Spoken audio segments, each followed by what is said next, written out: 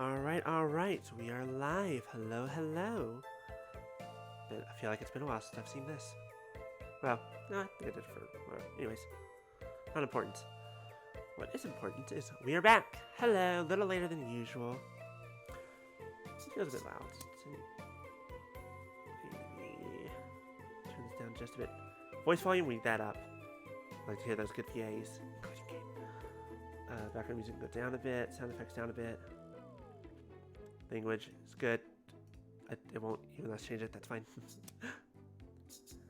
But hello. Welcome, everyone. Hope you all had a good week. Welcome to Friday. We're going to be dating some monsters. I don't know which one. Probably one of these two. But we'll see what happens. I've heard good things about this game, mainly from... Hello? There we go. Yeah. Spirits? No, absolutely not. Yes. We're pale. Okay, yeah. Look, we're pale as fuck. Look at me. Look at me down here. Yes, accurate.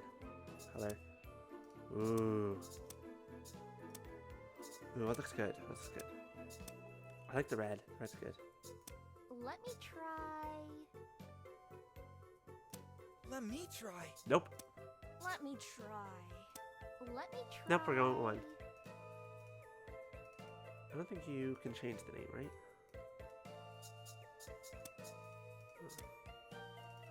Oh, yes, you can. Hello. Ooh. That being said, I do kind of like the name.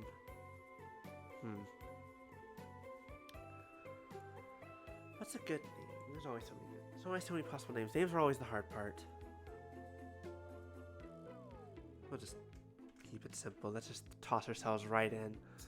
Let's just show our whole ass on this one. Because why the fuck? Love. Well, that was cute. It's love that makes the world go round. Another flawless night. Once again, love is triumphant. All thanks to the weeks of dedicated hard work of yours truly, the incomparable, the one and only Rika Nightshade. Dun, dun, dun. It's love, da. Tonight, two souls who have been searching their entire afterlives for each other have found one another at last. Tonight, two hearts that used to be lonely are beating as one. Although this is technically the afterlife, so are their hearts actually beating? We don't know. We don't really care. It's a metaphor. But it's all thanks to me regardless. The best matchmaker in Dwemermere High. The one and only best... Yeah, Dwemermere. The only one. The only matchmaker in Dwemermere High. Yes, hello. A blue-skinned apparition steps out of the wall right in front of me. Yeah, that's not spooky at all.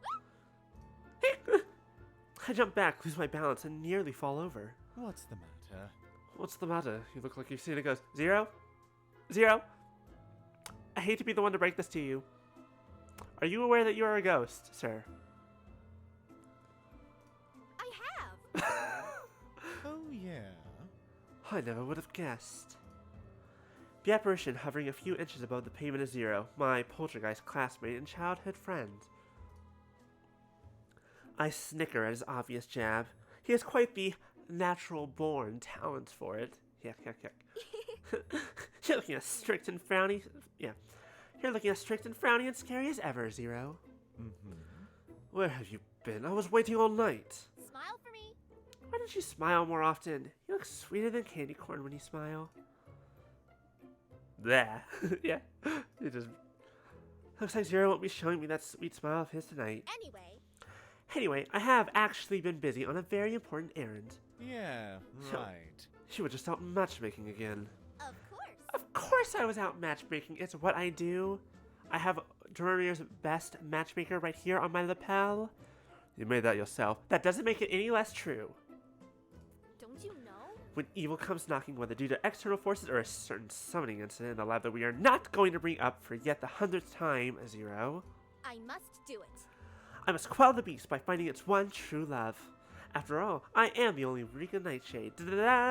Best matchmaker in Dwemermere High. God, I love games where I get to just do a little fun voice acting. I don't care how silly it is. Again, dummy. Well, at least I got through the line. You're the only matchmaker in Dormia High. Exactly. Naturally. I'm so superb at matchmaking, no one dares to compete against wonderful me. He is not amused. Boop. Hello, Arlette. Welcome, welcome. Zero brings his hands together slowly and horribly in 1, 2, 3 sarcastic claps. So, May one inquire if the one and only Rika Nightshade found any time between helping the undead find love and romancing evil spirits to study for her exams? Ah, ha, ha, ha, ha. Sam's. yes. Exams. Of course. Of course I have, silly. I'm the best. I can do it. They are promptly bookmarked in my calendar for 2 days after today. And what will it say tomorrow? 2 days after today. Does it always say that? Maybe? Well... I just haven't had the time to really buckle down with a good witch's brew and a spell book. So, you know, I would love me a spell book stuff. But I guess if you're born in that world, it's not exactly the same. Says the girl playing a wizard and sorcerer. Ha ha ha. Folding his arms, Zero smirks at me with a rather sardonic glint in his ruby eyes. Pray, tell me. When, pray, does the incomparable Rika Nightshade think her exams are? Like next month, right? We're totally fine. Definitely not tomorrow. Huh? Isn't it Halloween? I'm sure I have much more time than you think. Wait. Rika, when do you think is Halloween? Well, let's see here. We're in perpetual October due to the world we live in. There's 365 days, so it's anywhere between tomorrow and next year. Well... Halloween is the most important day in a witch's calendar. However, these days I've been so busy with matchmaking a certain evil spirit, every day just seemed like any other. Uh-oh. Also, mood. Definitely a mood. I cannot say for certain the last time I looked at my day planner, but it couldn't have been that long ago. You ever just realize that like a week or two has passed and you just haven't been paying attention? Yeah. Maybe? 2 months? Maybe 3? Or maybe 4? Halloween is next week. Uh-oh. We're in trouble. Well, at least it's not... Hey! It's not tomorrow. That's the important part. What? We'll be fine. Everyone knows you can cram so much into a week. I don't know which is more terrifying, the way Zero's glowering or what he just shouted. No way. Next week? Yes. Next week. Really? Halloween. I cannot believe. Cannot believe you forgot about your exams, much less Halloween. But Zero, a lot has happened since the start of the semester, and you know my memory has a tendency to be fickle. Stop calling me out like this! Don't you know? On the first week, I almost got tangled up in a mistaken identity crisis with the corpse's bride. What? I want to know that story. Thankfully. Thankfully, he was understanding once I matched him up with the undead body of his dreams. Did you just, like, Frankenstein your own? Did you just... And then... Not long after, an evil spirit teen tried to banish me for getting his mom a hot date. You know what? Fair. And then, must I mention a certain summoning incident in the lab that is still not up for discussion? Zero sighs with an exaggerated shake of his head. It isn't. Your memory isn't bad. It's selective. Okay, look. Just because I remember what day of the week it is to watch people stream does not, and not any other important stuff at all, like my chores, that does not mean it's selective. It means I have ADHD. I throw out my hands in surrender at his comments. Nothing I said was going to break down his wall when he gets like this. I don't know. I don't even know what the exams are about. When was the last time I was in class? Yesterday? You haven't been in class for 2 months. Uh-oh. So, Exams will be a series of magical obstacle courses. You need to use the magic spells you were supposed to have learned this year to... Oh, Spells! I mean, Oh, you mean like the glow spell? yes. I remember Miss Magwitch cast glow in her first class. His demonstration was absolutely dazzling. Yes.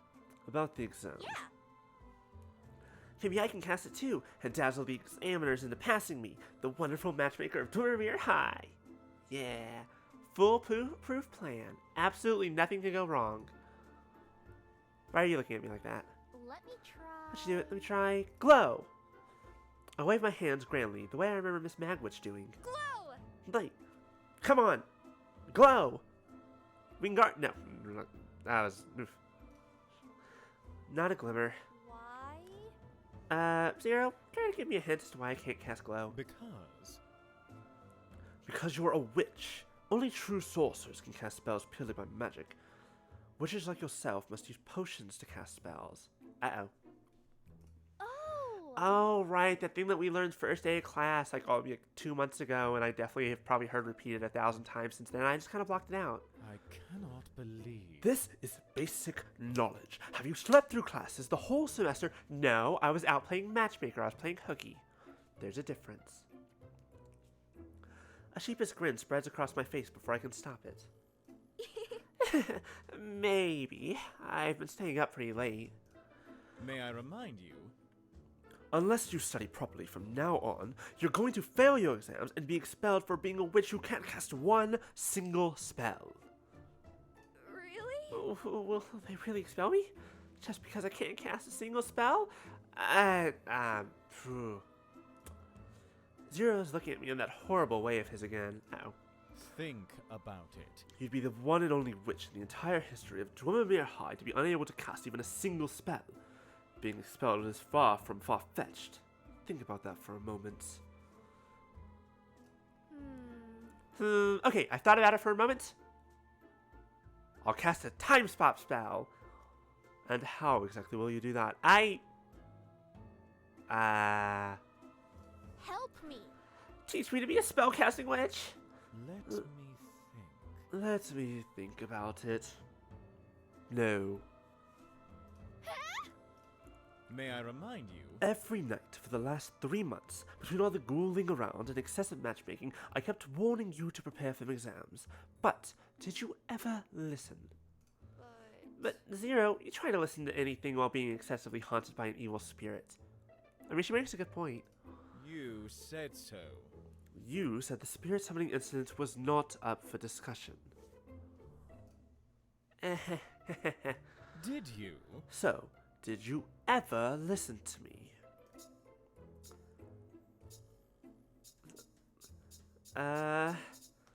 I'm sorry. Oh, you have to click it multiple times. Sorry. Oh, it's adorable. Don't Use those puppy dogs. Take 2. Don't use those puppy dog eyes on me, Eureka. They won't work this time. That's you're the only one in the world who can save me, Zero. You're so cool and knowledgeable, and I know you're always looking out for me. Save I'm your not. flattery. Now, save your flattery and go away. I let my shoulders droop. I understand. After all, you've done so much already. I'll work hard. I'm going to study really hard, harder than ever before these next 7 days. And then... And if it still isn't enough, then we never see each other again after I'm expelled next week. Then I'll miss you, Zero, my dearest friend. I give Zero a sad little smile, then turn to limp tragically away. Ha! Ha! 3, 2, 1. Wait. Wait. Zero. I guess. I guess I have no choice but to help you once more. But don't count on it happening again. I don't care how many times I've said that in the past. This time, it's final. Thank you. Really? You will? Thanks, Zero. I spin exuberantly, celebrating my little victory, and throw my arms around him. I slip through him, as usual. Oh. That's depressing. Hey! Quit it! It'll take me ages to reform myself if I get disintegrated so close to dawn. Sorry. I'm so happy I can't help it. You're the best, Zero. Stop. I said stop. I have much time left before daybreak, and you need all the help you can get. Pay attention. Now, pay attention. I'm only going to explain spellcasting and potions for witches just this once. Your days of... Ooh, okay, here we go. This is gonna be fun. I like... This is more than just a visual novel. Oh boy. Your day is divided into 3 segments. Early dawn, crimson dusk, and the witching hour. You can pick an activity to spend your time with during each time segment in the activity menu. Make potions, learn spells, and part-time jobs will advance your time into the next segment. Ah, Ugh, dawn is coming. what's the matter? You look so ephemeral and fragile now, as if the slightest wind could whisk you away. Because That's because the sun is nearly up, and it could. that's how it is. That's how it is for poltergeists like me, doomed for life to only walk the night. Don't you mean afterlife? You be quiet. Thank you. Thank you for helping me tonight, and, well, for everything. Work hard and do your best. I, for one, would prefer it if you didn't get yourself expelled, if that makes a difference.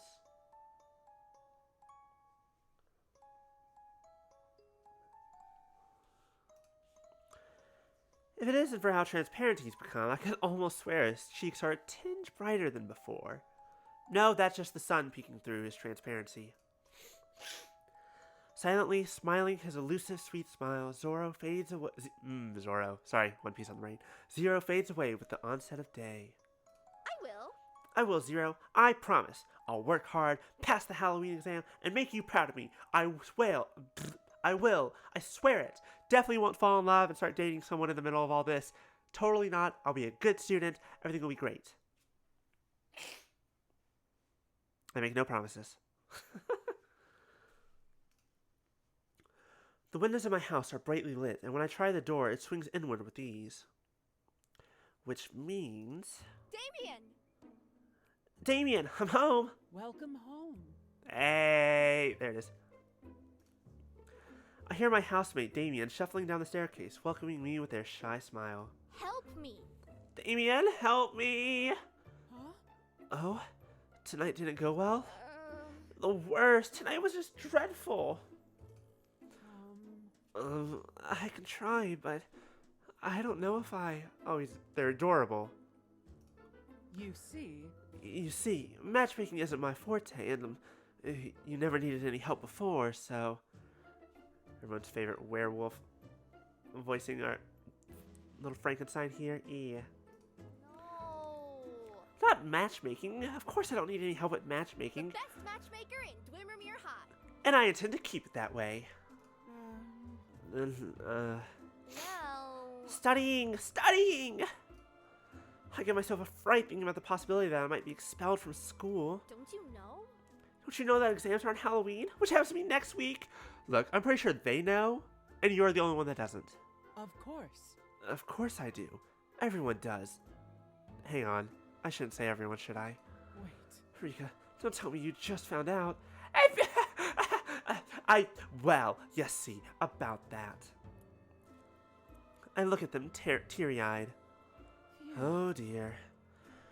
This isn't the most opportune moment to ask, as Damien must be busy with their own studies too. But I gave Zero a promise, and I intend to do everything I can to keep it, and studying together is more fun anyway. Damien, the most dependable and studious friend I have, you're my only hope.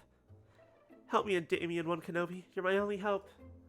My housemate looked both embarrassed yet happy at the same time, and that's how I knew I had them exactly where I wanted them. 'Cause I'm a sly little devil. Really? Really? I am. If I crammed these books all by myself, I'd probably end up setting them on fire. Then catch fire myself. Then die miserably.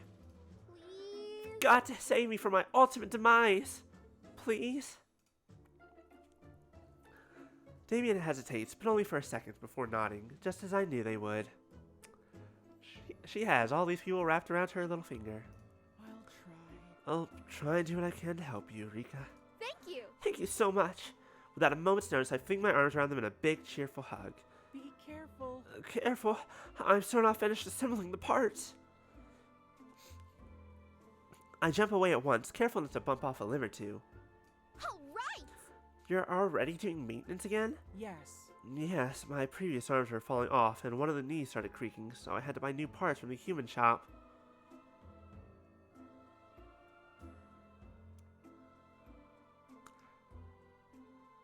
I feel like I don't have words for this. Yeah, nope, that makes sense. That all makes sense. Sure. Cool. Yeah, did you get a good price? Sure. Are there any good bargains lately? You can't let Mr. West rip you off. You can't let Mr. West rip you off. Mr. West rip what? I can't read. You can't let Mr. West rip you off. What the fuck is wrong with my words? You're his #1 customer after all, and potentially his only customer. I don't know how many Frankensteins are in this city. You can't let him rip you off, and you can't let him rip your arms off. Not without paying for them. They give me a small, humorous smile. Yes. Yeah, a human shop has an influx of parts that they're selling for cheap because, well, a big pile of human corpses was recently uncovered. Or so Mr. West says. Uncovered. Yes. My friend, my buddy. They might have been murdered. How fresh were those parts? Like, was this a recent, or are they old?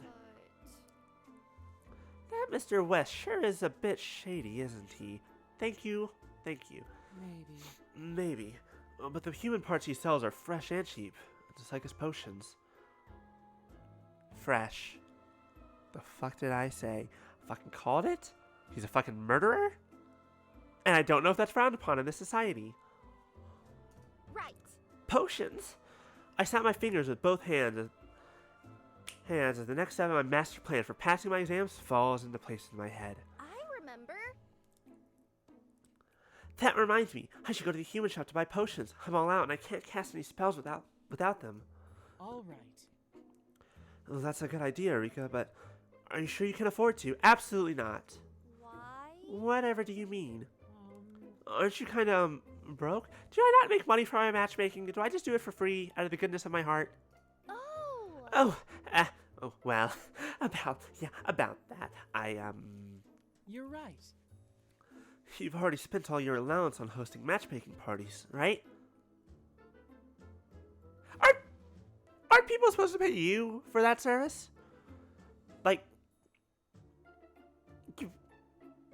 shouldn't you, like, throw the money in to bring up the party and then people pay for admittance for, like, speed dating or whatever? Yes. Yep, that evil spirit only wanted the most fancy stuff and wouldn't give me a rest unless I complied. How?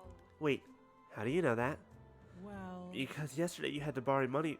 I'm losing my mind. Borrow money from me for lunch, and a little extra for a light snack. Uh-oh. I forgot. Oops, I forgot. Oh, this is bad. Really bad. Even if I do learn enough spells to pass the Halloween exams, it won't do me a lick of good if I don't have the potions I need to cast them. There's no way I have enough time to concoct all the potions I need while cramming spells simultaneously. There has to be another... Rika, listen. I have an idea. Yeah. Tell me, please. I'll do anything. Maybe. If you need to earn money to buy potions, maybe you can try asking Mr. West at the human shop for a part-time job. How? Are they hiring? Exactly. I heard Mr. West needs more hands that are attached to living bodies, not the kind that you sew onto my wrist here. I mean, help out because of that big consignment of corpses the shop's received. Or, better yet, I can sell him other human parts. Where's the closest human settlement? I'm sure they have a cemetery or two they don't mind me rifling through. Or, you know what? If I steal stuff from the cemetery and they need to refill it, I'm sure I can help with that too. Actually, no, we need fresh parts. Never mind, no cemetery. I'm sure we'll find some donors. And with everyone busy studying, I think you'll have a good shot at getting a job there. If you want to, that is. Perfect. Perfect. I'll head there at once. After you wake up tomorrow. The sudden shift in tone took me by surprise, to say the least, and I put on a good pouty face. But... No. Go to bed, Rika. You look exhausted, and you need to rest. But... I'm serious. You see? If you won't go to bed now, I'm not going to help you. Oh, look at this cutie pie. Wow. Wow, such a surprisingly assertive threat coming from you. I do what I need to. All right. All right. I know you mean the best for me. Yes. Heading to bed now, my liege. I take an exaggerated bow, and Damien laughs softly, but doesn't leave their spot until I've gone all the way up the stairs and into my bedroom. and then we sneak out of the house. Maybe Damien is right. I'm way too sleepy now to be applying for part-time jobs if I actually want to end up getting hired. My bed looks so soft and warm and inviting. My eyelids suddenly feel like a ton of bricks. Tomorrow, I'll work really, really hard. Tomorrow. And that's the procrastinator's motto. But also, sleep is important. Darkness takes me gently into its sweet embrace. I like the music. This music is very nice. 8 hours of uninterrupted beauty sleep is the most magical spell in the world. What's with the darkness? I went to bed last night feeling like a lobotomized zombie with a head stuffed full of decomposing brain matter. This morning I stretched out my arms, fully resurrected as a lively and youthful matchmaking genius who really needs to study for exams. The incomparable, the one and only. I sing haughtily as I bounce down the stairs. Good morning, Rika. You're looking energetic. Yeah. I am energetic. That's why I feel like I can take on anyone and anything. Excellent. Even Mr. West in the human shop? Huh? Aren't you applying for a job at the human shop today? Well, Since you're broke and need money to buy potions, which you need to cast spells, which you need to pass the exams on Halloween. Well, when you put it like that. Oh. Oh, no wonder I'm in a good mood. I forgot about all of that. I forgot. I fucking... got it. I forgot all about exams, and potions, and casting spells, and being broke. Uh-oh.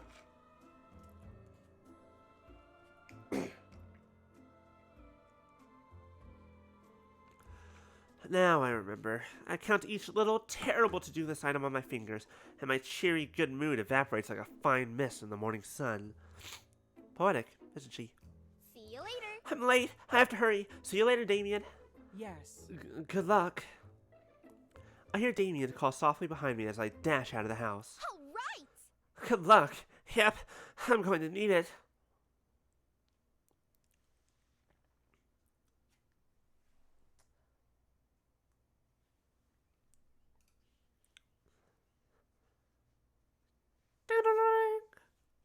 The cracked antique bell chimes eerily as I push open the creaky old door to the human shop.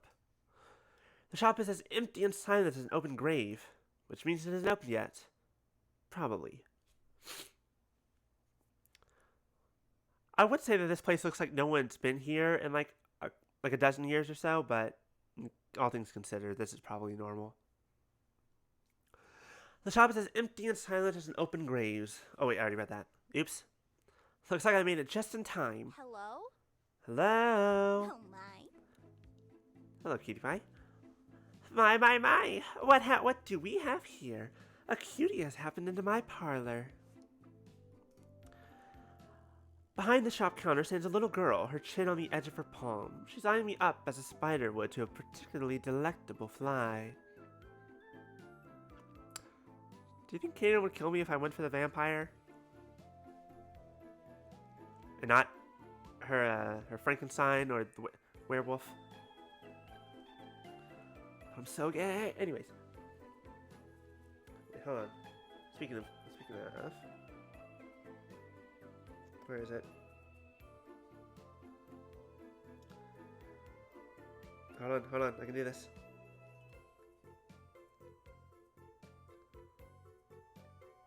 Not that button. This button. Here's the reason why I might not go for the ghost or the werewolf. It's because... That's right. I'm a gay robot. That was very soft. That was incredibly soft. I'll have to fix that.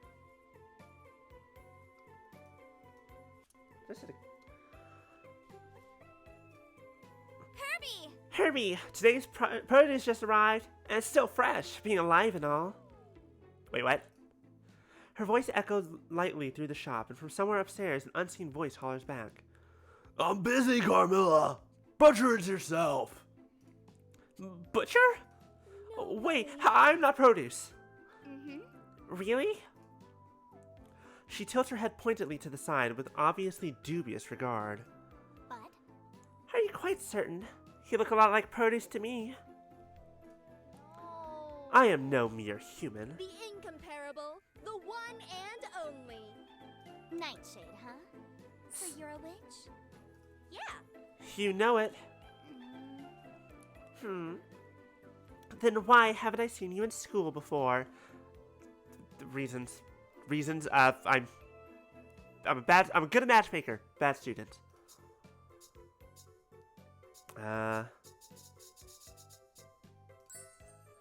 impossible. That's impossible. Everyone in Dormamere knows me. Why? How can you be so sure? Well, Because everyone has come to at least one of my famous matchmaking parties, of course. oh. Matchmaking? Oh, you're that Nightshade! The charming girl straightens up and dazzles me with her professional sunny smile. Welcome. Hello there, my name is Carmilla. How may I assist you today? You see, I'm looking for a job. Huh? Now, if you're a witch, you should know you have exams in 1 week's time. Why do you think I'm here? For the last time. For the last time, I am a witch. Well. And I know I have exams in a week, but I'm kinda really broke. Mm, Those gaudy matchmaking soirees must cost a pretty penny. yes. Yes, which means I can't afford to buy potions. Hmm. Which means you can't cast spells. Well. Which means I won't be able to pass exams even if I know how to cast spells. Huh? Even if... You said too much. You said too much. Time to run. Time to go. Even though. Even though. Definitely said even though. Oh. Which means... I watch her swiftly calculate my unfortunate circumstances. Uh-oh. And so. What is wrong with my throat today? I think it's sinuses. You'll be the first witch ever to be expelled from Dortmere High for not being able to cast a single spell. Right. Exactly. Wait, no. I mean, exactly what I don't want to be. Now. Whilst I understand your trials and tribulations, I can't help you. Why? You know. You see, Mr. West, the proprietor of the human shop, already has someone to run the store for him. And you're looking right at her. But I need the money. Yes. Who doesn't? Alright, she makes a good point. At this point, I am a tad desperate and blurt out the first idea that comes to mind. Maybe. Could I maybe work for you? Mm-hmm. For me? Both of her eyebrows raised in interest. Yes. Yes, someone as talented and clever as you shouldn't be working for others. You should have others working for you instead. Wait. You mean as a manager? Yes? Not simply a manager. Think bigger. Supervisor, director, visionary lead. You're right. True. I do belong to an ancient and distinguished noble family. We got a princess on our hands. Yes. The common people should serve me, not the other way around. Yeah. And I can't believe the proprietor is making girls beautiful as you stand behind a counter all the time. Right. Right? I'm wasting away behind this silly table, aren't I? Naturally. See. With your brains and your looks, if the proprietor has you out and about, charming the customers, I bet the turnover of the human shop will increase tenfold. Huh? Only tenfold? Okay. 100-fold!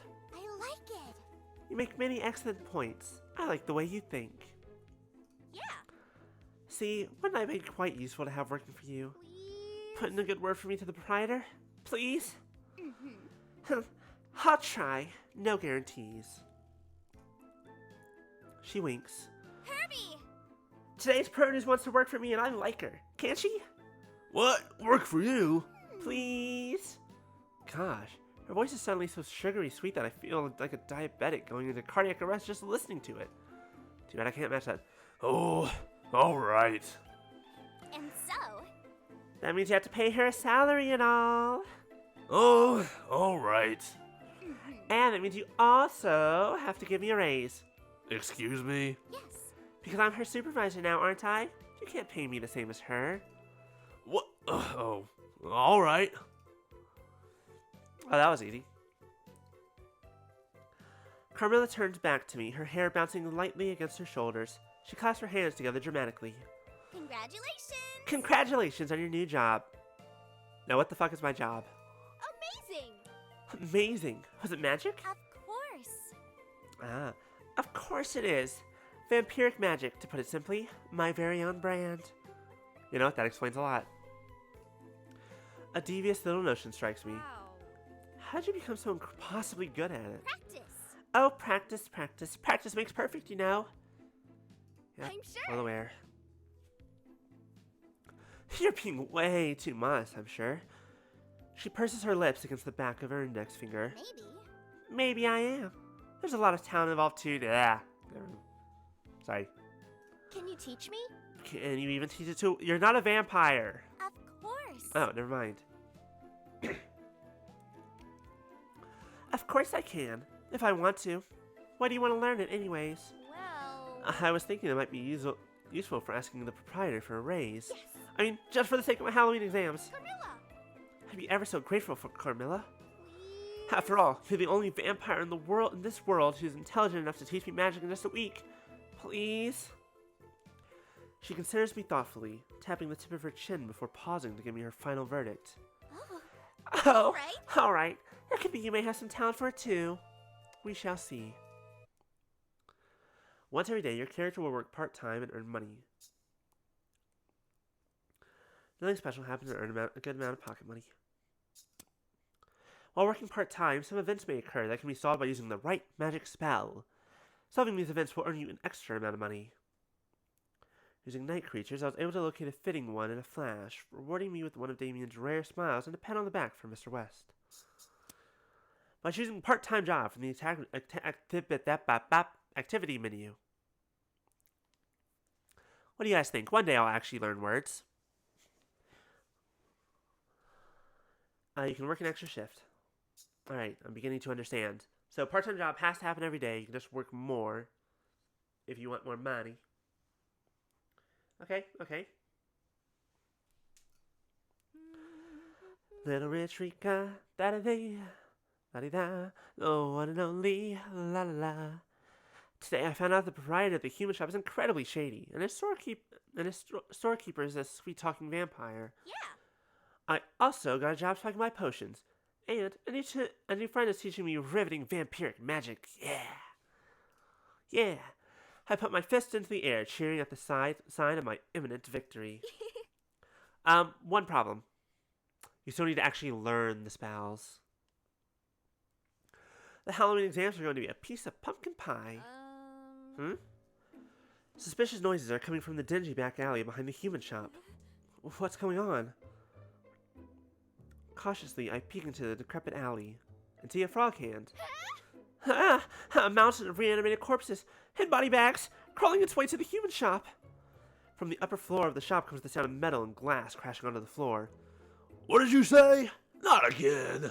Don't you worry. Don't worry, Herbie. It's only the delivery for today's produce.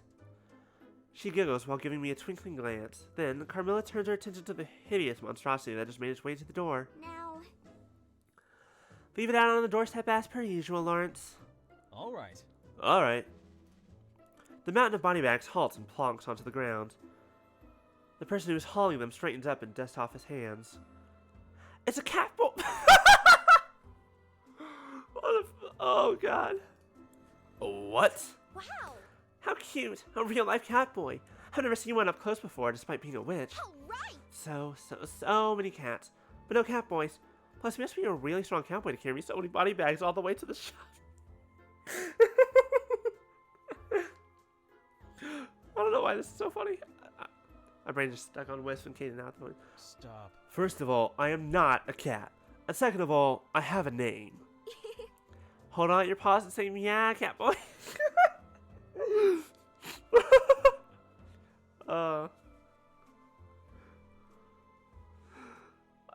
Send that to Wisp. Nope. Bad idea. Don't do that. Don't tell him I said that. I wave my loosely held fist in the air at him, and he puts both hands on his hips and drops his head before letting out a long sigh. Evidently, my frightening appearance has unhinged your wits with stark terror. No way. You don't look frightening at all. Can I give your fluffy ears a pat? Before or after I bite your hand off? Wow. Such a feisty cat boy. Again, I'm a werewolf. again, not a cat boy, werewolf. Hey, werewolf, where werewolf? Fuck. Right here. He placed the tip of his index finger against his chest. You? Yeah. Yes, a werewolf, a lichen, a loup-garou, me, dog, wolf, not cat. Wrong species. But werewolves are all scary and stuff. Precisely. At last, you can see the point. But You're not scary at all. You're adorable. This girl's gonna get her fucking head bitten off. wow. Wow, you're growling again and look like you want to bite someone's hand off. What the fuck did he just say to you? Because I do.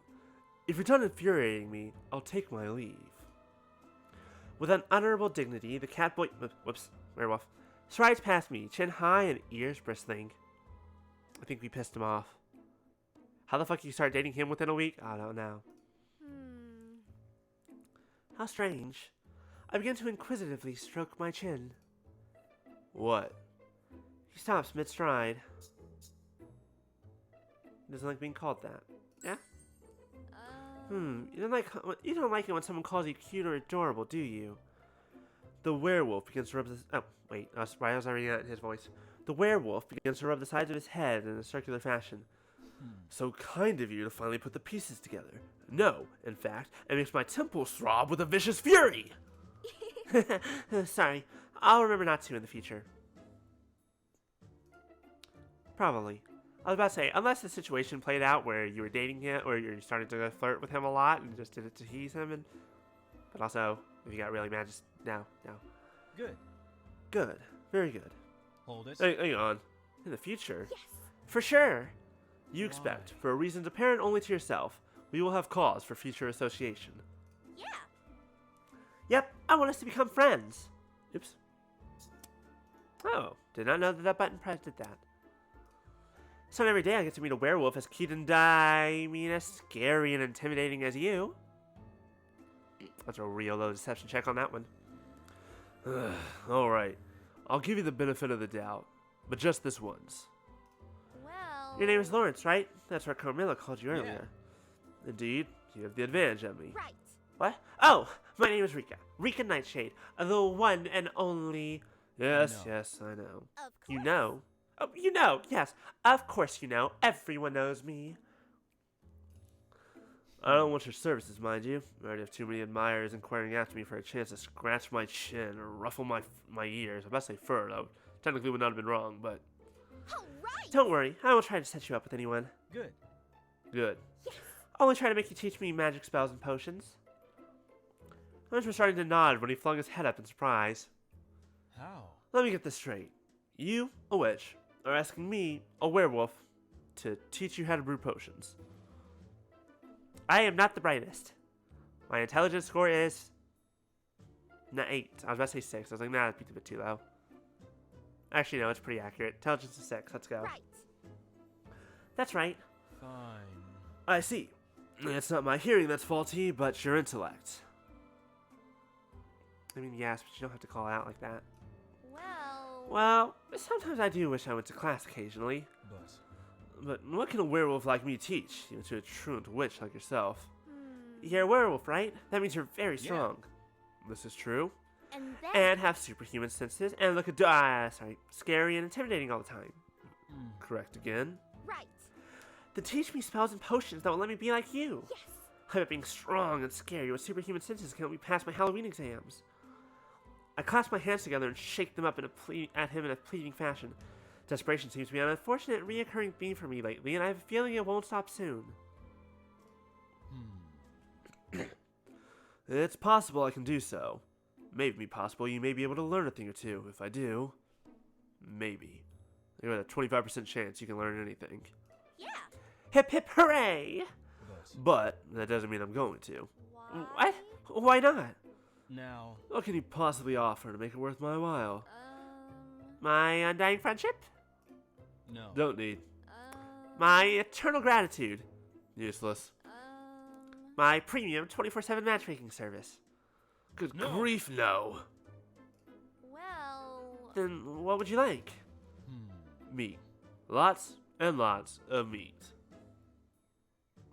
You know what? That's fair. Hold on. No, you know that's not working. Hold on. I can do it. Someone post, I know you're there, Arlette. Where'd it go?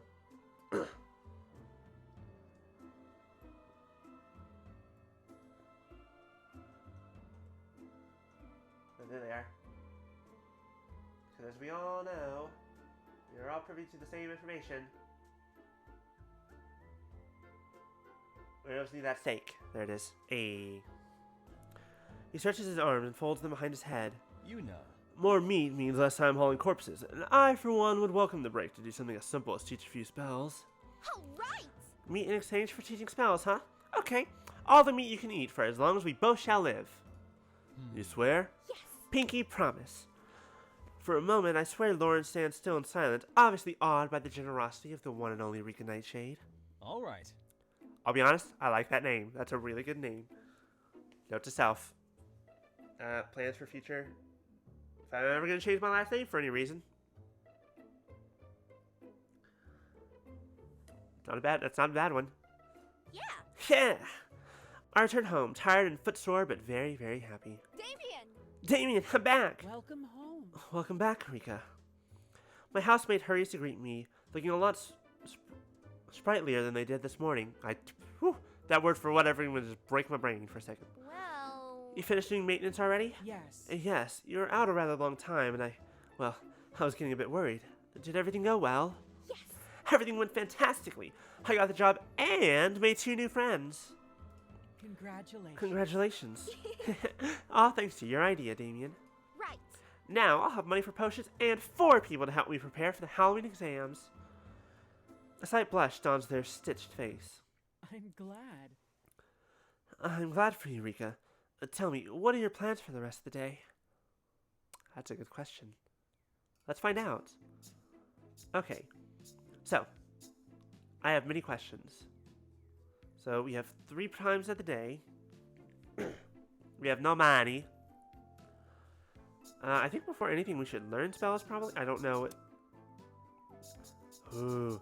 Oh no. Oh shit, I need potions to be able to learn spells. Crap.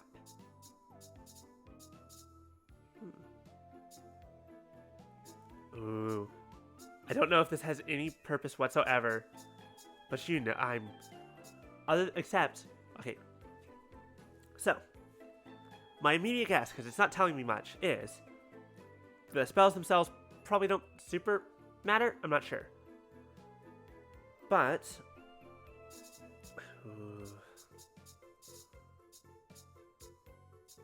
these are how you get quote-unquote dates and whatnot with your people. And everyone needs different stuff. So you need red. And then your higher stuff requires yellow, blue, and pink. Okay. So Damien needs red. Hero needs blue. And Carmilla needs purple or pink, whatever that is. So we can't buy potions.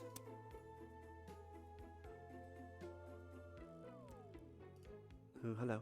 You can brew 3 potions during each session. Select the ones you want to create from this list. During each time of the day, different assistants will be available to you. Each of them can give you different bonuses. Once you're done, press start. Each time you brew potions, time will pass and day advances into the next time segment. Okay. Hello there. How may I assist you today? Yeah, these cost money, I'm sure. How many? 5 and 15. Do they all cost the same? They do. Okay.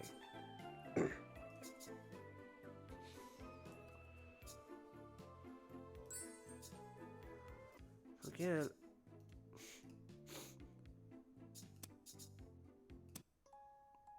Oh, okay. Whoops. Didn't mean to actually go to work. Actually, today I went to work. That's fine. Nothing special happened, and I earned a good amount of pocket money. Okay. Yeah, we need to make potions so we can learn spells. If you brew 3 of the same potion, Damien will give you 2 additional ones. Learns will triple your potion output for your 3rd choice only. If you brew 3 different potions, Carmilla will give you random extras. Okay.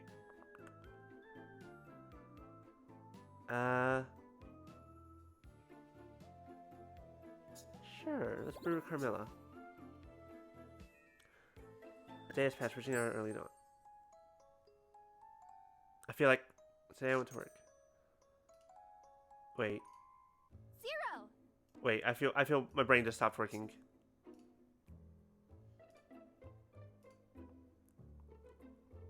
Did it only make 1? What happened?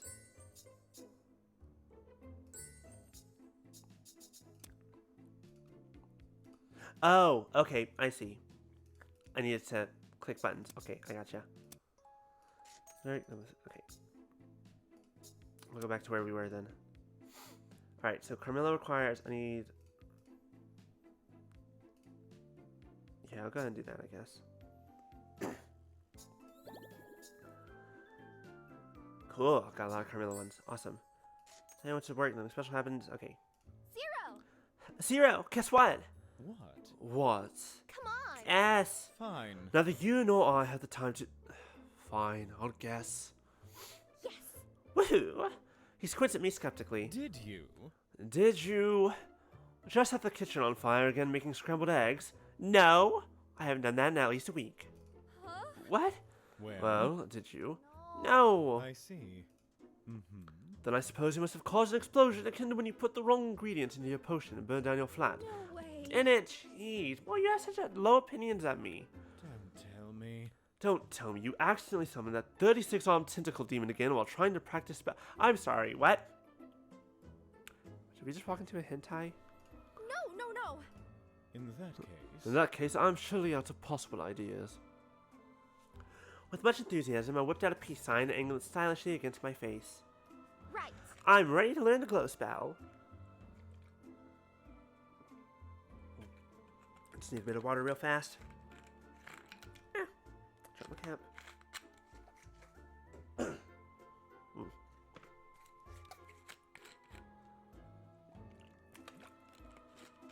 Alright. Magic! May I remind you? Might I remind you that the glow spell is the very first spell that Estella taught you at the start of the year? Yes. Uh-huh, that's the one. Let's do this. Looks like it only took you 9 months to get ready to learn it. Excellent progress, Rika. At this rate, you'll pass the Halloween exam with flying colors. The sarcasm is so good. Very good. You think so too, huh? Intelligence of 6. I'm calling it now. Don't care if your wisdom is it 12, is it 13, 14, 20? Got the intelligence of a squirrel. The incomparable. It's quite the natural one to find and yourself speechless in only. front of the witch as brilliant as the one, the only Eureka Nightshade. I admit it. I admit, you often reduce me to speechlessness. That much is true. I need you to teach me the spell at some point, you know? That's right. You're right. We don't have time for sarcastic banter with each other. Not tonight. We're not going on a date right now. Pay attention. Prepare yourself, Rika. I'm going to teach you how to cast glow.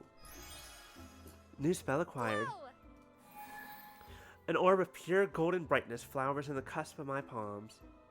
At first, it's faint and nebulous, but with each beat of my heart, the light shines more and more radiantly. 0. 0! Right. I did it! I spin around in delight and find Zero watching me with one of those rare, sweet, wistful smiles of his. Well done. Oh, that's adorable. Yes, well done, Rika. It only took you 9 months to master the very first spell. Congratulations. Are you being sarcastic with me? Absolutely not. Of course, I would never. Not with you, dear. Okay, good.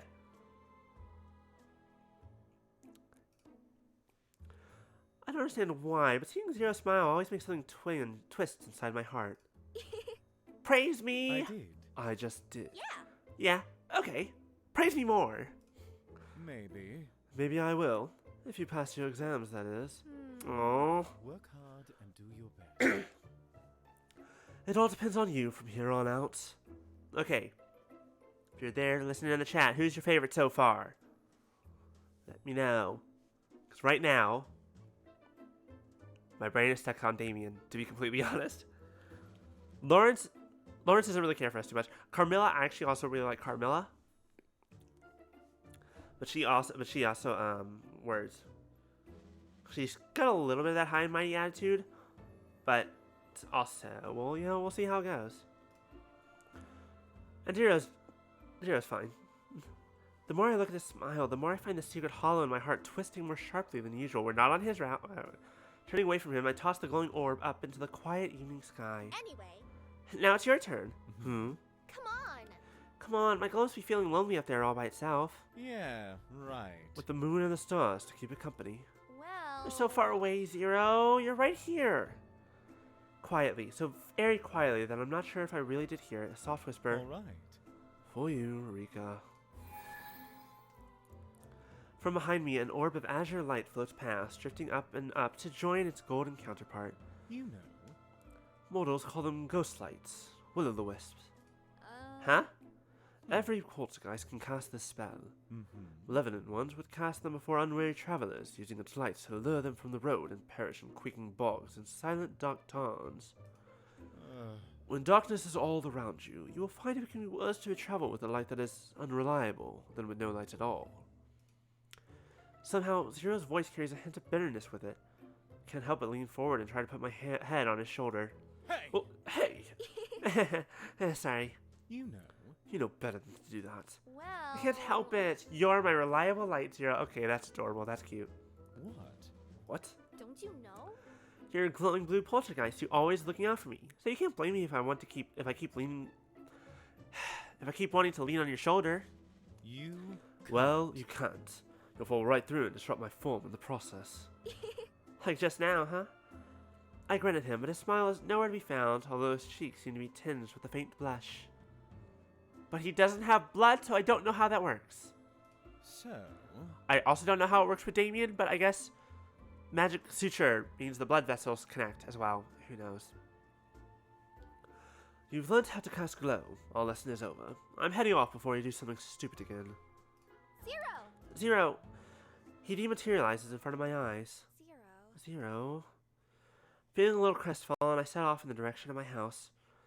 Just before I'm about to leave the field, I pause and look back one last time. The two glowing orbs, gold and blue, are still adrift in the evening sky. The corners of my mouth curl upward. I continue on my way, my steps lighter than before. Day 2. Still day 1. The witching hour. Let's learn some spells. Summon any vampire, ally, nocturnal animal in the vicinity for ask a favor. Anything living with blood nearby also works on recent bloodshed. Ooh, I can learn any. Okay, I don't have yellow. Cloak yourself in complete darkness, hiding you from sight. Levitate and glide through the air. Ooh, I like that. Climb up on any nearby surface. What's scuttle? Clone a body part like your hand while maintaining control over its movements. Grants you superior intellect and empathy, allowing you to reason with corpses. Oh, that's the Speak with Dead spell. Okay. Choose one body part to strengthen. Move objects without touching them, like in a haunting. Let out a screech that can break glass or deafen anything in range.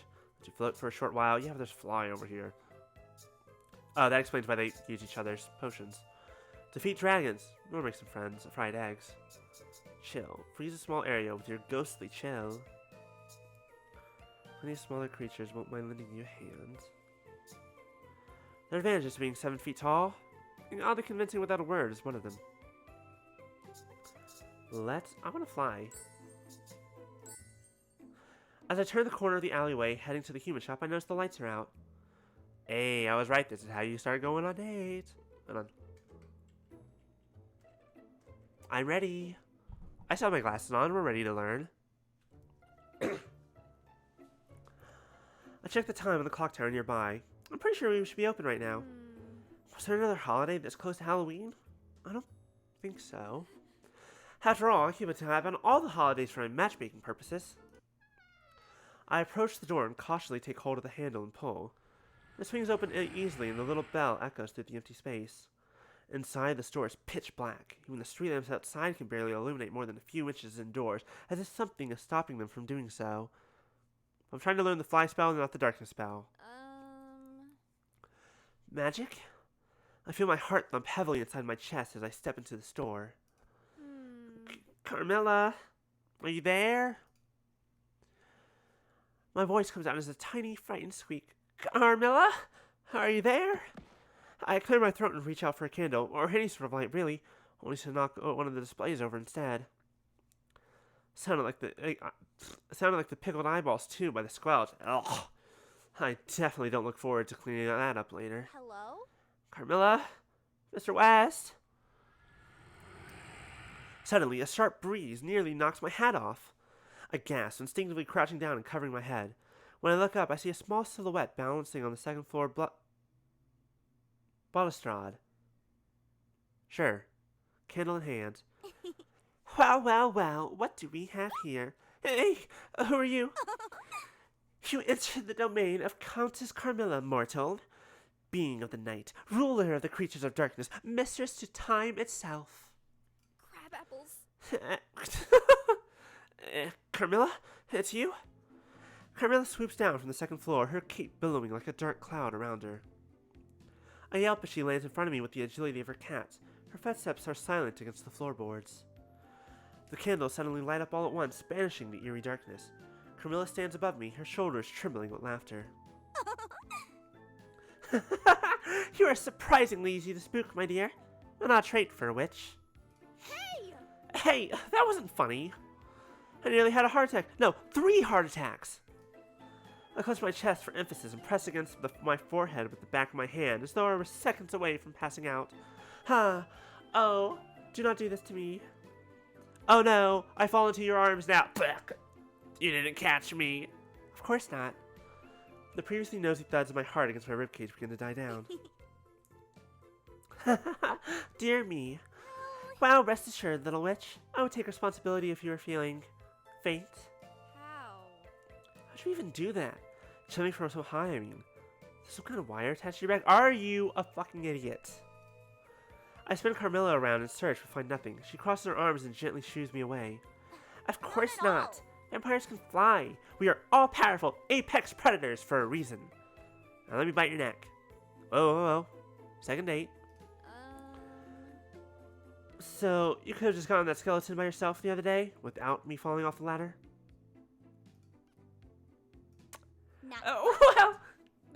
Well, you see. I suppose. Fly is, I suppose, a stretch, despite being the name of the spell. We can only glide and swoop down from high places. Soaring high up is nigh impossible. It's not quite like a witch upon her broomstick. Before I can even ask, Carmilla smirks at me.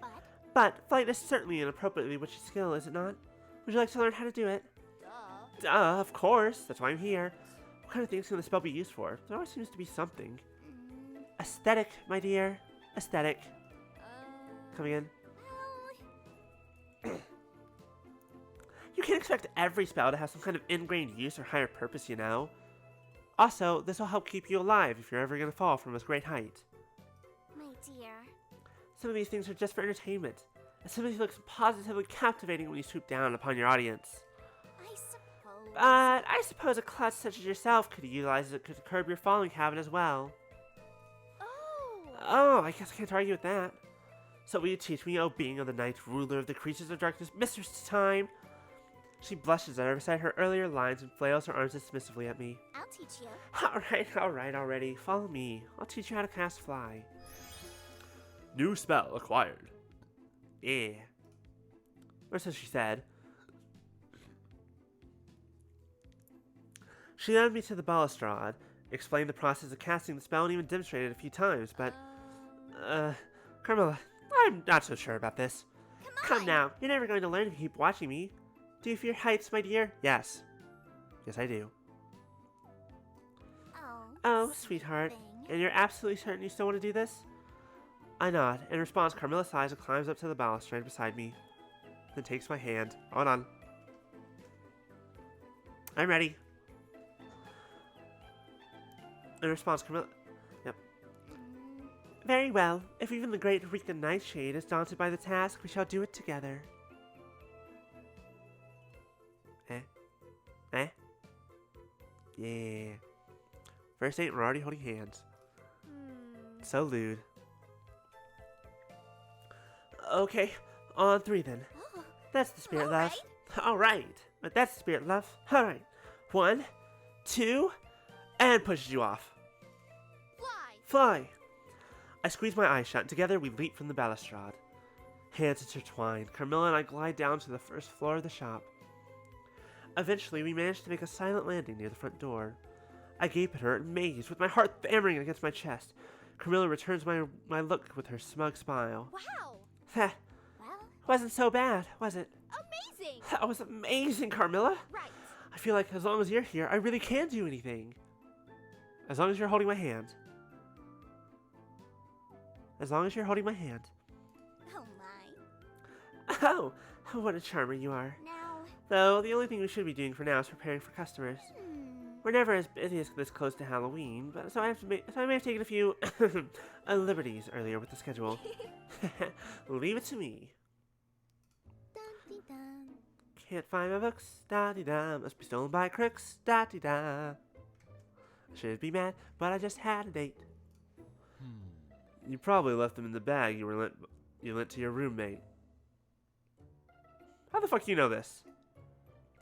I squint while protruding my lips and holding my chin in my hand as I think hard on mentally retracing my steps from not so earlier today. Wow. Whoa! I did do that, huh? Oh, wait, Lulu? When did you... I'm sorry.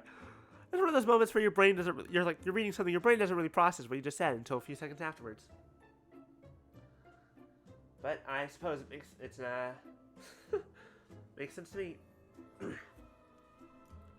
What? Lou. It's Lawrence. Lawrence. Lawrence. Watch yourself, witch. Watch yourself, witch. Lawrence takes a moment to pause and sniff the air. The way his nose twitches is way too adorable.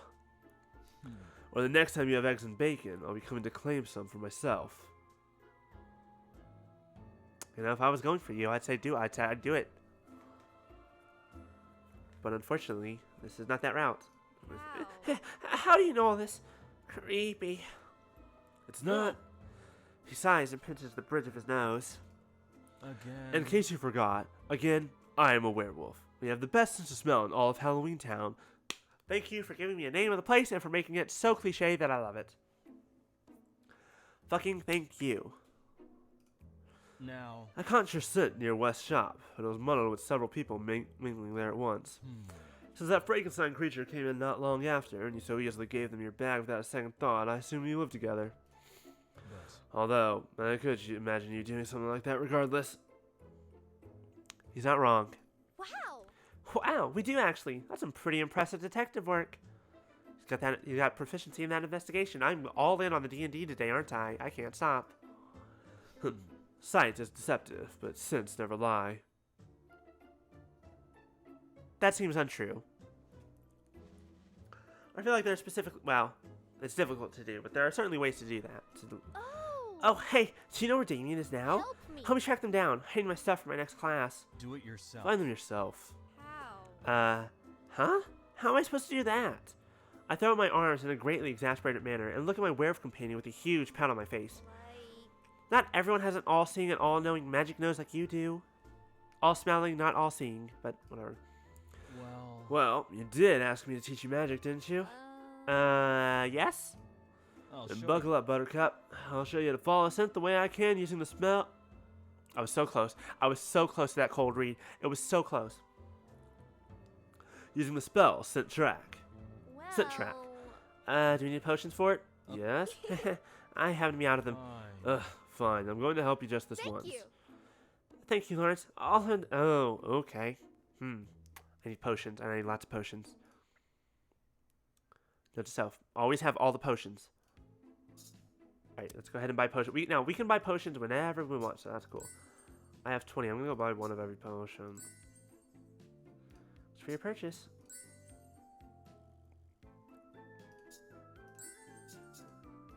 Actually, I probably don't. Oops. Sure. I should have some more pink ones. Okay. Well, let's see where I'm at. We don't. Weird things can happen there. I can always make more. I can learn more spells. Interesting.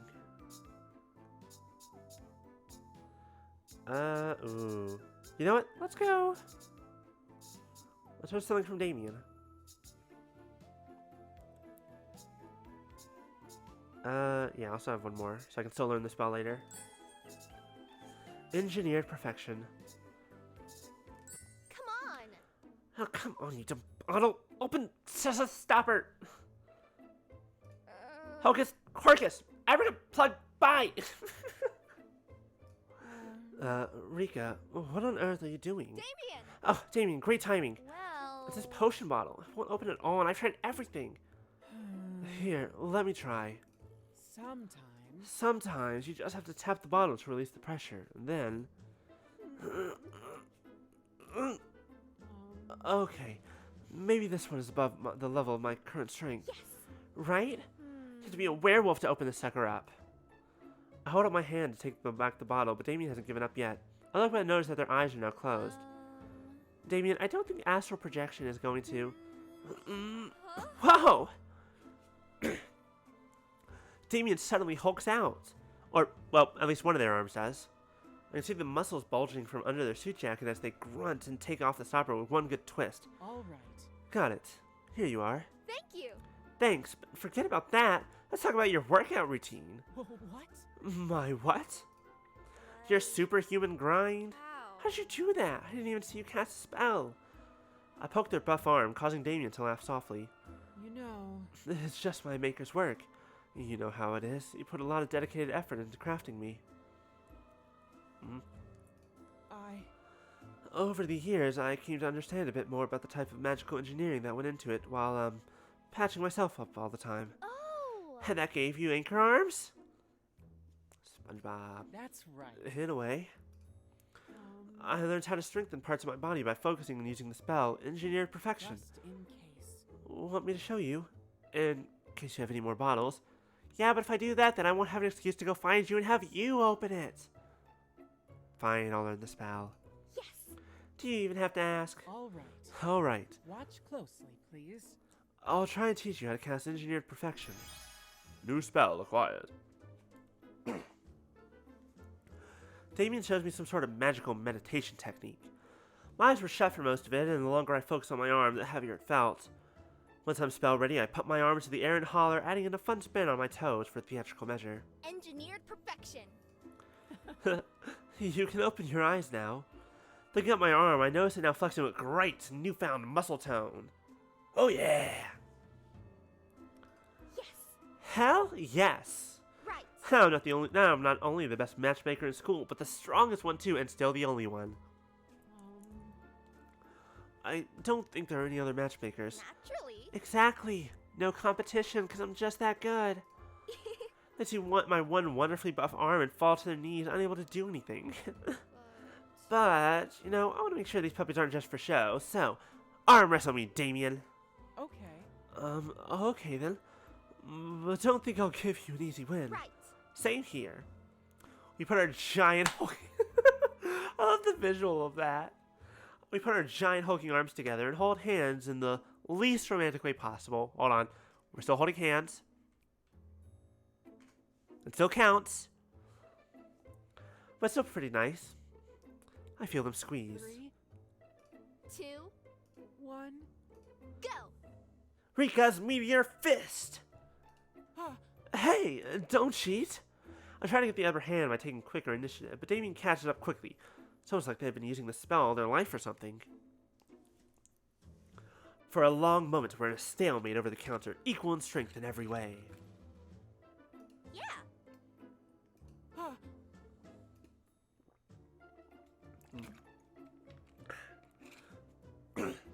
A lot of talking today, a lot of voices. Fun times, though. Focusing all my strength, I finally get them on the ropes. Huh? Don't you look so confident when you're losing? I'll show you my real power. I have a feeling he's about to demolish us. As I get ready for a final push, my dumb magic starts fizzling. No way. Oh no! Just when I thought I'd send him right over to the other side, Damien gently sets my limp hand on the table. I feel their shoulders shaking as they attempt to poorly suppress their laughter. Yes. Your real power, quite literally. Hey! Hey, you clearly have more experience. Don't laugh. It's just, you were so dramatic and... They work a little harder to cover their mouth while laughing. Cute, but still. Duh. Okay. Okay, I'm sorry. You're right. You're absolutely right. I am more experienced. What? But you will be too, the more you use it. We're both still learning in the end. Well... I guess you're right. The little light bulb in my head goes off and I let out a big grin. Right. Pass 2 out of 3? Sure. And the victor receives lunch and dinner? Yeah. Yeah, you're on. The match continues for the rest of the afternoon. By the end of it, I have to figure out where to get the money to buy Damien every meal for the rest of the week. Rats. But also not surprising. Looking around the human shop, all I can see are couples that should be together. If only I can give them a nudge in the right direction. This sucks. Why do I have to work when I'm such an important higher calling? It's specifically because of that higher calling you need the money. Charge for your services, my dear. If you're good at something, don't do it for free. No, bad Rika, I have to study. I looked down at my open spellbook, which sits on the counter. Mr. West told me I could study here until someone came to the register, and memorizing ingredients shouldn't be too hard, right? Well... Let's see, pumpkin root mixed with cherry eye? What's that? Oh, wait, it says walleye. How did you misread that so badly? Who decided that learning potions meant reading anyway? All you do is dump a bunch of junk in the pot, so you should be able to wing it. And that's how you explode. What's the point of studying? They're both the same, aren't they? How am I supposed to pick? I lift my head and watch Carmilla flip between the shelves. When she spies the customer, there's a smile curling up her face and a glint of something in her eyes. She beelines towards him, then gently places a hand on his back. Oh dear. Oh dear, it's just packaged fingers. You know? Don't make the decision any harder than it has to be. They're both fine products. You notice on the one left on is dried, while the right is fresh. I'm sure. Still, I'm sure a capable mage such as yourself will use both to its fullest potential. Oh, alright. I'll take both. I knew you were something special when I first saw you, darling. Hold on, I need to give this line the justice it deserves.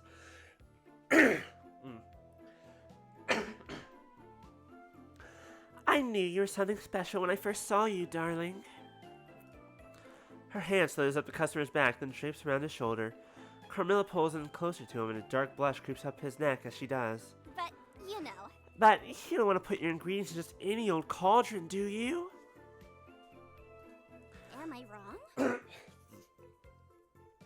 We've recently started carrying magical implements, and a miracle worker of your caliber deserves the best of the best.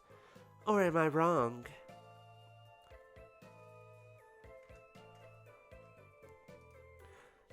Oh, alright. You have a point. You see, I'm making a... This continues for at least a good half hour. I'm absolutely mesmerized as I watch Carmilla direct him around the shop, whispering sweet suggestions in his ears. Eventually, I can't even see the customer's face behind the pile of goods in his arms. And, as expected, it takes forever to ring everything up when they finally arrive at the counter. God, this almost feels like me when I went clothes shopping earlier today. Except I don't have that kind of money, so it was easier. Thanks for your purchase. And also, blame my roommate for that one, not the people at the shop. Thank you so much for your purchase, doll. Don't be a stranger. I feel like she has an accent that I'm not putting in, but I haven't really heard it. So, thanks so much for your purchase, doll. Don't be a stranger, you hear? Of course not, Mrs. Carmilla. I'll be back next week. No, tomorrow. I'll never go anywhere else. I knew you had a remarkable taste. Thanks again. I might have to get more water here in a moment because I'm running out very quickly.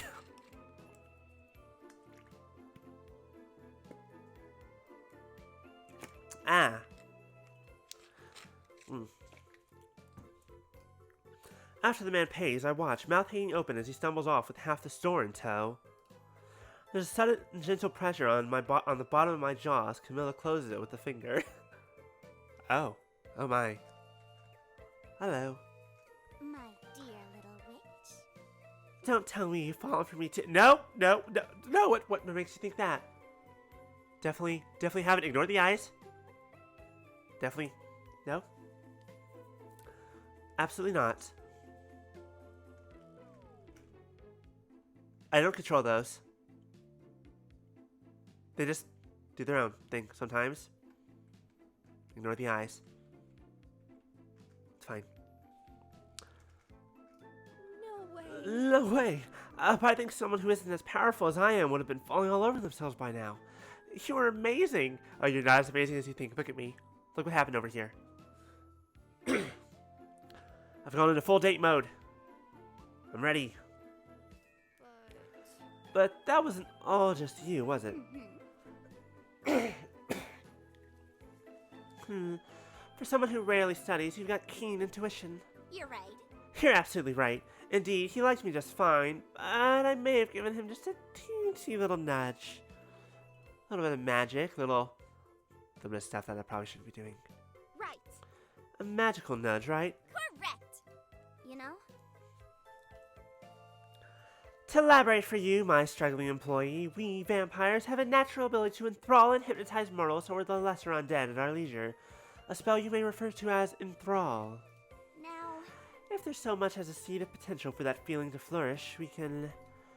Smiling, she mimes the bloom of a flower with both hands. now, Whoops. Help it sprout, so to speak. like, So, you're saying you can instantly make anyone like you. Incorrect! She's saying if someone already kind of likes her, she can just make that feeling go whammo. I don't know why I said it like that. It just blooms. It just goes from it can go from a 10 to 100 real fast. The endless possibilities soon rack my brain. These are not things you should be thinking of, let's be real. Imagine what a distinguished matchmaker, that's me, could do with a spell like... not quite. Not quite, love. Now, We can't do anything at all against those with indomitable will, such as yourself. I don't know if she's flattering me or being serious. Nor can we replace genuine feelings of friendship, or love, either, for that matter. and so, But enthrall makes friendship easy to imitate, so I try to be a little nice about it. It makes the job and other things much easier, after all. wow. I see. No wonder Mr. West has been singing your praises. Has he now? I suppose I am his best saleswoman, but I just work here for fun, not like you, my dear. Yes. Yes, it's super hard, Carmilla. I wish I was even half as beautiful and talented as you. She straightens up, places a hand against her cheek, and turns away to hide in her cape's collar. Carmilla's good at dishing out compliments. She can't really take them, huh? Cute. I love that. I absolutely adore that. There's something about that just kills. There's something about characters that are like that, where they can the dish it out but can't take it kind. Love it. Don't know why. I love it. It's just adorable. Meanwhile, I can't do either. Oh my. Oh my, I suppose you do have a little potential. Tell you what, you've been poring over those books for hours, so I'll give you a real lesson as a reward for your flattery. Right. I'm at your disposal, my lady. I take an exaggerated bow and grin up at her. She looks like she should be a lot shorter, but I don't think maybe she actually isn't. She immediately grasps both hands together. Dear. Oh, you're so cute that I could just eat you up. Your fangs are looking, mighty sharp there, Carmilla. Not gonna use those today, are you? I don't bite, much. I mean, unless you're into that, okay. Alright, Kiki. Just something I'll go easy on you because of that. Listen carefully. Alright, listen carefully. I'll teach you how to cast Enthrall. New spell acquired. We get to work. Carmilla points out a page in my book with a potion of enthrallment and steers me around the store so I can collect the ingredients myself. I think I learn better by doing things. It's easier to remember what everything is when I'm physically holding it as well as being coached by someone else. Yes. Doing. Let me learn by doing. Like, tell me how to do it beforehand, show me how to do it, and let me do it. I need all three. is why it takes me a while.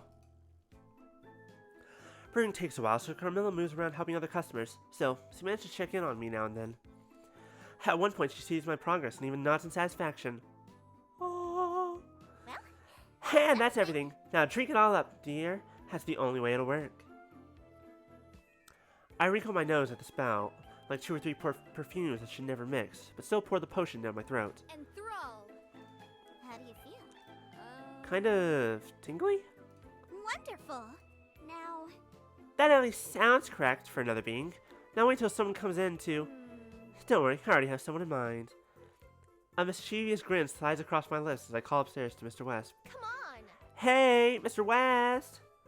My voice echoes through the shop, but still nothing like the one that booms back at me. What? Yes. I need a raise! No way, newbie. You just started here. Get back to work. I blink in confusion. Then, exasperated, I turn back to Carmilla. I don't think he likes us. Huh? What? Why didn't it work? Oh, my poor sweet student. Practice. It's your very first time enthralling. It takes significant practice to make it work on someone like grumpy old Mr. West. You would need to be almost as excellent as moi. Duh. Oh. Don't you worry. But don't worry your pretty little head one bit, my dear. Carmilla gives a few short pats on the top of my head. You know? The lovely Carmilla will teach you all sorts of things, and you'll be rolling in the dough in no time at all. How does that sound? Wow. Great! You really are the best, Carmilla. Oh my. Oh my, oh my! I think I'm going to enjoy watching your progress, Rika. My dear little witch. Let's continue to work hard. Can't have you failing those exams now. God, I'm gay. Okay. Now then. That just happened, right? Like, that wasn't... Was that even the part-time job for the day? I think it was. I don't know. No, it wasn't, because I didn't get money. Lawrence will trip your potions output of your third choice. Okay. This is how you get a lot of a specific kind. What do I not have? I need red. Sure. Let's go with this.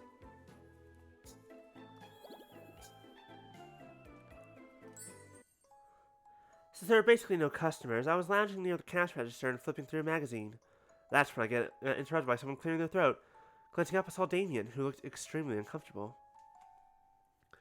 After my usual dance around them and them shying away, they finally confessed to having lost an ear that they were now looking to replace. Rummaging through the ear storage, I found the following. A way too big ear, an ear for the wrong side, half an ear with about a dozen piercings in it. In other words, I might as well have found nothing at all. Soon after Damien left, combing their hair over their missing ear, Mr. West showed up to tell me a valued customer had ordered one earlier. And they put it in the fridge so I wouldn't accidentally sell it. Rats. Wish he'd said something sooner.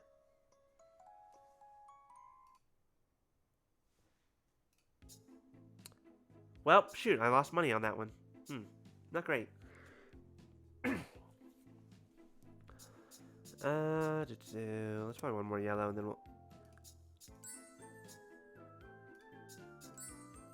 then we'll do our part-time job for the day. Again. Make a little bit more money. Or I could always learn spells. Darkness. Crawl. Anything. The problem is, since the blood says anything living with blood nearby, that would not help. Well, the only thing. No. Even Carmilla doesn't count. No. Lawrence. Lawrence is the only one that would work on.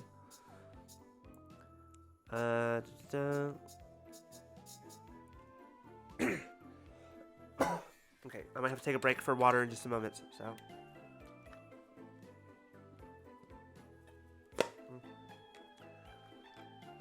Yeah, we've been going an hour and a half. Now's a good moment to quickly go, get something to drink. I'll put us on the BRB screen. We'll be back in just a moment. Or, yeah, we'll give it just a couple minutes. Use the bathroom and all that. Bio break, sorry, not bathroom. Oops. Yeah, we'll be back here for more of whatever the hell's going on here in just a moment.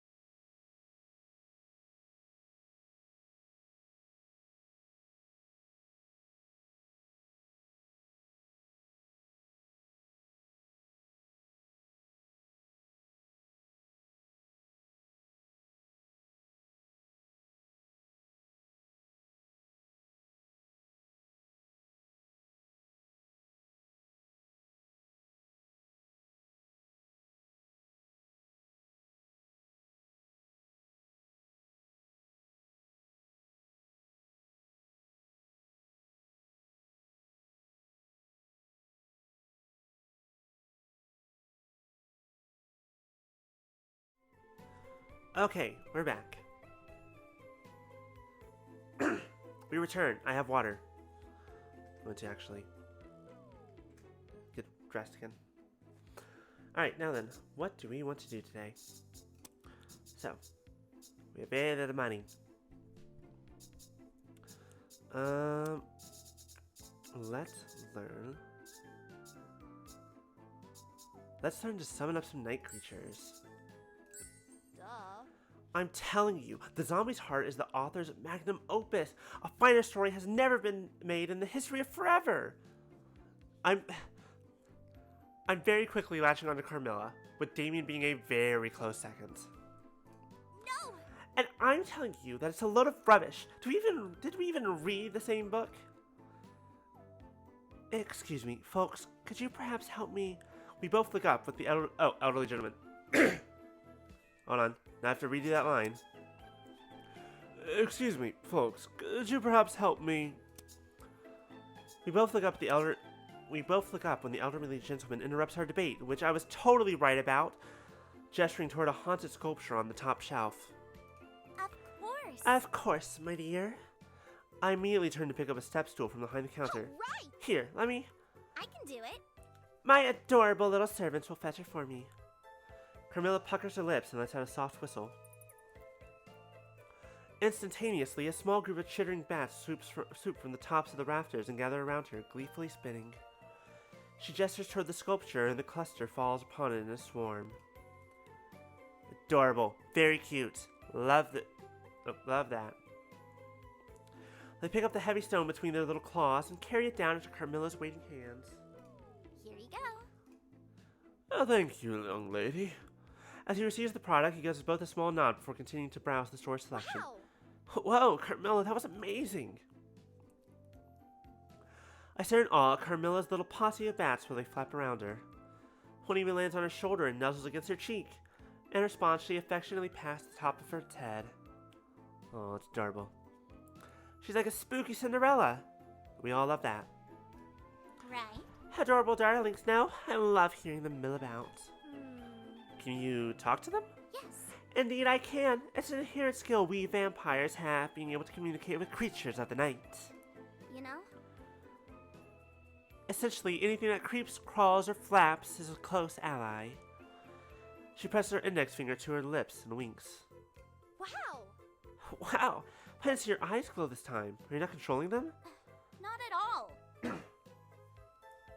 Why, Rika, not at all. I would never control a friend, says the person who taught me in thrall. At any rate. These are simple creatures that, if treated with kindness, will aid us in our daily lives, as well as dangerous situations. But you call them your servants. No. For oomph, my dear. It's all about the aesthetics. Now. This particular family of bats has been bonded to me for generations. They may as well be of my own blood. They very well might be. I mean, you are a vampire. I don't. And we do not subjugate family. No.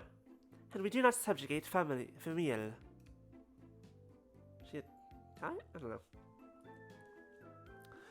The bats swarm closer around her, butting their heads against her arms and hands for pets. She obliges and gently caresses their black fur. Have you ever seen like that one GIF or video or whatever of the bat getting brushed with a toothbrush? It's fucking adorable. Highly recommend. Highly recommend.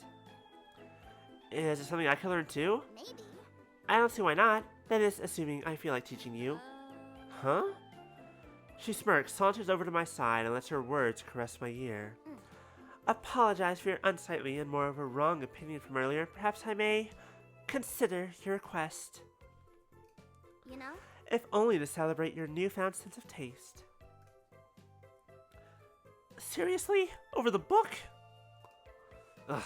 Well, I'm definitely right, but... Wow! Wow! Suddenly I see the error of my ways and think you're absolutely right. It was complete rubbish.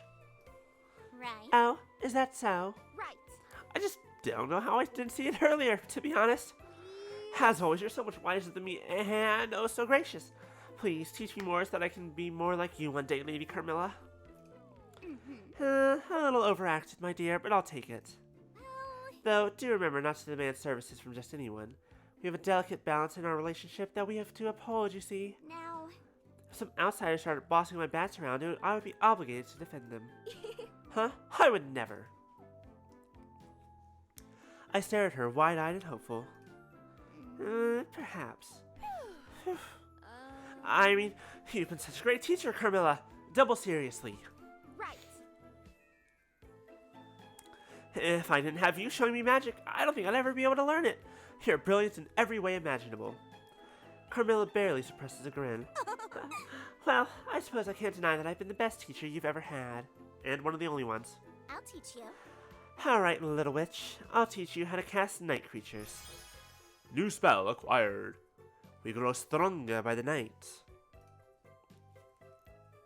Her ego fed, Carmilla spends the next few hours teaching me how to create potions that can summon and communicate with creatures of the night. We start small with a few spiders, and then slowly move on to practicing with her bats. Okay, that's better. It takes up the entire rest of the day at the shop. Still, I barely notice that time has passed until a customer rushes in at the last minute, because of course they would. Not like they have any upcoming exams that are sure to spell their impending doom. Excuse me, could you help me raise that skull on the top of the shelf? Of course, my dear. Go ahead, my dear. Now's the perfect time to try out your new skill. Night creatures. Spell cast, I whistle a small tune for the bats. Don't ask me to whistle, I can't do it. Just like Carmilla showed me. A few flutter over. They don't even have half the enthusiasm they gave her. Bring me the skull. I point up toward the top shelf. They stare at me, unmoving. Come on. Sweeter, doll? Please? Nothing. Oh, wait, hold on. Would you please go get those for me, darlings? Pretty, please?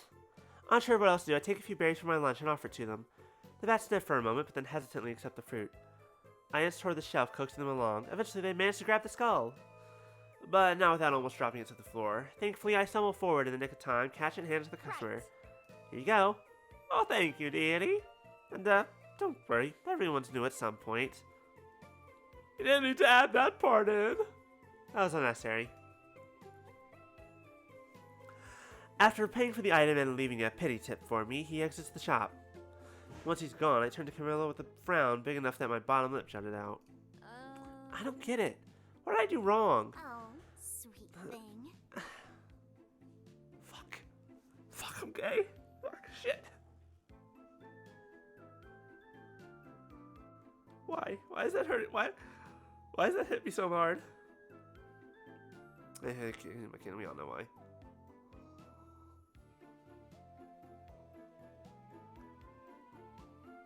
That's right. I'm a gay robot. I still feel like that should be louder. I'll figure that out. Your approach could have been better, but there's no need to take it personally. Now, I am more familiar to these bats than you are, after all. You'll need to build a much greater relationship with them to gain the same kind of trust they and I have. She pets one of the bats for emphasis, smiling down at her companion all the while. I hold out a finger. In response, a single bat flutters down and wraps its little claws around the middle of it, then hangs upside down. It's so cute. yeah. Yeah, I get it. I smile to myself. We'll just have to spend more time together. Yep, just me, the bats, Carmilla. All together. All of us, yep. Dun-dee-dun. Da-dee-da, got no money, da-da-da, got bad grades, please, oh please, come to my aids? Aids? I swoop around the corner just to catch Damien sitting near the stairs. What are they up to today? Phew. Almost finished. Just one more. After this, around the knee. Damien! Hiya! Ah! I open my palms like a baseball catcher, half expecting one of their eyes to pop out in surprise. Thankfully, everything stays put this time. I just accidentally punched myself in the tit. Please don't. Rika, please don't sneak up on me like that. Sorry. I didn't know you were so focused. But... What were you doing? I thought I heard a whomp. To imitate the sound, I zip out my arms in a long, exaggerated stance. Oh. Oh, that was... Damien moves aside to reveal a disembodied human leg. A needle and thread is moving on its own to stitch up a cut just below the... Wait, hold on. Moving on its own? Wow! Damien, you never told me you could do magic? Oh, Oh, that's... it's nothing special. It's just an enchantment that my maker taught me. It's nothing special. Well... Hey, it's still more than I can do, which is not saying a lot. It's a magic spell. No, really. It's nothing special, just the stitch spell. I could teach you. I could teach you to do it too. I mean, if you want, that is. Thank you! Really? Yes, thank you, Damien.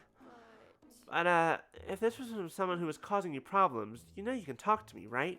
Huh? Problems? I gesture at their detached leg, which is obviously not in that great of a shape. Like... If someone did this to you, they'll definitely be hearing from me. It's not like that. Oh my gosh, no, it's not like that at all. Some of the parts I get from Mr. West at the human shop are just a bit, You see, bargain quality, you see? Damien fidgets, trying to find a way to convey the meaning without saying a single bad word about Mr. West. Oh, you mean... Oh, so you mean they're all a bit as worn and banged up as this guy? yes. In a manner of speaking, yes. Um, Naturally sourced can imply a lot of things. In other words, You there, kid. Go out and kill some humans. Bring back the parts. Sure thing, boss. Alright, I got him. How'd you kill him? Well, you know, broke a few bones. Smashed some skulls in. Hey, yeah? we need these parts in pristine condition. Yeah? Alright, here's your pay. Cool. Anyway, just watch this. Damien recollects the needle from his leg and from the leg with it. Hey, Bree! Welcome. How you doing today? Damien recollects the needle from the leg and threads it. They remove a small pink vial from their ribcage. You know what? I guess it'd make a good storage. Into the thread and a liquid, murmuring an incantation. I think I've heard this somewhere. Perhaps in class once? Yeah, before I fell asleep. Almost instantly, the needle leaps from Damien's fingertips and begins working on stitching shut a cut above his knee. Wow! Wow, Damien, that's amazing! Let me try... Sure. Sure. I bought some hands that need some stitching. There's an extra vial of ichor in the bag, too. I swoop over to said bag because I have no concept of personal space. Try on those. I'm glad you're so enthusiastic. After all... Why wouldn't I be? You're an awesome teacher. To look a bit flustered by my last remark. How are you doing today, Bree? Hope your day's been well. Watch closely, please. Good. I got potions for this. Watch closely, please, Rika. I'll try and teach you how to cast Stitch. New spell acquired. Stitch! So I just hold it like this and stitch. Following Damien's example, I make the wound begin to stitch itself back up when Damien's good too. I'm so stuck right now between Damien and Carmilla, but I think I'm still leaning to the vampire. As much as Kaden would kill me for that. Damien! I'm doing it! It's working perfectly, The fingers suddenly start moving and the hand springs up at me. Brought the hand a little bit too much to life. Be careful. Rika. Oh, that's so cute. Look at that. Without a word, Damien, my sweet, shy little Damien, charges forward like my valiant knight. I smack down that nasty palm as if it were an insect with a rolled up newspaper from the table nearby, and the hand collapses. Bad hand. Not allowed to get handsy with me. Are you alright? You have to be careful with the intonation of animation spells, or you may end up, raising something. Noted. I would like to not stitch a hand together and then have it, try and strangle me in my sleep. That would be preferable. But... Sorry, I'll be super extra careful from now on. But, I jump up at Damien and pull him into a hug. Wow! That was really cool, Damien. The way you went flying in with your magic newspaper. Definitely magic, definitely not just super mundane. Thank you! Thanks for saving me. You're welcome. You're welcome. But that wasn't much, really. My maker, he just do that whenever my spells got out of control, so... What's wrong? It's nothing. But I think that concludes our lesson for the day. I think we concluded when the hand died back there. Damien tenses up at the word died. I'm kind of curious, but my people skills tell me they aren't ready to talk about it, so I bite my tongue and push back my usual Nightshade ways. For them. Anyway, That's still such a... I still like that name. That's still a good name. Anyways, thanks for the lesson, Damien. He got real quiet. No. Damien doesn't seem to hear me, likely lost in thought, so in an effort to give my dear friend some space, I see myself out. He thinks there's some history there. Do you think that... With Damien... Okay, so Damien's a Frankenstein. Would he have any... He has to have a brain, right? Or they, sorry. They have to have a brain, so... Do you think the brain would have memories? From pre-death, or... Think that they might remember their own death? No, probably not. I have no idea. maybe. Maybe another time, then. Alright, what do we got? Continue to learn spells, or... Early dawn, and 26, 27, 28, 29, 30, 31. Wait, still got 5 days.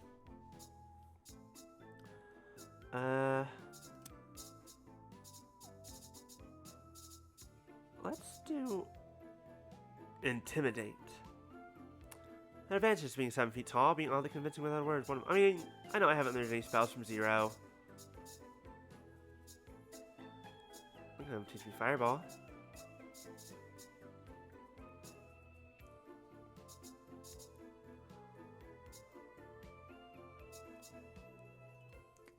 This will get rid of...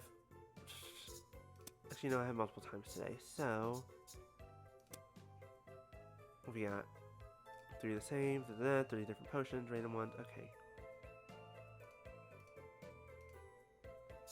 Go. Awesome. That's a little bit of everything. Nightshade, Nightshade is the best. Find you someone from the rest. I sing quietly to myself as I dust the inside of the human shop, doing my best to keep the wares clean and tidy. This girl's so different from me as a person. That's nice. Which, come to think of it, was kind of necessary. It was starting to get gross in here, especially the drapery. I mean, look how many cobwebs are around. This place is not kept clean. Ugh, just looking at these curtains makes me want to sneeze. I should probably take them outside before I start beating them. And a 1, and a 2, and a 1, 2, 3. Please tell me someone else saw that.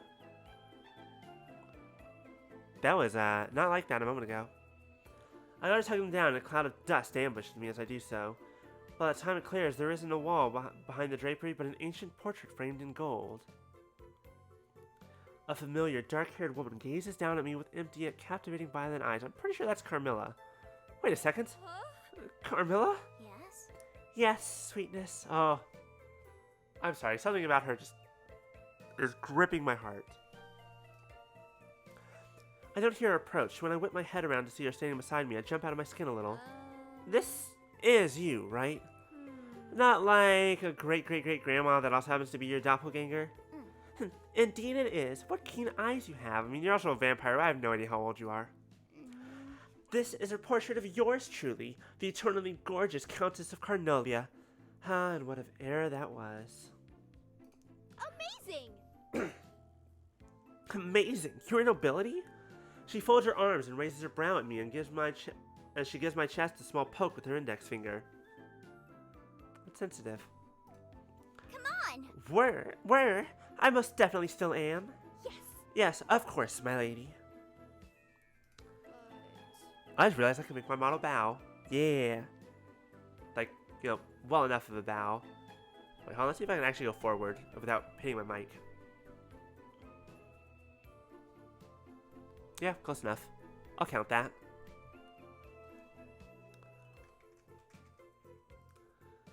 She doesn't respond. Rather, when I look over, she's tracing a finger over the filaments on the portrait's frame, no doubt gathering dust from wherever era she's seeing in that far-off gaze. Well... Just a minute, though, Countess. The frame's a little crooked. Wait! No, Rika, don't touch... Too late. I grasp the frame and adjust it accordingly. When I do, a scrap of paper falls out from behind the painting. Huh? What's this? I lift up the parchment. It's a faded pencil sketch of a woman with hair that flows like the ocean waves and eyes as dark as a moonless night. Oh no. Oh no, we're getting that tragic backstory. There's something mischievous in her smile that draws me in. Wow! Wow, what a beauty. Don't touch it! Before I can react, Carmilla snatches the picture from my hand with fury in her eyes and a crease in her brow. Sorry. I'm sorry. Didn't mean to... I blink, taken aback and a bit hurt. It's just a drawing, so what's your problem? Dumb motherfucker. You are sometimes real good with people. You're sometimes real bad with people. Unless... Mother of God. Friend of yours. Carmilla sighs, taking a lingering look at the photo, and gently runs a finger across the girl's paper cheek. I'm gonna say a little bit more than a friend there, darling. I suppose. In a manner of speaking, yes. My greatest hunt. She was my greatest hunt. I have never since pursued a human of her caliber. Well... I'm willing to bet there's an impossibly good story behind it all. yes.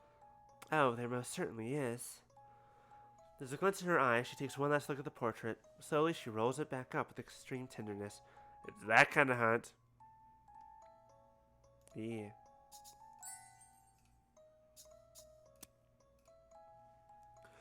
I guess no surprise that at all that the picture is still in good condition when she handles it like that. 6 centuries ago. This little delicacy came forthwith to my manor. She was. She was hoping to hunt me as revenge for an incident that occurred in her village, unbeknownst that she herself would become my quarry. For months. For months we played a game of cat and mouse, pushing each other to the limit, but never quite gaining the upper hand. Until one day. Eventually, I cornered her in an alleyway. I leaned forward as if sitting on the edge of my seat. Oh! And then what? You drank her blood? Mm-hmm. Nearly to the last drop. Carmilla smiles, and yet there's something forced about her cheer when she speaks. I see her run her fingertips along the edge of the page. Until some no-good busybodies arrived to save her. I barely escaped with my life that night. How? Gosh, how'd you do it? I outsmarted them, naturally. She flicks her hair off her shoulders with the back of her hand. You know? Vampires are apex predators, as she should be fully aware by now. When faced against mere mortals, we always come out on top. Okay, but if that's all true, why do you look like you're about to cry? Carmilla's jaw hardens. I feel like she's about to chew me out, but after a long and very awkward pause, she laughs the kind of laugh that someone who has resigned themselves to a most pitiful state. I suppose it isn't easy to hide affairs of the heart from a master matchmaker, is it? You caught me twice today, little witch. I open my mouth to reply, but the pained look on her face brings me to a halt. An unknown sensation starts to build up within my chest. With a sigh, she tucks the roll of paper back behind the portrait. My dear. But, Rika, my dear, there are some plots that are not worth digging into. Her peace spoken, Carmilla returns to doing inventory, leaving me alone with my thoughts. Music is so fucking good. I guess there's no helping her right now, no matter how much I want to be there for her. Just slide into those DMs. Yep. Alright, let's learn a new spell. Okay. I want to learn Fireball. No. Or do I want to go... Do I want to continue on with the people that I actually really like, or do I want to learn a cool spell? Dope-ass spell. Or the Keep Frankenstein. Choices. I also hope we don't actually need all these potions when final exams come on Halloween night. I suppose doing this... let's see here. To be fair, I can always play the game multiple times, so... Let's learn some Intimidation. I scribble the final concoction on the paper in front of me, and I'm finally done. I assigned way too much homework around exam season. I'm going to... Huh? Someone at the door? Quickly, I glide down the staircase to the knocking coming from outside the front door. And now that I have a fly spell, I can do that more easily. Then the stranger speaks up without warning as I walk toward the entrance. Trick or treat! Trick or treat? Excuse me? You heard me. Trick or treat. I never thought I'd say this about a trick or treater, but this guy sounds like he means business. I'm not sure I really want to open it now. Well, Sorry, I think it's too early. Halloween isn't for another few days. Doesn't matter. If you have nothing to offer, then pay with your reputation. My reputation? I'm sorry. Pardon me, Rika. I'll see to our guest. Damien! Damien, when did you get here? I don't mind if people make fun of me. I'm kind of the class clown and enjoy good banter anyways. But Damien usually keeps to themselves. What if people try to bully them to get to me? No way. I absolutely won't let that happen. No way. Wait, Damien, no. We don't know who's out there. I try to reach for their sleeve, but they pull away quicker than I expected and don't wait up before opening the door. Damien! I try to peer out to see who's at the door. Oddly enough, I can barely see past them. Someone is moving about in front of them, but whoever it is seems to be shrinking by comparison. Wait, did Damien just grow taller? Oh, I was joking. Oh, hell, look at the time. I forgot my class will start soon. See ya, but maybe not. Before I even find out who it is, the person has already dashed away, leaving not even an after image where they once stood. Damien turns to me with a smile. You see, The good thing about being a 7-foot-tall monster, Rika, is that it's very easy to win disputes without having to say anything. Wow! I wonder how long it'd take me to grow that tall. Maybe I need to drink more milk. More bat it's milk. okay. I think you're just fine as you are. What? But if you're curious, I know an illusion spell that would make you appear that way. They, call it intimidation. Are you actually 7 feet tall, Damien? Well,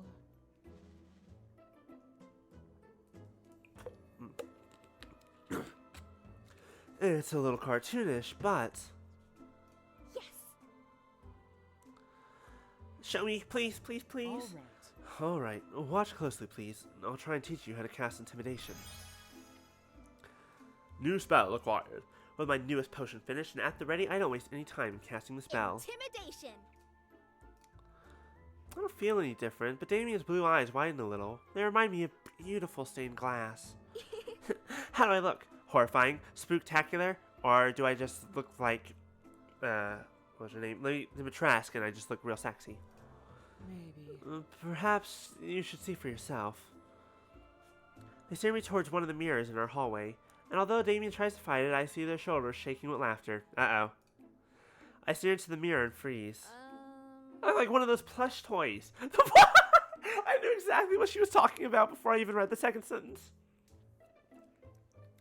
The ones with the huge body and a tiny head. Oh, I love those. They're so great. Well, I did say it's a little cartoonish. How? How come I look scarier than you do it then? um, Practice, Rika. A lot of practice. Um, Are you okay, Damien? it's nothing. I'm fine.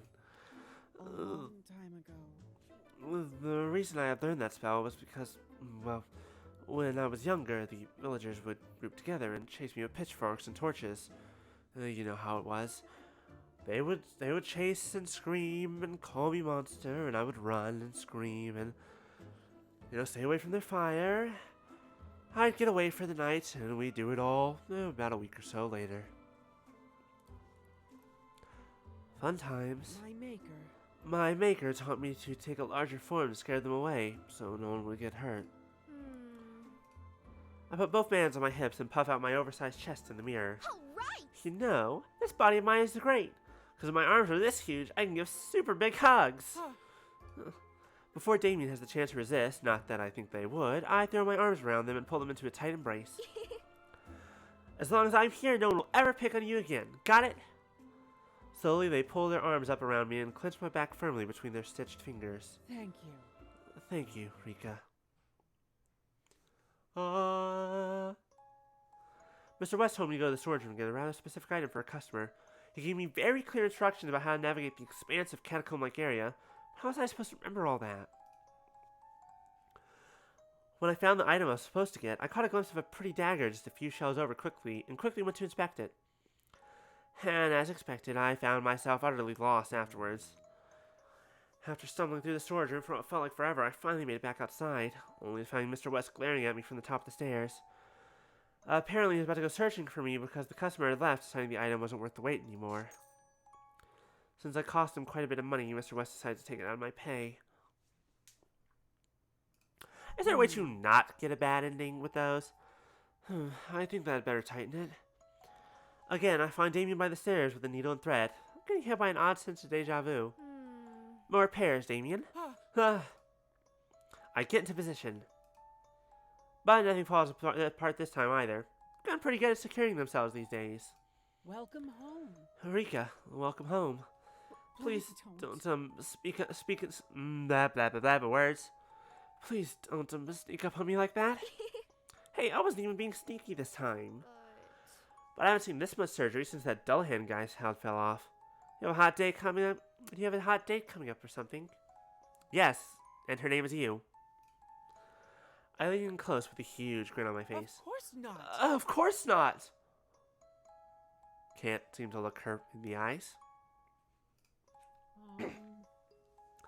It's just that the machine has been wearing out lately, and I want to be prepared. Machine? What machine? Well. They're quiet for a long moment after that. I can't really tell what they're thinking, but before I can decide if it's something I should pry for them to talk about or not, Damien speaks up again. Rika, can I ask something weird? Shoot, go right ahead. Like, personal weird or weird weird? Because the answer is yes either way, I was just letting you know. Let's say. Well, say you had a boat. This is a weird hypothetical we're getting into already. Do you think that after you replace every part on... the ship of Theseus. I gotcha. Hello, Vision. Excuse me. Do you think that after you replace every part of the boat, it would still be the same one?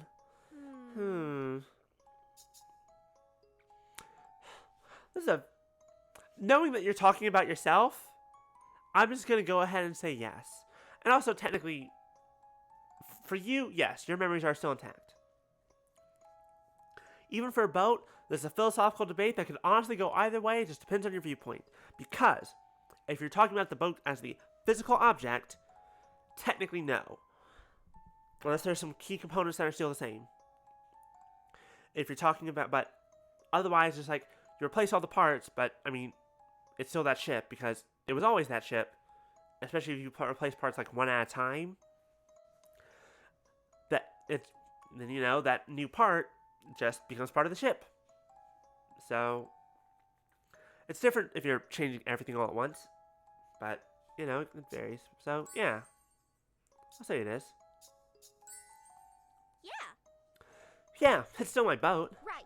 It didn't stop being mine just because I put a clear sail on it or whatever. Really? Even if there's nothing about it that's the same as when you first got it. Yes. No doubt about it.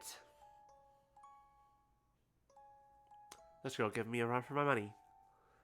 To be fair, I'm not trying to think of a whole lot of puns at the moment. I can't do that while I'm also streaming. I suppose I see your point. Well. That is pretty out there, though. What are you at? Wow, you're... I keep forgetting. Tiny, tiny intelligence.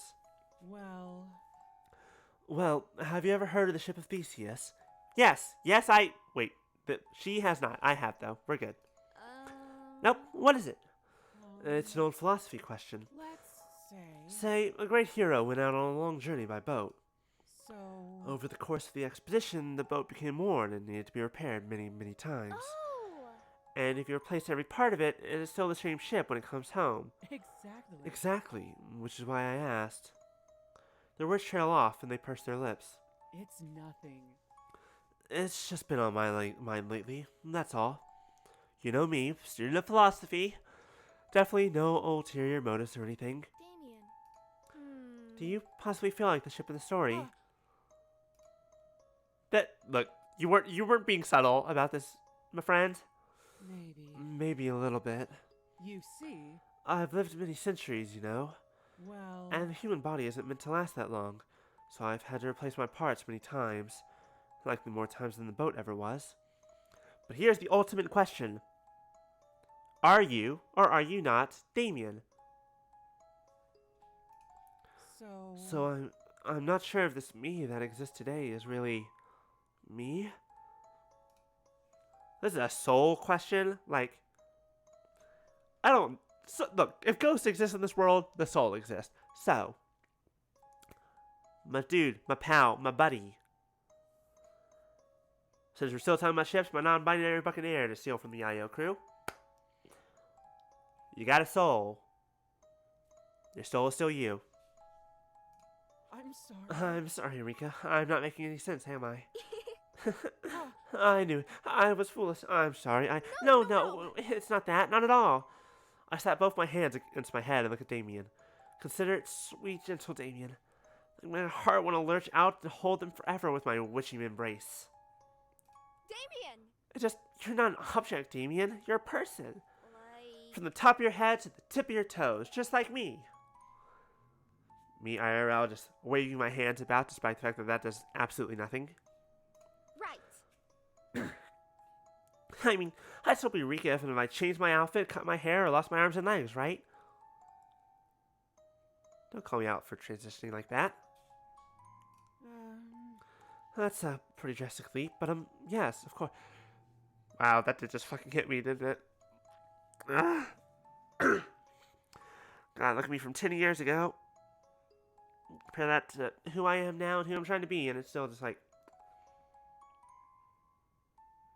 Sorry, I'm being lost in the Yeah.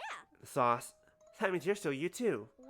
No matter how many fingers and toes you have, or lungs, or whatever else there is. Yes. For as long as you exist, you're still you. And the Damien I know is the best housemate in the whole wide world. You're exaggerating.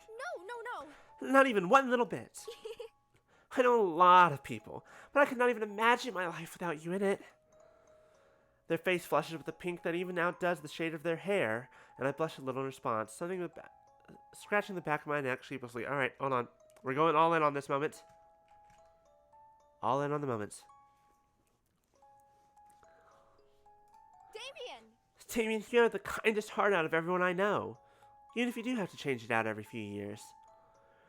The pink of their face fades as quickly as it came. That's right. I see. Thank you. Wait. I feel like I said something wrong there. Huh? They looked so bright for a moment there, but now it's like everything has collapsed on itself without any warning whatsoever. My chest tightens. What'd I say? It's nothing. Oh, no. It's nothing. I was just thinking. I need to finish these repairs within the next hour, since the spell might wear off. I'm sorry. I'm sorry for taking up your time. Please, don't mind me. If you say so, I suppose. Damien goes back to work without saying another word, and I know I messed up somehow, but I don't know how, and it's eating me alive. I desperately want to press my Franken-friend for some answers. And then again, my matchmaker senses tell me they just want to be alone right now. Maybe I should give them a minute. Damien. Sorry, Damien, for everything. Alright. Everything back on. And we ruined the moment. We fucked it up. Oof, okay. Bye, Rat. I just like having two of everything. But I need to do some... I need to work my part-time job, maybe. Oh, I have so much yellow. Today I haven't even seen Lawrence in a while. Nothing special, and I earned a good amount of... Okay, sure. Zero! I figured it out! Oops. How to pass your Halloween exams. No! How to hug you! To hug me. Yes. Yep! I'm sorry. I'm sorry, I don't follow. Well... I can't hug you, and whenever I try to, I end up messing up your essence, right? That's right. Right, Rika. Very annoying, too.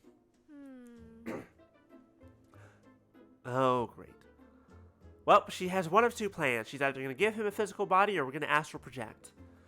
Because I'm made of flesh and blood, while you're a spirit of ether and magic. Taking you that long to figure out, has it? Almost 180... Wow. Did not know that. But listen to this. Well, I'm all ears, for better or worse. What if I turn into a spirit of ether and magic too? Good heavens. Oh, good heavens, Rika. Halloween exams are difficult, but they're not lethal.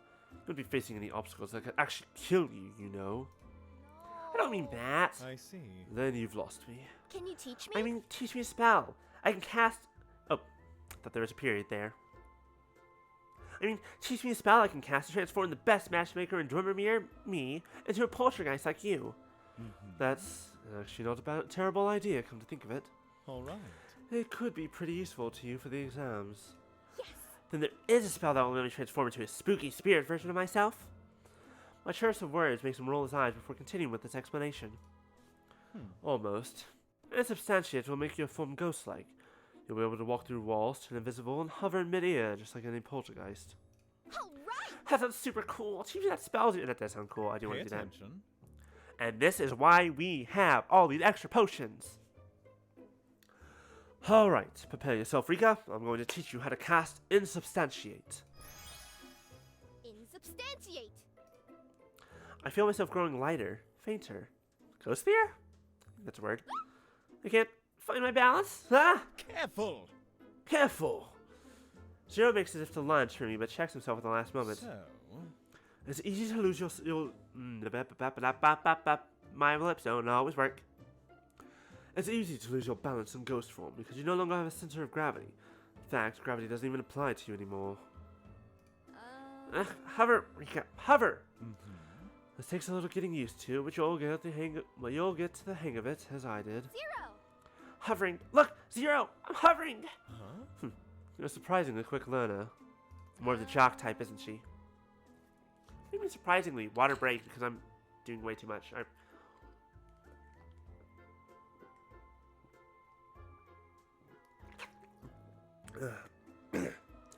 It's one thing to be screaming at things trying to kill you a lot.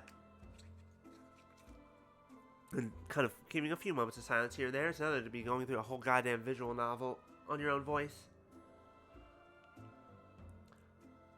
Especially when you're the kind of fool who can't help but, do the whole acting thing. Because it's fun. Well. Wait a second. I'm a poltergeist now, aren't I? I think I missed a sentence. Log. There we go. What do you mean surprisingly? Return. There we go. Yes. For the moment, Insubstantiate grants you a spirit's baked form for a fixed span of... Right. That means I can hug you at last! Unfortunately. Unfortunately, yes. Without waiting for Zero to finish, I throw my arms around him gleefully. Alright, look, to be fair, there are some friends that I know that if I know them for 180 goddamn years and I wasn't able to hug them, I'd be like this too, alright? Oh, you can't. Oh! No way. Aw, I'm so sad now. I'm actually legitimately real sad about that. Oh, what happened? It felt all cold and dizzy. Now you know. Now you know how I feel when you try to hug me. Why? Why?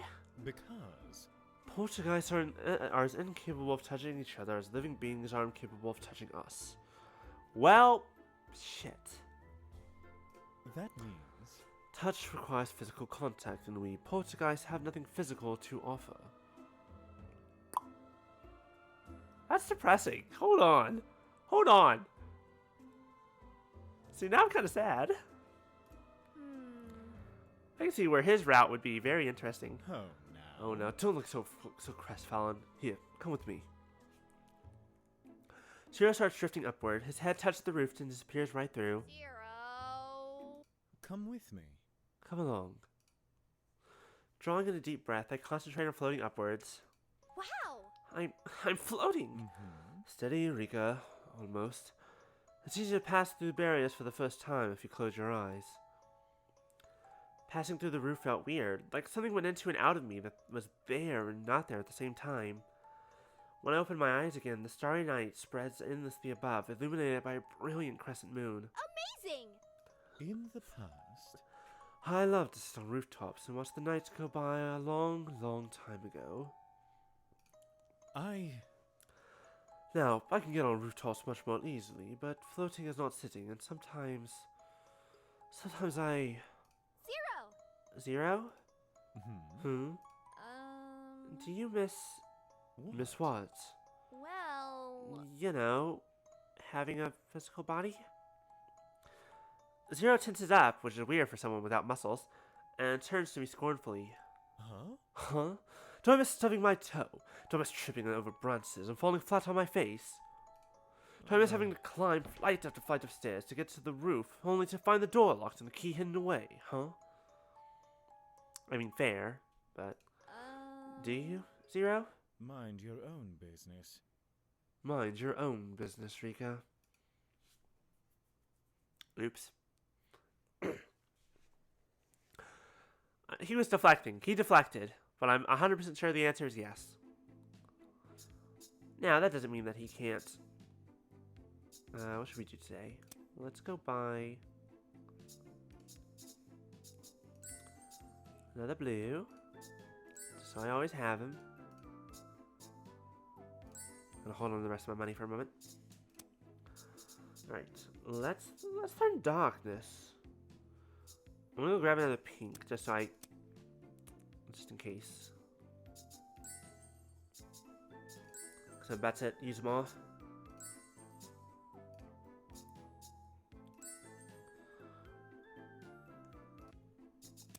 Alright, darkness. I have a new da-dee-da routine. On each day at work, I meet Carmilla at the door. It's grown to a habit for us to meet outside before our shift go in together. When I'm on time, of course. Our shirts ride through the intro is easily becoming one of my favorite parts of the day, where I just gently kind of move my hand in one direction, and she just completely ignores it. Evil! Evil! There's a wicked beast in our town! I jump back, spooked by the sudden noise. A screaming figure lingers in front of the shop, sounding his lungs out. A pretender among pretenders! We must burn her, stake her before she slays any more innocents! Sir, this is Halloween Town. Be warned, young one! You are gallivanting with death herself! I already sensed a taint upon you!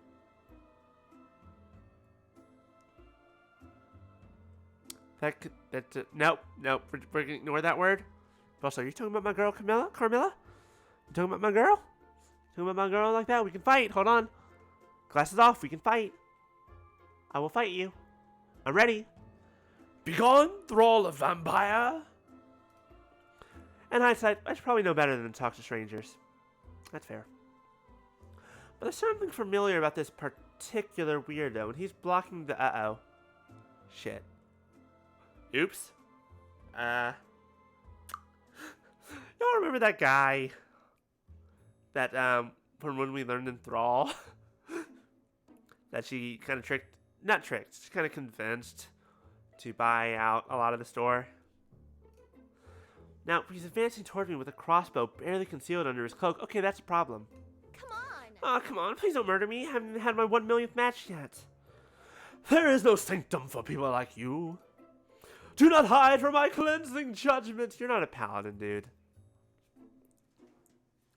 I stumbled back a few steps when I realized that it isn't me he's looking at, but Carmilla? Embarrassing. Here I thought I was the demon. When you think someone's waving at you and... Hold on, wait! He's after Carmilla! Help! I should call for help! I should... His hand's on the trigger! He's going to make ghastly kebabs of us! Sir, please, can we talk about... But just as he shoots, Carmilla yanks me back. I'm about to scream, but I feel a finger over my lips, and a warm breath might hit near my ear. Don't. Say nothing. She's right up on me. I nod, watching the wasted shot roll along the ground. I was going to look at something real fast.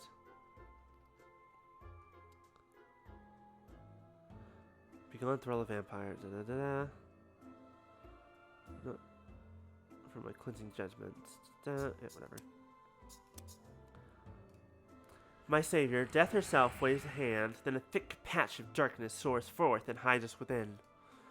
I intently listen to how the man's heavy footsteps echo through the alleyway near and far. You can run, demons, but never escape. Time will not forget the dishonor you dealt me and mine, and I will scour the earth to see justice done. We wait until his footsteps fade off into the distance. Carmilla drops the veil of darkness and walks into the store without a word. I stumble in after her, struggling to grasp what I just witnessed. Well, Carmilla? no. I don't want to talk about it. Okay, so it wasn't that good. Hey! I do? You almost died. And he was like straight up hunting you. Who was that guy? Carmilla sighs again, but this time she doesn't brush me off. Well, He's the Baron, or the Mad Baron as he's better known. We have... Oh, I haven't even been doing the right voice. We have, as some would call it, a history together. He was yelling a lot of mean stuff. yes. Yes, well, it's his ancestors' fault. Now, A long, long time ago, the Mad Baron's ancestors struck a deal with me. anyway. It was simple. I never harm his direct descendants, no matter how annoying they are, and in exchange, his family would cover up any accidents that might occur. She clicks her tongue in annoyance and shakes her head.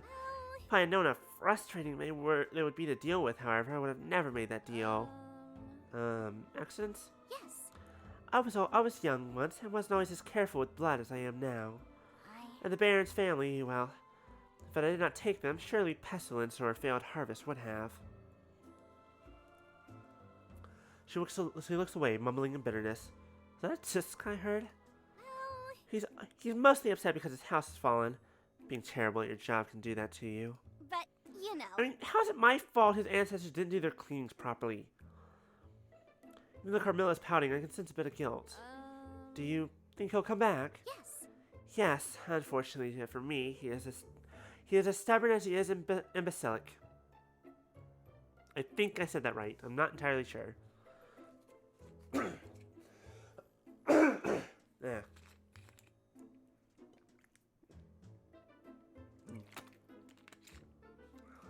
I have no idea. I don't exactly know how he figured out when I work here, but now he knows we're affiliated. And so, In fact, he may even try interrogating you. What a bother. really? Yes. Yes, he's not evil per se, so he should be pretty harmless to anyone who isn't me. Of course, he's still, well, you know, like that. I'm sorry. Goodness, I'm incredibly sorry for getting you mixed up in all of this, Rika. Well. It's okay. Now that I know, he's not really as scary as he was earlier. Oh. Oh, I have an idea. To make it up to you, I'll go over the darkness spell I used earlier with you. It allows you to cloak yourself in shadow. You may evade him like that. Yes. Yes, I'm ready to stop, drop, and roll into a void away from that creep any day. I give her 2 thumbs up of approval, and she smiles at my antics. That smile. That damn smile. I can still see her fangs through it. I'll teach you. Alright then, I'll teach you how to cast darkness. New spell acquired. Carmilla shows me the method. I thought she was just waving her hand, but the movement is really particular. When preparing the spell, I feel kind of like a ninja, or even spookier, a mime. You know, the spookiest motherfuckers in the world. All right. Oh, Carmilla, watch! Darkness. I practice forming small veils of darkness around the shop. Each one growing a little larger the more I concentrate on it. It's small, but it'll do the job. Well done, darling. Yes. I'll get better. After all. I need to repel that guy in case he ever comes back for you, right? The chances of that are quite low. See, the neighborhood watch is quite exemplary at keeping his sword out. He does manage to step by once in a blue moon, however, but... Well, he won't get the best of me. Of that, I have no doubt. Starting to wear myself out a bit.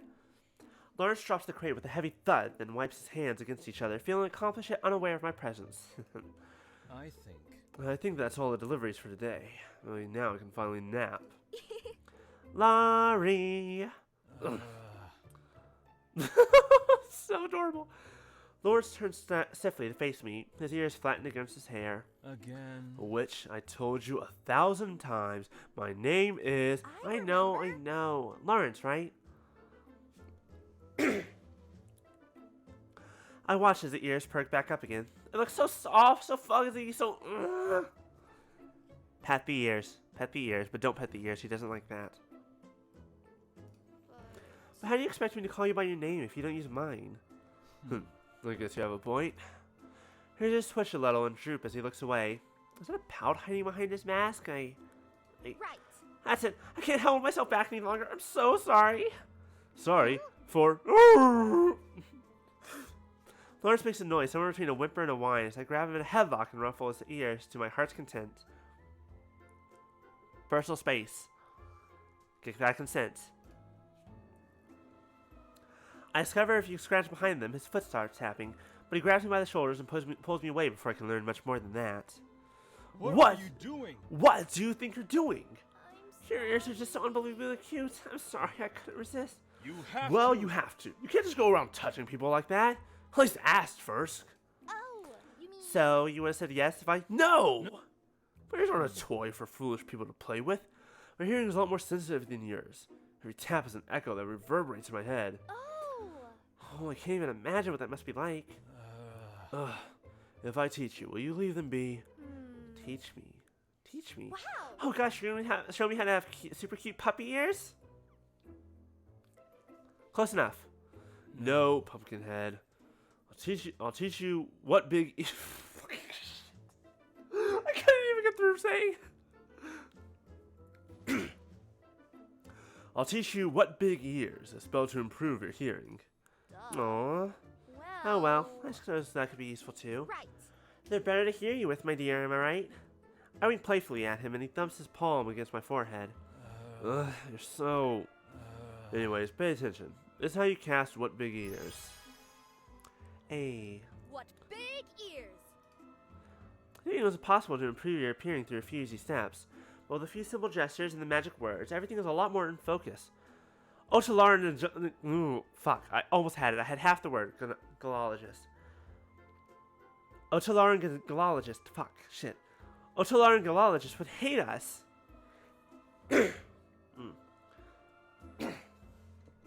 Water.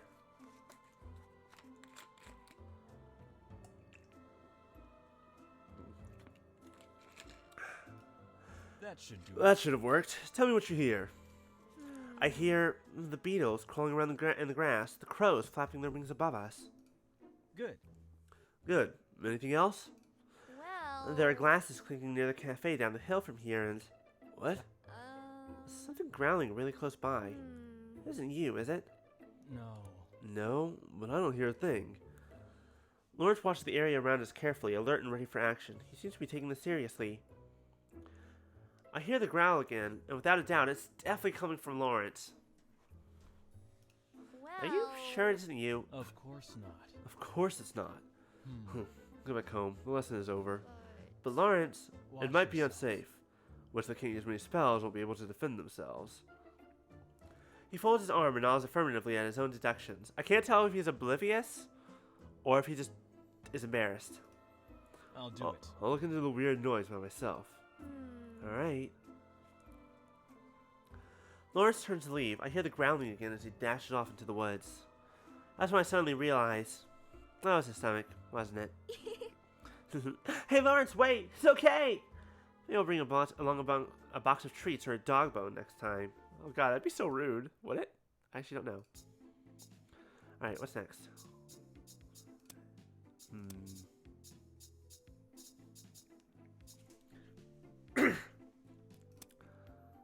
What we got? I like doing Carmilla with the random ones.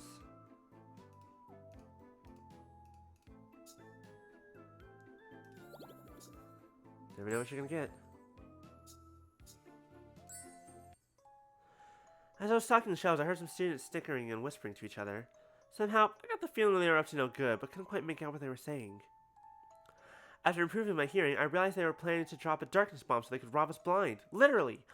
Oh, okay. So, basically the shop, when you're doing your part-time job, if something happens, if you don't have the appropriate spell, bad stuff happens. But if you do... Good. What were the ones I've missed so far? It was finding the thing, essentially getting lost downstairs. What was the first time? I don't remember. I had them leave before they could do any harm. When I told Mr. West about the almost incident, he rewarded me for my trouble. Cool.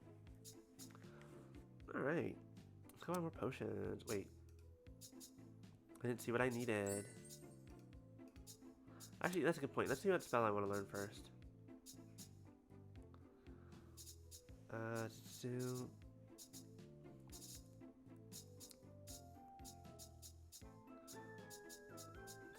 assist, whale, hover, fireball, chill.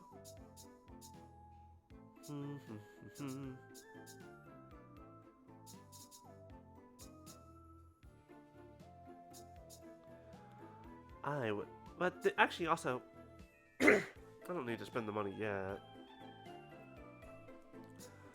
Let us actually play smaller creatures from within your hand.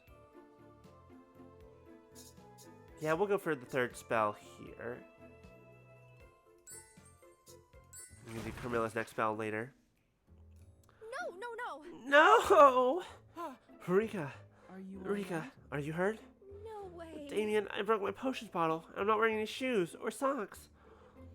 I stared at 1,000 pieces of glass shattered on this ground all around me in dismay. I'm undoubtedly trapped.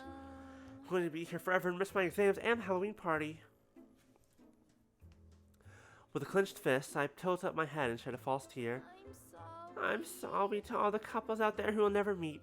Having been deprived of my matchmaking prowess, know that my heart goes out to you. Please. Rika, don't be like that. You see. I can sweep away the shards for you. Damien opens their mouth and sings a few notes.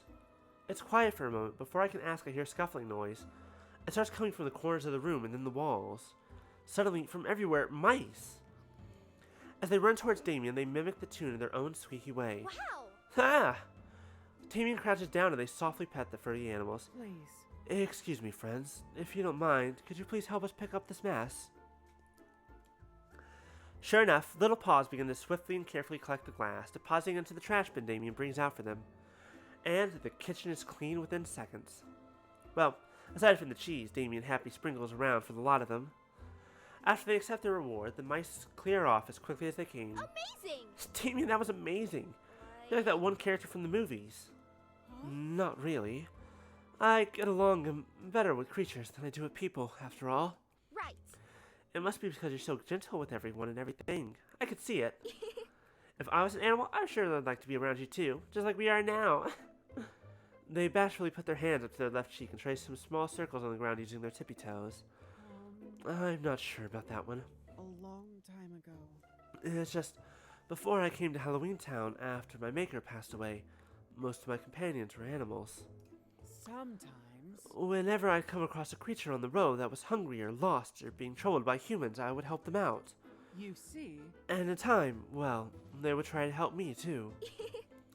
Oh, that sounds so precious. Yes. I want cute animal friends like you. But for as long as I can remember, small creatures have had a tendency to run away from me. Oh, Rika, you're probably just too energetic. I can see that. Well, If you're kind to them and respect their boundaries, it's not too difficult.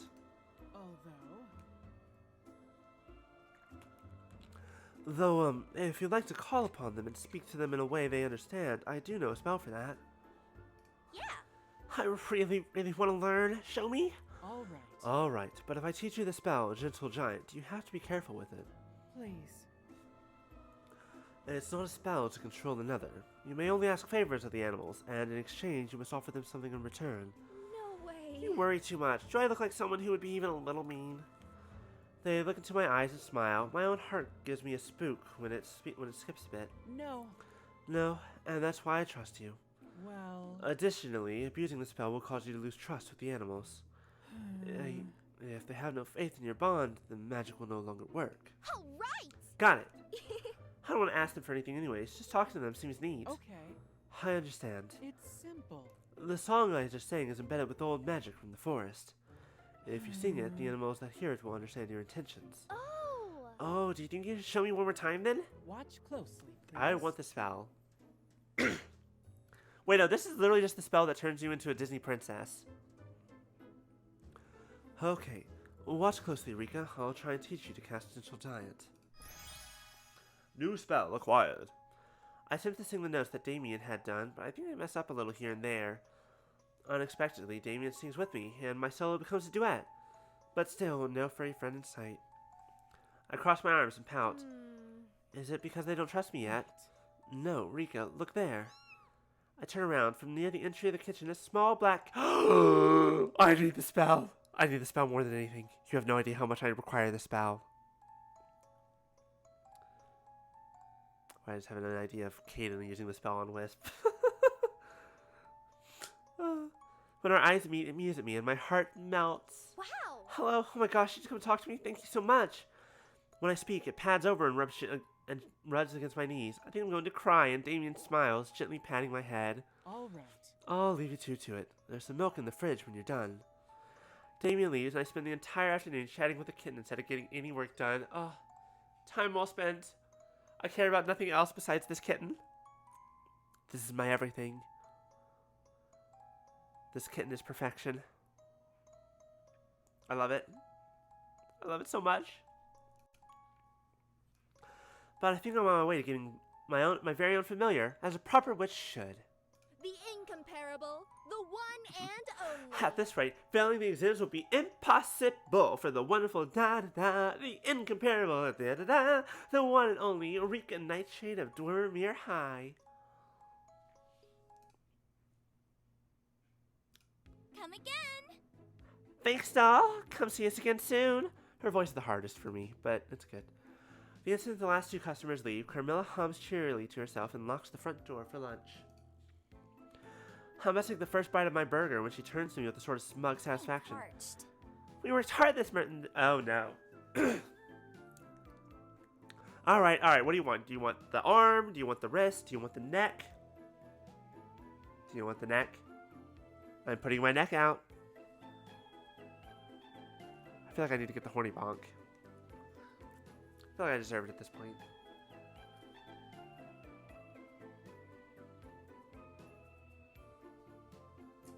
Well, at least this isn't Monster Prom. We worked hard this morning, did we not? I'm positively parched. I stare with her, my mouth open, a very appealing sight before clamping it shut. Parched? Oh, you mean... Oh, hold on. I'll grab your lunch for you and we can eat together. I go to look underneath the counter in case she left a bag, but there's nothing. Quickly, I race to the back, but there isn't anything in the icebox either. Hey, dumbass, who's really good at other people and their emotions, and really bad at your own, and the people regarding you. Literally, if this was me, just straight up, just put the arm out, just be like, go for it. As I return, Carmilla eyes me, full of amusement. Did you forget your lunch today? Seems so. Whatever shall I do? Whatever shall I do? I look back at my own lunch, a leftover burger from last night's supper and a bottle of milk. Guess I could go halvesies. Well, if you need a drink, you can have some of mine. I thrust the unopened bottle towards Carmilla, but she immediately takes a step back like it's minced garlic, which I'm pretty sure it's not. What gives? Oh, no thank you, dear. Milk is not quite to my taste. She's a goddamn vampire. Hold on. I can make the neck access easier. I'm stupid. There we go. Hold on. I'm ready. Let's go. You know? It never really satisfies me, you know? She smiles gently and saunters over to me. When I look into her eyes, I see the same spark as when she looks at customers. It's chilling. I know what she's doing, but her voice is so hypnotic. It almost causes my heart to skip a beat. She's not using any magic. She doesn't need magic for that. Let's be real. But, my darling little witch, you do know what would satisfy a thirsty vampire, yes? I'm so ready. Huh? Blood? It's bad enough that you want to enthrall me. I guess I could give you some of mine, but you owe me. Right. And it better not hurt. Sweet Rika, you're always full of surprises. I feel a little Even when you knew what I was up to, oh goodness, I feel a little embarrassed. She glances away and twirls her hair in her index finger. Well, we're friends. And you're always helping me out, so I think it's the least I can do. Dear. You're so kind. Not to mention 100% right. I promise. I swear to you that I shall only take the tiniest bit. Come on. Give me your hand, please. Give me your hand, please, darling. I'm dying. My heart is dying. It's going to burst. Okay, you know what? I'm so sorry to Damien. I'm so sorry to Kaden. Oh no. I don't know why. I don't know what it is specifically. I could probably think about it and figure it out. I think I'm weak. I think I'm weak to aggressive personalities. Doesn't help. I feel like that's a lesson I learn often. And yet, Zoe from Monster Prom. Yeah, but she's also a nerd, that's why. With one of her satisfied little hums, Carmilla kneels before me and takes my hand, then gently presses her lips to the back of my palm. I feel pinched for just nothing, but then nothing but a little dizziness. Carmilla lifts her head and licks her lips before removing a handkerchief from her sleeve, which she carefully wraps around my hand. Red berry, with notes of chocolate and cream. You certainly like your sweets, don't you? Don't call me out like this, my cholesterol, no. Huh? You can tell all that from my blood? I have experience. I have an experienced palate for such things. I suppose. If you're truly curious, I could give you a pittance of my own. Of course. Few things upon this earth are quite as energizing as fresh blood, when you have acquired the taste, of course. She does look like she has a lot of get up and go, but drinking blood? I'm all for this. I am all for this plan. Let's fucking go.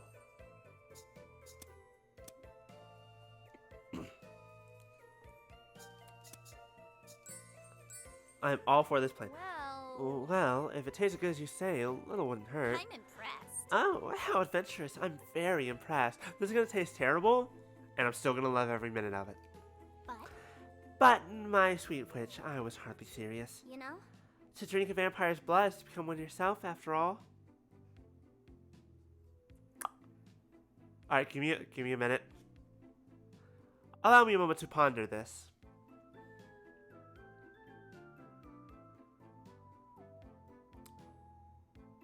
You know what? Let's see how the next few dates go, and then we'll make that decision. What do you think? Vampire? No vampire?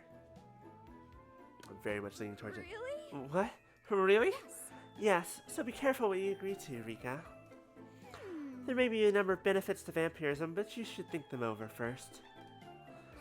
At any rate, I do know a less physical means of absorbing energy.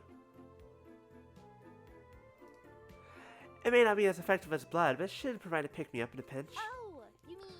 Like draining psychic energy? Like draining psychic energy? I wiggle my fingers spookily at Carmilla. I keep fucking doing that. And she shakes her head, smiling briefly. Something like that, yes. It's a spell called Leech Life. Isn't that the goddamn Pokemon move? Yeah, That sounds ominous, but let's get to learning. I'll teach you. Alright, darling. I'll teach you how to cast Leech Life. Carmilla spends the rest of our break instructing me how to steal energies indirectly. Oh no, my D&D brain is moving. Yeah, later. D&D brain, we can do this plans later. We have so much other brain rot that's happening. No. It's a pretty simple process. All you do is lock eyes with your target after casting the spell, and you'll slowly drain their energy. Nice and straightforward. Not even I could mess this up. As long as you maintain eye contact. Haven't had a chance to test it though. After she showed me, Carmilla wouldn't even look at me. The awkward silence stretches between us for what seems like forever. Shortly after our break, a customer finally shows up, and they're wearing a mean face that smells business. Hey, I want to return this.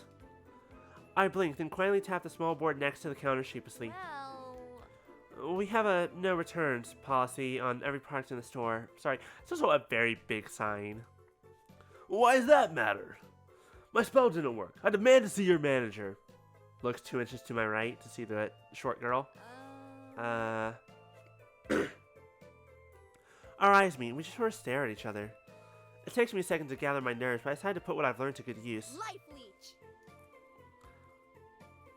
Did you need to say it out loud so that he knows what you're doing? Slowly, the man's shoulders begin to sink, and I feel a bit of energy gradually waking me back up.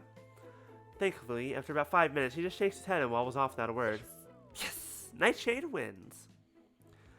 As I fist pump into the air, I think I catch Carmilla smiling at me out of the corner of my eye. But when I go to look again, she seems to have vanished. Too unprofessional?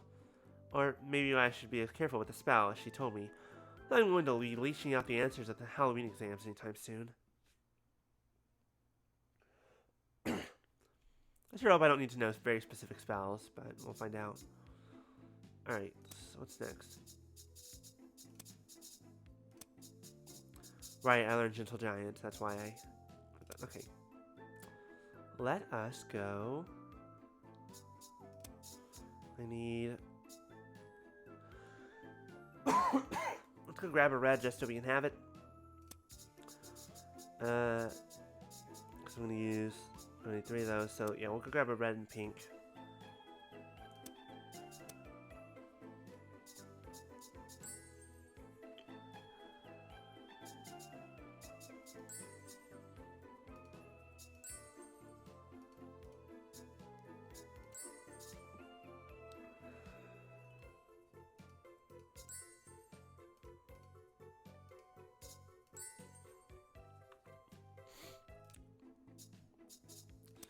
Alright, let's learn Scent of Blood.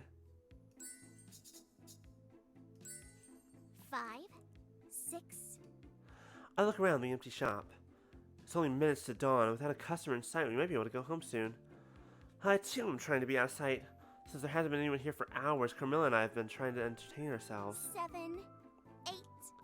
They're playing hide and seek, and Carmilla's going to absolutely wipe the floor at me.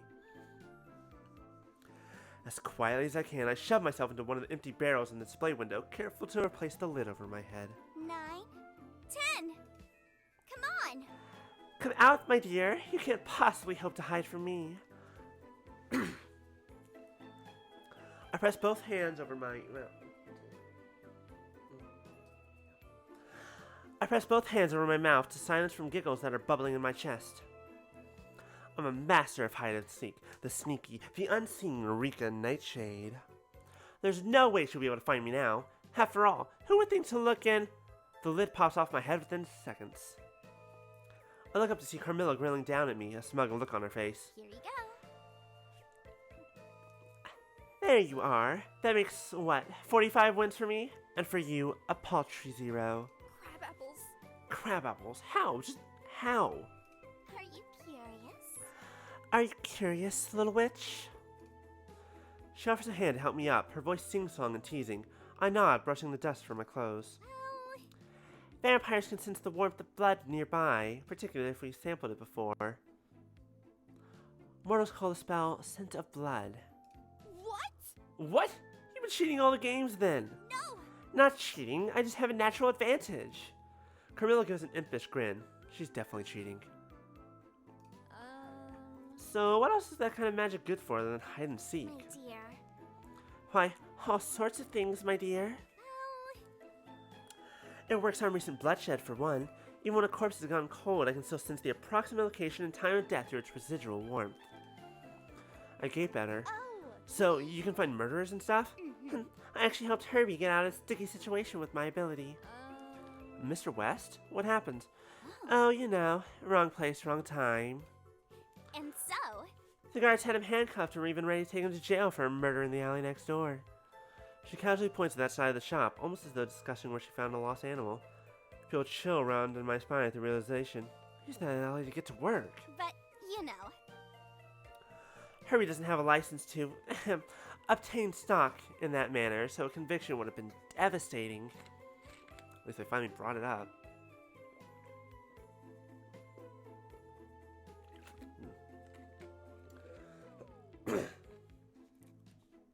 But, But it turned out it was a particularly nasty competitor trying to frame him.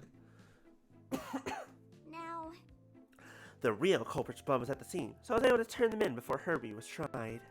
amazing! That's amazing, Carmilla. But how are you so sure it wasn't Mr. West? Well, You know how stingy Herbie is. There's no way he would risk his entire business just for a few parts. You know what's fair? I think I'm running out of energy. I might have to pause for the night soon, because If I know anything at all about that man, it's how much he cares about the store. And also I have work tomorrow afternoon, so whatever. I nod slowly, amazed by both her magical talents and her ability to solve what could have been a devastating blow to Mr. West and his business. wow! Wow, that's wild. Can you teach me? Sounds like that skill could really come in handy. You think you could teach me how to do it too? I squat down and plead some. And please summon her for good measure. Please? Please, please, please, please. I don't know. It wouldn't make hide and seek very fun anymore. Camilla rolls her head about her shoulders, disinterested in my cries, and I jump up with my arm outstretched at her and ready to object. Well... It's only fun to you because you're winning. not Obviously. Come on. Oh, come on. Well... Will you teach me if I promise not to use it during hide and seek? Like... Plus, next time anyone frames Mr. West, you can sit back and just order me around to investigate. How's that sound? Oh. Ooh, good point, love. If you agree to be prudent as well, I may be generous enough to show you. I do not want to have to drag you out of trouble too, after all. I promise. Oh, all right. I'll teach you how to cast Scent of Blood. Carmilla spends the rest of our shift showing me how to track blood through scent alone. It was time to give it the old Drummermere try. Scent of blood. Scent of Blood. One good whiff of it caused my face to scrunch up and my tongue to roll out of my mouth in disgust. Yuck! I suppose that means it's working. Don't you worry. Worry not. You'll get used to it with practice, darling. So she says, but by the end of the night I feel like it'll never leave my nose. However, it might just come in handy someday. Now that's like, have you ever just like gone into a hospital sometimes and you just, there's that sense, like, I don't know if it's blood or disinfectant or what, but there was a time when I was in high school and my brother was in the hospital for a leg thing. And like every time we had to go over there for his physical therapy, like short time, but I feel like for his physical therapy or whatnot, we would go home, rest the night, if not for a day or two. That smell was just stuck in my nose. Just hopefully not too soon. Damien! Damien! Just a moment. Just another moment. What's taking them so long? Damien, do you need some help? My question gets a very obvious answer when Damien appears near the top of the stairs with a large stack of books in their hands. Can they even see over that paginated mountain? Apologies. Apologies, Rika. I just wanted to make sure I had brought... Oh! I rush over as Damien trips over their feet, but it's too late. Oh, look how cute that is. They go over the banister and tumble down the stairs, landing in a heap of books and limbs on the floor. Damien! Damien! Damien! No. Speak to me. Oh no. Oh no, no, no, no, no. I dig through the books, but they don't move. Damien! Damien, are you? No, don't let me get accused of murder. It's okay. It's okay. I'm still alive. Huh? With the grunt, Damien stands themselves back up and dusts off unseen dirt from their clothes. There wasn't a scratch on them. Huh? I'm sorry. I'm sorry, Rika. I didn't mean to make such a mess. Wait. I'll clean it. Wait. Are you alright? Are you feeling alright? You're quite pale. Damien? I cry crocodile tears and throw my arms around their neck to emphasize their horrible crimes against my sanity. They tinsel out a little at first, but wrap their arms around me not long after. Don't you know? Don't frame me like that ever again. I almost had to imagine life in the dungeons. Thank you. Thanks for your concern, I think. Yes! You bet. But that'll have a real nasty fall. It's a miracle you're still standing right now. Oh, it's not a miracle. It's the magic spell, indestructible. The fuck? Indestructible? Yes. When I was created, my maker took measures to assure no harm would come to my person. Wow! Wow! With a capital W-O-W! Wow! If you're interested, I could teach you part of it. It'd be perfect for you. Alright! Count me interested. Excellent. Wonderful. And now I won't have to worry so much. What was that again? It's Nothing. Watch closely. Now, watch closely, please, Rika.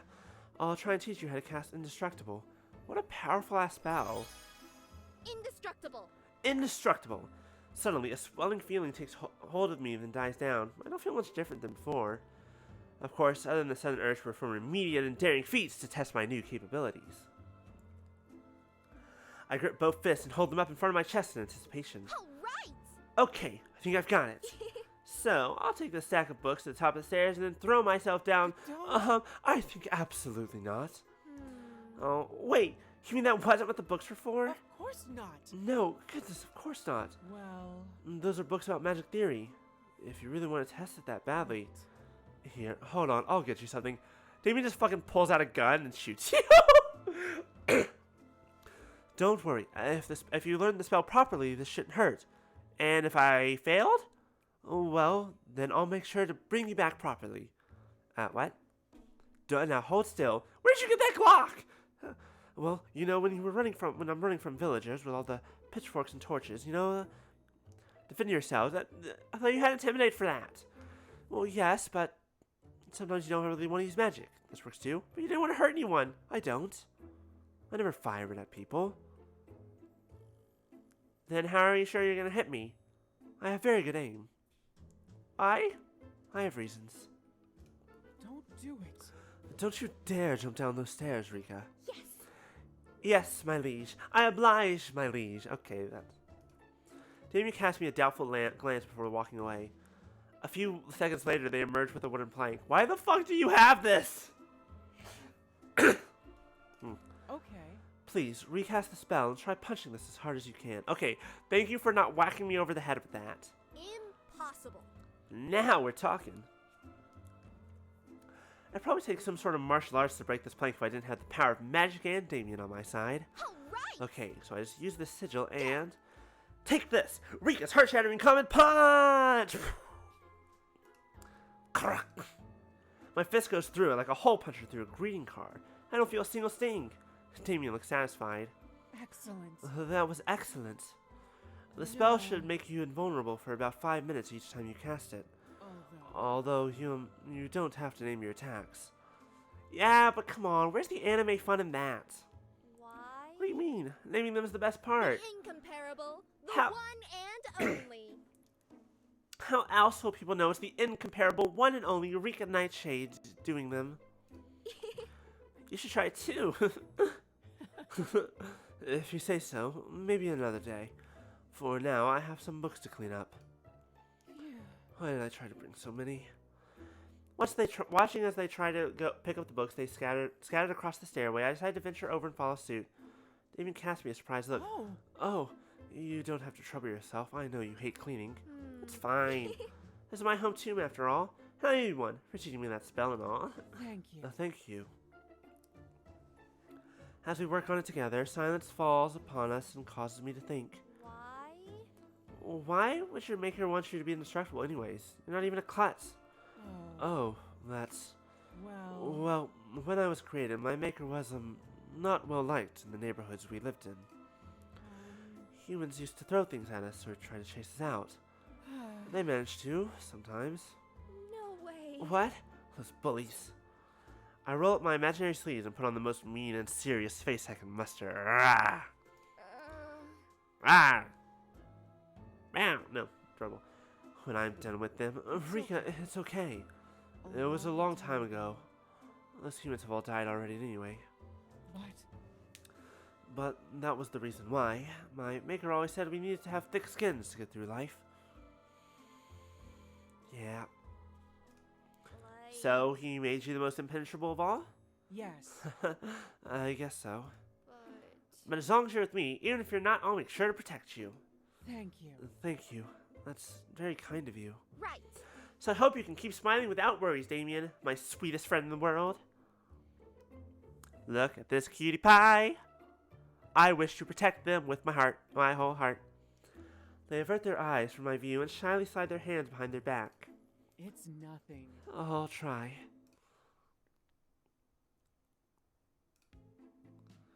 Alright, now here's a question. Okay, so it's day 28.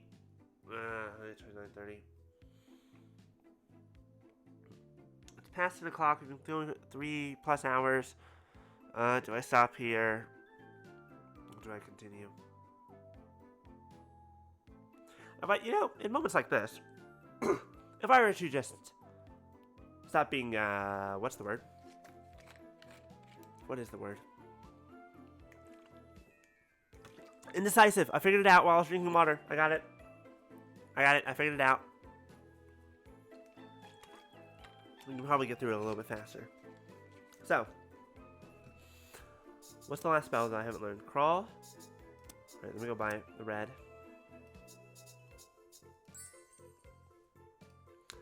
For the exact same purpose that we just had one. We'll learn Carmilla's final spell. We'll figure things out from there. It's love, Of love that makes the world go round, round, round. I finished classes early today and didn't have anything else to do, except maybe study, so I thought I would head to work a little early. By the time I reached the shop, Carmilla is already approaching the front door. Hey, Carmilla! Mm-hmm. Oh, you showed up on time, little witch, and that's a first. She bops me on the nose and smiles, fangs exposed. Hey! Well, hey, I'm always on time. My time. I suppose I can't exactly argue with that. But there is no point in us speaking out in the cold. Let me just... Schönheimhunden. I don't speak German, but I'm gonna assume she just swore. Huh? Huh? Was that German? I forgot the key at home. Cupping her hands around her mouth, Carmilla calls out to the second-story window. Herbie! Herbie, darling, Rika and I have arrived. Let us in. We wait a few seconds for a response, but nothing happens. Is he even here today? No. No, I guess not. Ugh. I suppose. It's troublesome, but I suppose I have no choice. She sighs heavily and presses her fingertips against the brick wall. Then, with momentum, Camilla launches herself upwards.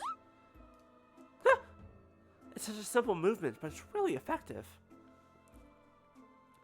If she wasn't touching the wall, I think she was flying. Within seconds, she's at the second-story window. Combine this with the fly spell, and we're good. Positioned against the windowsill, she taps against it, then unlocks the window and heads in. After a few minutes, the front door swings open. Nothing I cannot handle with ease, though it's certainly been a while since I last exerted myself. I gaze in awe at Spider Carmilla! Wow! What? How? I can't even, what was that? Right. You really grabbed that wall and then just zoom! I gesture wildly, motioning my hand like a rocket ship taking off. Carmilla chuckles. What fucking time period is this set in? Mm-hmm. Ah, that old trick. I'm rather fond of it. I learned it while back in, the 14th century. Perhaps it was the 15th.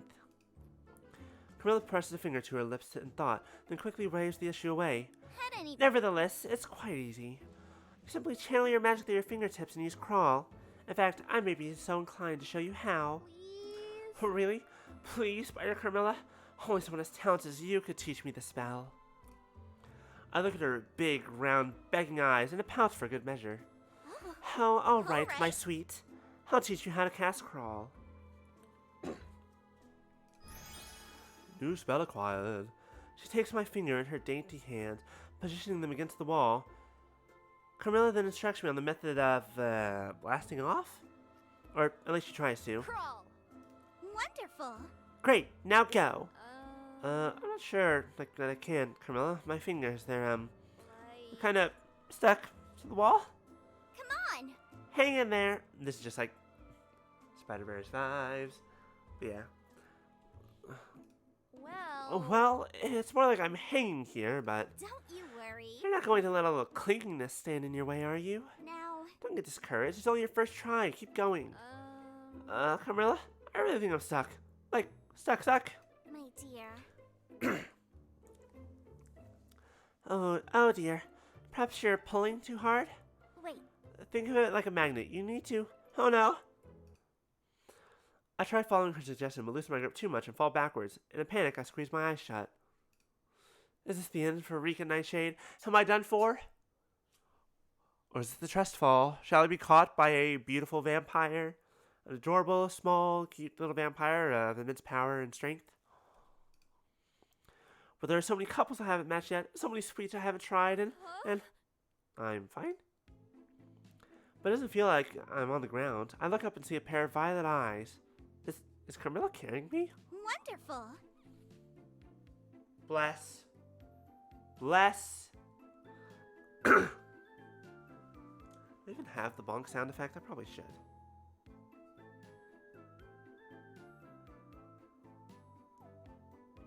Oh, I got this.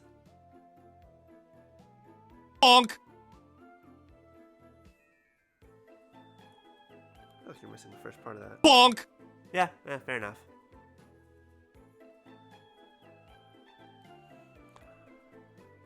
Ah, excellent. I was just in time. But But that smile. Tell me you planned to do that just so you could end up in my embrace? No, that is a very nice side effect. That was not the intent. no. No, of course not. I'm just relieved. Is that so? What a troublesome little witch. Now, Alas, I think that's enough practice for now. We still have to shut up the shop. right. I've gotta admit, this is definitely useful. I can't count how many times I've forgotten my keys at home. I just need to master it like I've mastered matchmaking.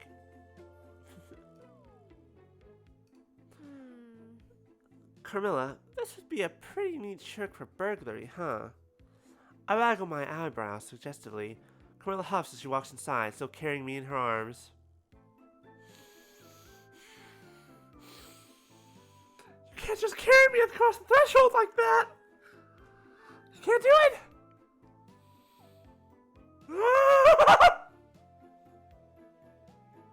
I'm freaking out. I know I said that I would go faster, but also... I mean, can you That's really right. blame me? I'm a gay robot. Really need to mess with those sounds. I don't. Oh, what are you implying? I would never steal. Strange. You seem to be stealing me right now. Well, That is simply because a certain mischievous little witch may try to run off to try again if I let her go. Though, Carmilla, do you only use the spell when you forget your keys? Carmilla hesitates for a second, her fingers lightly pressed against her bottom lips. As we enter the shop, she gently sets me down on a nearby chair. my dear. Ah, sweet thing. The spell's original purpose was secret liaisons with an individual I was, shall we say, very fond of. And we're back to the photo. Or portrait. Others did not approve of us, but we were able to enjoy each other's company in secret.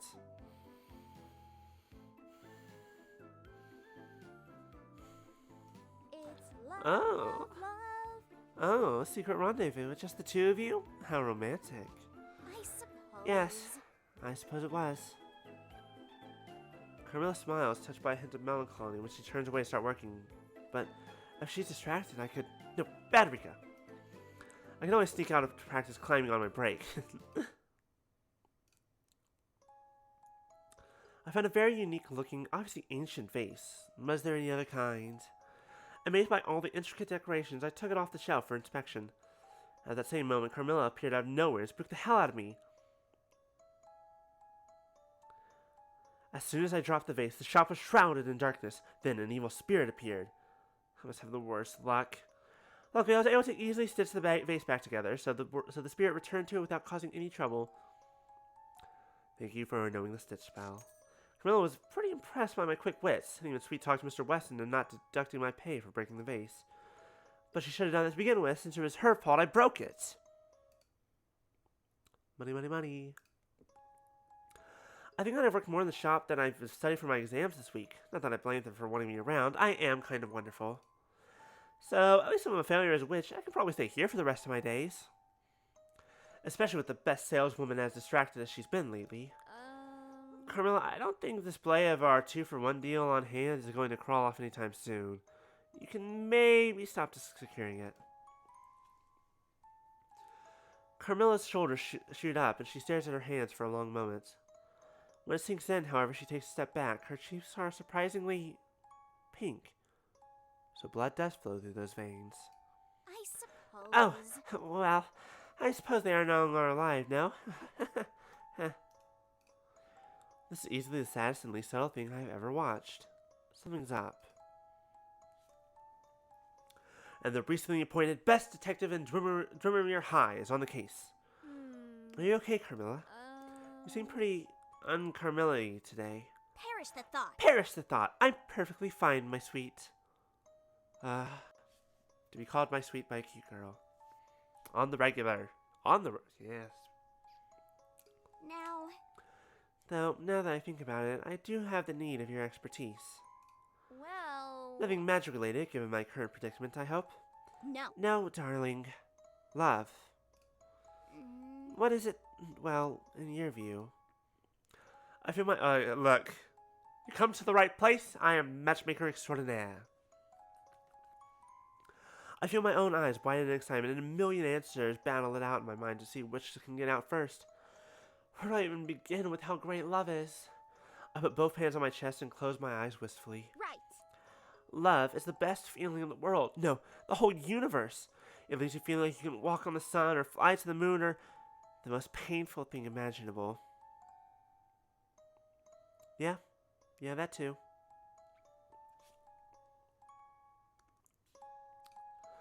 My eyes pop open. Well, love can be that too, but... I noticed the way the crease in Carmilla's brow deepens. It's the same as the day she snatched the old sketch from my hands. Should I... Yeah, I think I will. Are you thinking about the girl from the picture? Carmilla hesitates, then gives a reluctant nod. Tonight. Tonight is the anniversary of when she first darkened my doorstep. Carmilla gently touches one of the hands on display, with a sorrowful expression on her face. She looks past me, past everything in the shop, and I wonder what memory is resurfacing inside her. I lean on the counter, suddenly feeling that heavy sensation in my chest. It's one thing to see your matches work out and love blossom, but it's a whole other experience to witness heartbreak. Will you tell me about her? At first, I don't think she'll answer. Then Carmilla takes a deep, shuddering breath. She was. She was only supposed to be my prey. At first. I had begun adapting to my new abilities, and had decided to adopt a sort of... She made circular movement with her wrist, obviously debating her next choice of words. Yes. Catch and release policy. I would only drink as much blood as I needed to live, and then I would release my victims back into the night without further harm. Huh? And you didn't get caught? You dummy. I wouldn't be here if I had, now would I, silly witch? I suppose. It was a dangerous time for vampires back then, which is understandable, I suppose. A cat's not a welcome guest among mice. But my dear little mouse was nothing like the rest. A fond smile creeps over her lips. She was. She was bold, brilliant. Yes. She had seen me as a rival, not just a beast to be hunted. Now... Even when I did lose to her, there was always an opening to escape, so I always left her one in turn. Our little game was like a dance that spanned many a year. But then, one day I overstepped. What did you do? I tried to force her to drink my blood. Oh no! Oh, I see. Okay. Huh? You what? Horrid of me, I know. You know? As I once said, drinking a vampire's blood will turn any mortal into one of the living dead, if the circumstances are right. What do you mean if? Carmilla. Sudden traces of horror mixed with disgust are written all over her face. But, rather than our usual games, she cried out for help. She was. She was terrified of me. She wouldn't even look at me. I managed to escape just moments before the mob barreled down upon us. That was the last mercy I was offered. When I tried to approach again, she had served as much willing bait for a troop of vampire hunters. Don't you worry. Worry not. I was too crafty and by far and had outsmarted them all, of course. Something doesn't line up here. I don't know which question to ask. Did you just want her blood, or why did you do it?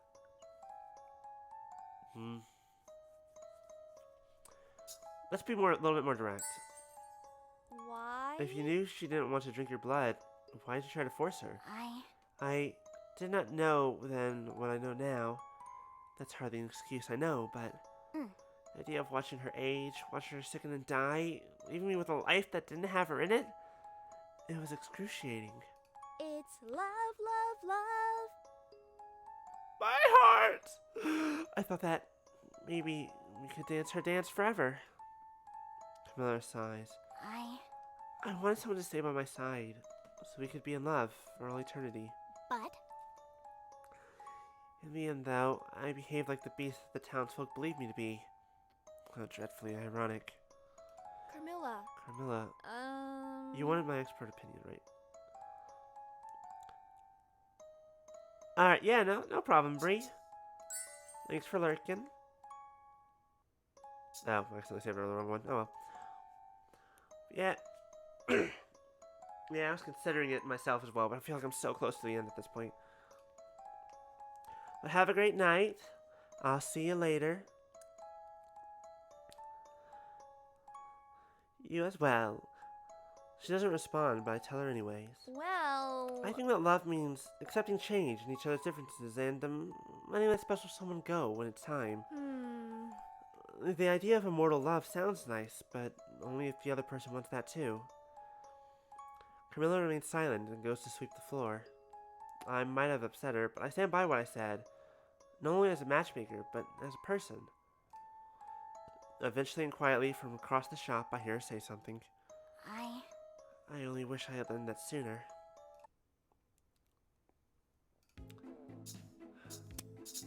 And just like that, I have learned all of Carmilla's spells. Now, to continue with Damien, I require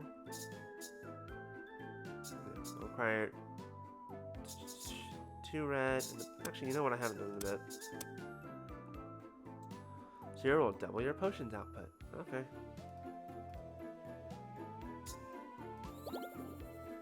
Nice. Let's learn how to talk to the dead. That sounds fun. Damien! Damien, it's time to teach me the best people in Dormammu are some magic. I strike a pose, expecting them to come and meet me. I wait, but get no such greeting. Then, rounding the corner of our doorway, I find my roommate staring at a skull. Damien?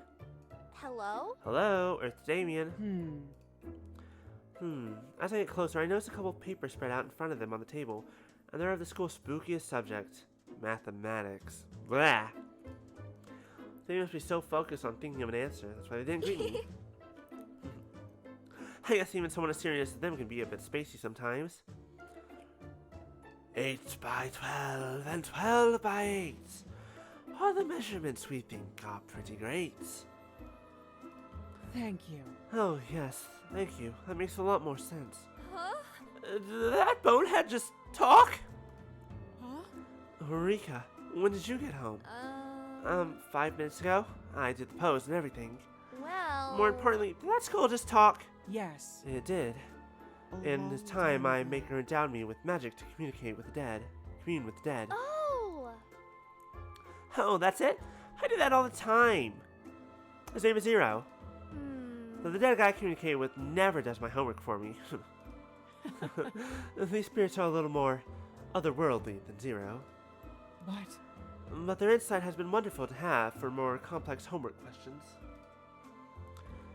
Just as Damien finished, I clasp my hands together and hold them to my chest with pleading eyes. Can you teach me? Can you teach me, please? I sure could use some help on my worksheets too. Okay. I don't see why not. It's simple. It's a fairly simple process. You just have to coat the mouth of the skull with frankincense. Frankenstein using frankincense. God damn it, of course it does. That's all. Then you need to charge it with magical power using the spell, Philosophize. Rats. Don't have any frankincense. I'll have to run to the store. Maybe. Maybe I can convince Carmilla to give me a discount. I'm mid-moving to dash out of the place and down the street, faster than a tumbling jack-o'-lantern, but Damien stops me. No. No, don't. Please. You can borrow some of mine if you want to give it a try, that is. I'll work hard. Thank you so much. I'll do my best. For the best friend I know. They blush and avert their eyes a little. Well... Yes, well, watch closely, please, Rika. I'll try and teach you how to cast Philosophize.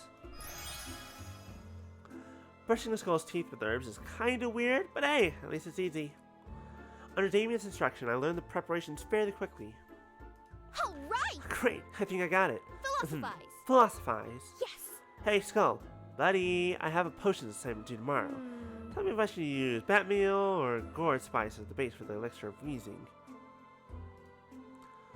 Regarding your inquiry about your potion of cough, Oh, it's working. look it up yourself and sort right off. Rude. Hey! Hey now, you have a bone to pick with me? We, the spirits, do not live to serve. Disturbing our rest we do not deserve. If you want to pass the test, then study yourself and don't be a pest. It sure was rude for someone without a leg to stand on. Like... Just because you've been alone for centuries doesn't mean you can... don't. Don't take it personally. Most spirits are certainly in the best of times. Isn't the spell supposed to make them, cooperative? No. This method only allows you to commune with the dead, not to command them. So it really is speak with dead. Although, the soul did have a point. You can't exactly take study aids into your final exams. Guess not. I guess not. No one's worth a shot. Duh. It's for nothing, you bonehead. To you which we do say bye. And I know you are, but what am I? Wow, what the fuck,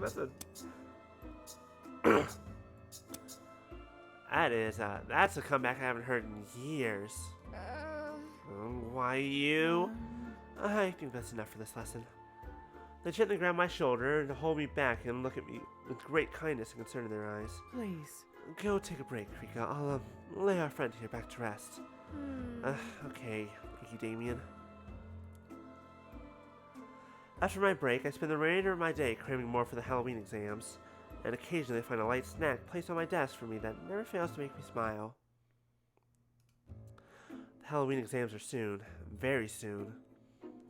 Think I've learned quite a bit, but just to be sure, I decided to go bug Damien into cramming with me like we usually do. However, the moment I get through the door, it's like I've walked straight into a horror movie. Fingers splayed across the table, an arm hanging off the chair. What an absolute mess. Damien's normally so tidy. It's not like them to just leave their parts out and about like this and run. Someone can get seriously hurt. Wait, where did they go? Hello? Damien, are you here? Rika? Huh? Damien, where are you? I don't see. Ah! In an instant, I hit the ground. Why is this leg here? It's almost like it only exists for me to trip over when I have to go to find my friend. Hold on. I recognize this leg. And now that I'm down here, I see a head under the table. Welcome home. Welcome home. Damien! Damien, Why? you're in pieces. What happened? No. Nope. Actually, wait. I must do it. Foremost, I'm a super skilled witch now, so let me help you out for once. I think Damien said something else, but I'm in such a frenzy trying to gather up their fallen limbs, I didn't quite catch what they said. No organs laying around. Guess it could be worse. Like a snake, Damien has managed to wiggle out from under the table by the time I'm done with my scavenger hunt. All right! Okay, limbs, check. Needles, check. Misplaced confidence, double check. I'll work hard. We're ready to begin the surgery, Doctor. Stitch. I set Damien's appendages where I'm pretty sure they're supposed to be and recite the incantation with proper pitch this time. Take these parts, now cut asunder and patch them into a thing of wonder. I'm sorry. I'm so sorry, Rika. This must be absolutely mortifying. No way. Don't you sorry me. You've been really, really careful about keeping up on your repairs. Which makes it even weirder that something like this happened in the first place. My thoughts travel back to our previous conversation and the small details they have revealed about their past. Damien said people used to bully them. Wait. Rika, I know what this looks like. Did someone break in and hurt my sweet Damien? Hold on. Someone's about to catch these hands. Oh, whoops. Someone's about to catch these hands. Almost fucked up there. Someone's about to catch hands real hard. I'm gonna fuck them up. They ain't gonna survive. But back to the story. That's not. I know that face. It's not what you think. Damien. What do you mean? What happened? It was my fault. I was doing all those repairs because I knew I was starting to... It's not anyone's fault but mine. Huh? What are you talking about? My magic. It's weakening, Rika. Uh-oh. Your magic is weakening? I tilt my head so far to the side that my neck pops. Actually, that's not a bad idea. Stretch. Ooh, that actually felt good. Did you know that a robot's neck can pop? Now you do. Remember? Remember when I told you that I've had to replace my parts a lot? The soul is losing a little bit of magic every time. There's only one thing I've ever kept since I was made. Well, Is that the machine? Yes. Yes. Well. The machine, my heart, is what stores the magic that makes up, well, me. My maker. My maker never could create for me a living heart. Although. But thanks to the machine keeping me together, I was allowed to exist for as long as I have. But it started to sputter lately. And no matter how tightly I stitch everything, if my heart stops for just a second, This happens. Damien nods, the guilt clear on their face. I can't. Mr. West said it may happen sooner rather than later, and offered me a replacement heart for free, but I can't. huh? Can't? Why? What do you mean you can't? Damien, at this rate, you'll... I know! I'm I scared. know, but I'm scared. I. Rika, my heart, that's everything I ever was, everything I ever will be. My maker. My maker. I was his only creation that lived. Damien tears up, and needles seem to be almost undone, so I pull them into a tug, the tightest one I can muster. They apologize, as they always do, and bury their head against my shoulder. I can't. It's the last thing that's still me, Rika. If I lose it, you'll still be Damien. Huh? Huh? Damien. Damien, you need to take that replacement. I know you're scared, but you disappearing is even more terrifying. I can't bear to lose you. But But what if you still lose me? what if. What if I don't remember you? I will. Then I'll do the remembering for you. Like. I'll show you everything all over again. Every last drop. Because you'll still be in the world to see it with me. Please. Please. Promise me, if I pass my exam, we'll go together to replace your heart. Okay. Okay. As long as you're there, I promise. All right. Great! I wiped the corner of my eyes, where tears had begun to bubble, with the back of my wrist, with the back of my wrist, and give a weary smile. Because I think I just stitched our shirt collars together. Leaning up against someone with his needle at work isn't a great idea, after all. Damien laughs, and any trepidation I was having disappears. I glance over at my spell book stacked atop the table. With so much at stake now, I really have to give it my all. Damn, it's a good thing I learned the goddamn stitch spell. It would be terrifying if I hadn't.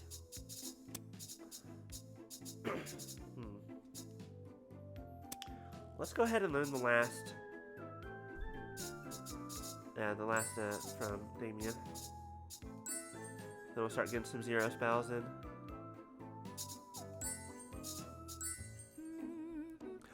Rika Nightshade, the wonderful, the thoughtful, the Hey, Damien. Huh? Yes?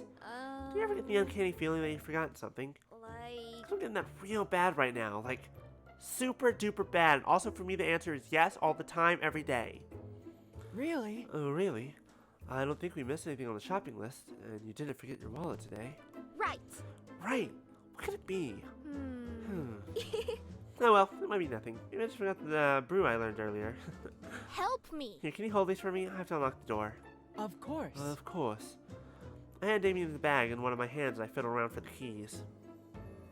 Hey, I think I know what you forgot. Crab apples. Ah, crab apples. Did you maybe find something you forgot? Well. I think I left my keys on the table. Sierra's going to rush the stuffing out of me if I call him to face through the door again. Oh. Oh, you don't need to call anyone. Please. Please, allow me. Damien sets the bags down for a moment and pulls gently at a string on their wrist. Huh? Your hands. Shh. The action caused their hands to fall right off, and Damien chants something under their breath. Their fingers curl before jumping up and scuttering towards the vent. Shh. The hands manage to squirm into the house through the vent cover while Damien closes their eyes to focus. We wait for a few minutes, but eventually... Okay. Okay, I think I got it. The door swings open. Wow! Wow, wowie, oh wow. Damien, what kind of magic is that? It's super It's handy. nothing. And it's just a basic animation spell that my maker taught me a long time ago.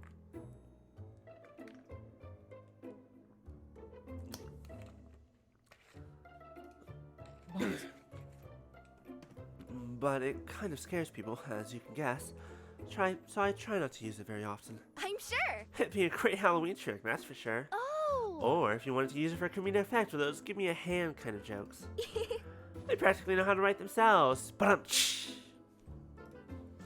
with a big smile and wink and hold up my palms, fingers spread while shaking them enthusiastically. Yes. I could teach you. But if you're interested, I could probably teach you how to do it. Thank you. Oh, thank you. But... I'd rather keep my hands where they are for personal reasons. You know how it is. No. No, I don't mean like that. Of course Of not. course not. Goodness, I would never want to hurt you. My maker. My maker couldn't do it in the same way I can either, so he crafted a living variation of the spell called Scuttle. Although... It works exactly like the one I used, though. Oh, you mean... You mean I can just summon a disembodied hand out of nowhere? Why does someone want that back? Not quite. Not quite. It's more like an illusory copy, but it's hard to explain with words. Mage hand! All right! I got it. In that case, teach away, Professor Damien. I'm ready to learn. Okay. Okay. Watch closely, please.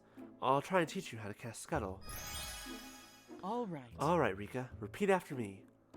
Damien starts the spell, and their fingers curl before hopping out onto the floor. Then repeat after them. Scuttle! Scuttle! I hold out my hands, and poof! I'm hand in hand with myself.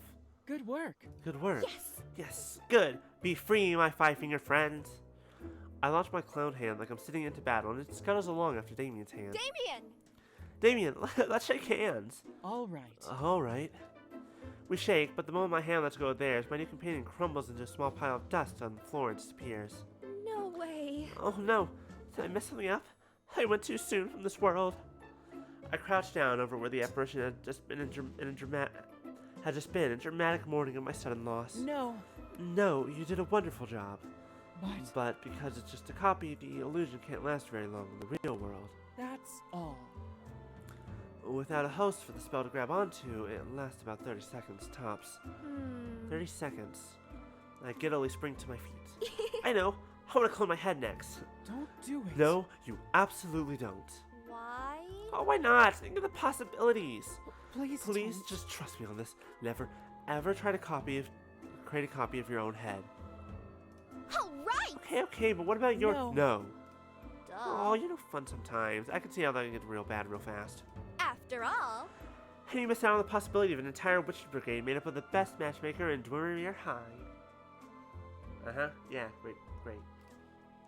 Damien watched as I fold my arms and pout, signaling my yield to their firm request. They let out a sigh of relief and smiled softly at me. I think that's for the best. For the sake of humanity, I think that's for the best. So there's now a single customer, but on others, well, this happens. Bombarded from questions from all sides, I tried ringing up a customer who kept nagging at me because he was in a hurry. When I finally told him the total, he suddenly asked me to get a potion for himself on the other side of the shop. I have multiple ways to fix this. I decided to use Scuttle on my hand and send it to the back room to get what he wanted instead. At the same time, I put his purchase into a bag and somehow even managed to calculate the new total by the time the vial found its way to the register. To my amazement, it was really easy to deal with 4 customers at once using this trick. Mr. West was so impressed with my skills that he increased my pay for the day. Easy as a piece of pumpkin pie. I'm losing my voice all of a sudden. Oh no. I'm definitely going to be dead tomorrow.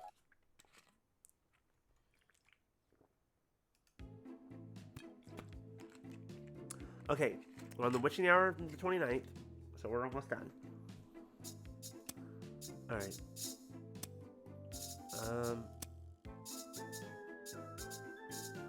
I already have this though. I want to fireball, which means I need one more. I need one more red potion, just to make sure I always have them. Actually, I'm also gonna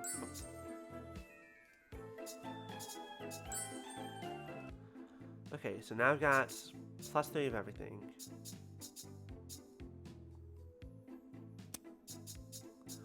Fireball! Just to be safe, actually. I would like a blue. I would like a blue. I would like another blue. Then I'll spend my last bit of money on the red. No, pink. That's right. Okay.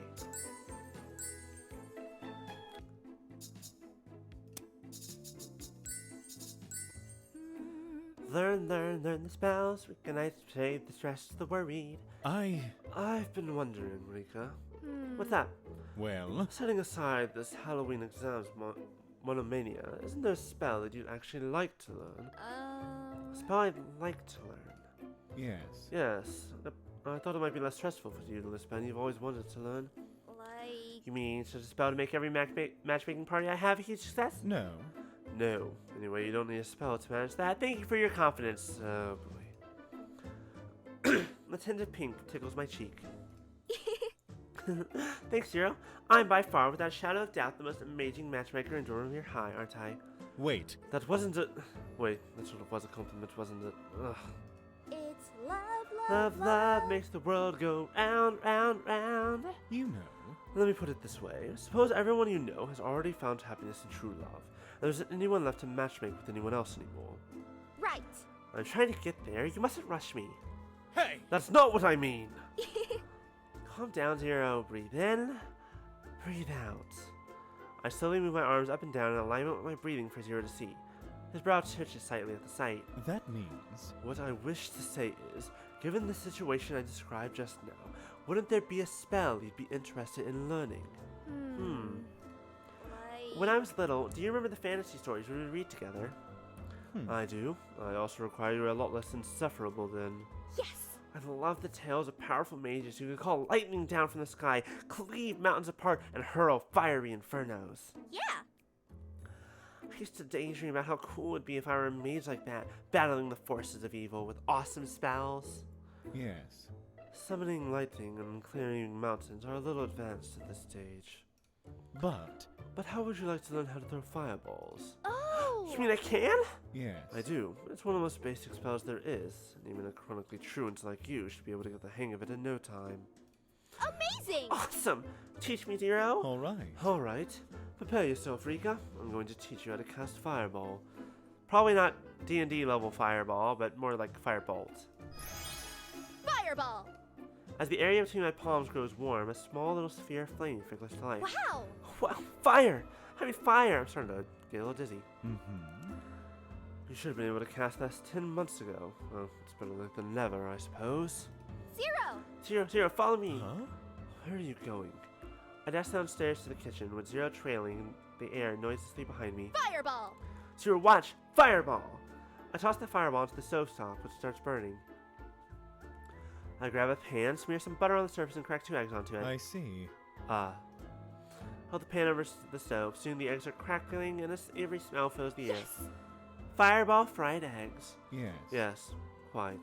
Fireball, while primarily used as a combat magic, is a favorite of mages who arrange their barbecue on a day with damp weather. Next, I fill a kettle with water and throw in a satchel of tea leaves. Right. I'm going to make Fireball boiled tea, too. Well done. I'm so glad you are finding so many domestic uses for this spell. But... But tell me, Rika, Well... when are you going to give battling a ravening kraken with your fiery inferno? Have a beleaguered city by incinerating hordes of the undead led by an evil necromancer. Well. Zero, I know I'm a long, long way from becoming a true witch. I know I'm starting late. I know there are many things to learn in so little time. But I'm trying my best my own way. And I know how lucky I am to have you here, helping me push through it, Zero. No, the wholesomeness. Please? Will you continue lending me support like you always have through all this time? That was surprisingly wholesome of you.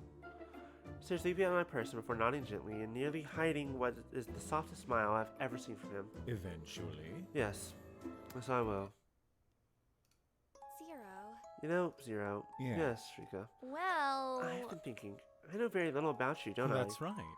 You know very little about everything, Rika. That's why you're in such imminent danger of flunking your exams and getting expelled from Dribomir High. Speaking of which, Speaking of which, how far did you progress with tonight's studies plans? You've been by my side this whole time. You probably know the answer to that question better than I do. oh yeah.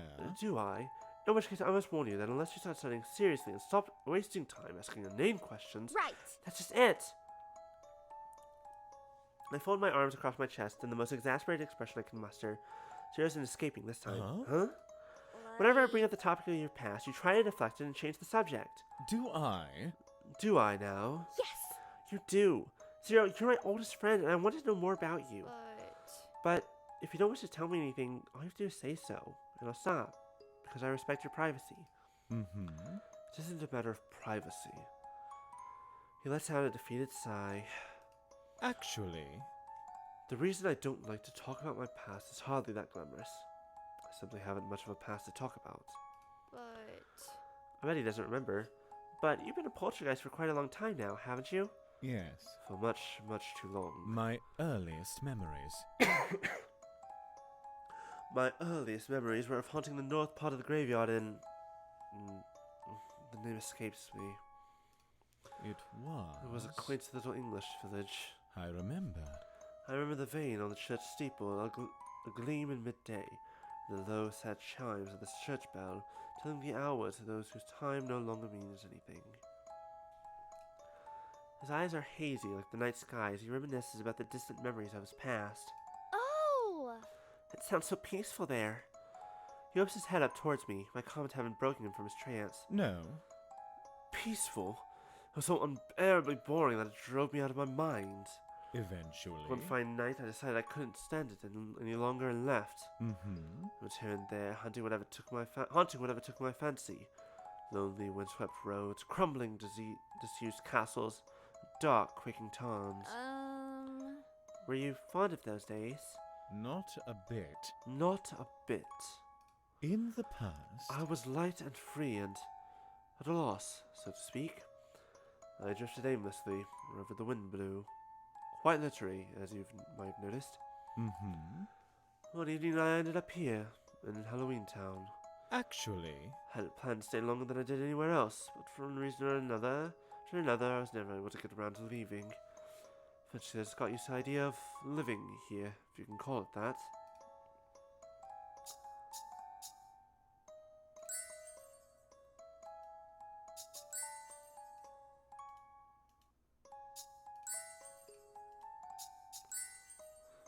Is there anything you missed from from where you came from? I've forgotten. If there is, I've forgotten. I know I once missed my family and friends, in the slow bitter nights when I was alone. Now I can't remember the names or the faces or what the laughter sounded like. I'm sorry. I'm sorry. I'm so sorry. Don't worry. Don't be. A lot of water has flown. Yep, no, that's the word flown. A lot of water has flown under those bridges. What a good thing of that. I gazed into Zero's eyes, becoming low and smoldering like embers about to die. Instinctively, I reach out to touch him, but check myself at the last moment. Zero observes this with a sad smile. What does that mean? What? What does what's mean? Well. That thing holding you is losing its grip. What does that mean? That means. It means my memory is weakening in my old age, which is pardonable, since I have been in Halloween Town long before you were even born. But. But you, my dear Rika, are young, and unless your memory starts improving dramatically and with great haste, you will fail your Halloween exams and... excuse me. And get expelled from school. Fine, be that. I just want to look at something real fast.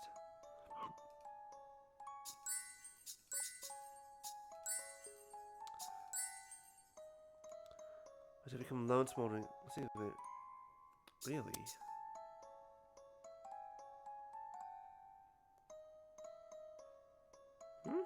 Wait. What? Really? Wait. That can't be right.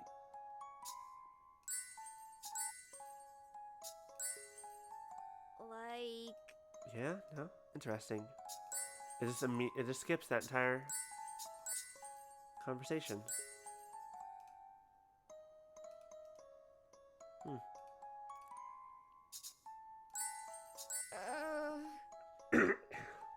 I turn to my books in a huff. Just as I am about to lift my pen, Zero speaks up. Thank you. Thank you, Rika. Huh? What for? Never mind. Nothing. Never mind. Never mind. We spend the rest of the night in companionable silence.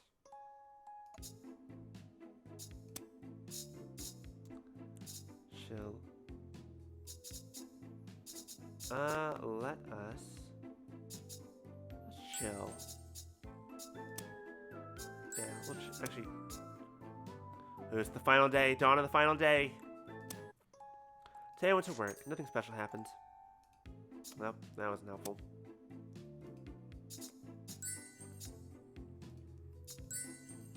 I don't know why I thought that was, the correct choice. Or the right idea, but you know what? It's fine. I made my choice. We're moving on. I wanted to see my vampire.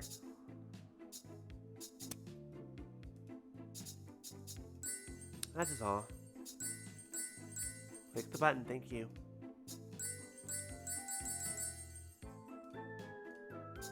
Alright, now, I think that's all my money. Yeah. Alright, dusk. Now we'll then chill. Zero, I'm melting. Yes. You certainly look like you are. Help me. Save me, Zero. Save me before I dissolve into an icky puddle of sweat. I reach towards him dramatically as sweat perspires aggressively on my forehead. My theatrics are of no avail as Zero fixates on something else. Mm-hmm. The dragons are preparing for the Halloween activities. He peers out the window into the unseasonably balmy evening. I wish. Oh, I wish this house had air conditioning. As do I. And you might stop whining about the heat and focus more on passing your exams. Right. I got it. I clasp my hands together and give up a little pleading pout. Zero, to your magic air conditioning trick. Pretty please with a pumpkin on top. For the last time. I am not a magic air conditioner. I am a sinister and eerie poltergeist, and the magical chill that emanates from me is akin to the deathly chill of an open grave. Like sinister eldritch air conditioning? No. No, not air conditioning of any kind whatsoever. Melting. I really am. Melting. Right. I have an idea. Zero, teach me how to be a sinister and eerie air conditioner. Huh? I must The do deathly it. chill of an open grave. I want to know how to emanate it too. Until I can afford a place with air conditioning anyways. Fine. Fine, if you insist. And if it will stop you from complaining. I will. I do, and it will. All right. Alright, prepare yourself, Rika. I'm going to teach you how to cast chill. Chill. I spread my hands out wide. For a second or two, nothing happened. Then... Oh. All right. Cool. Deliciously refreshing and cool.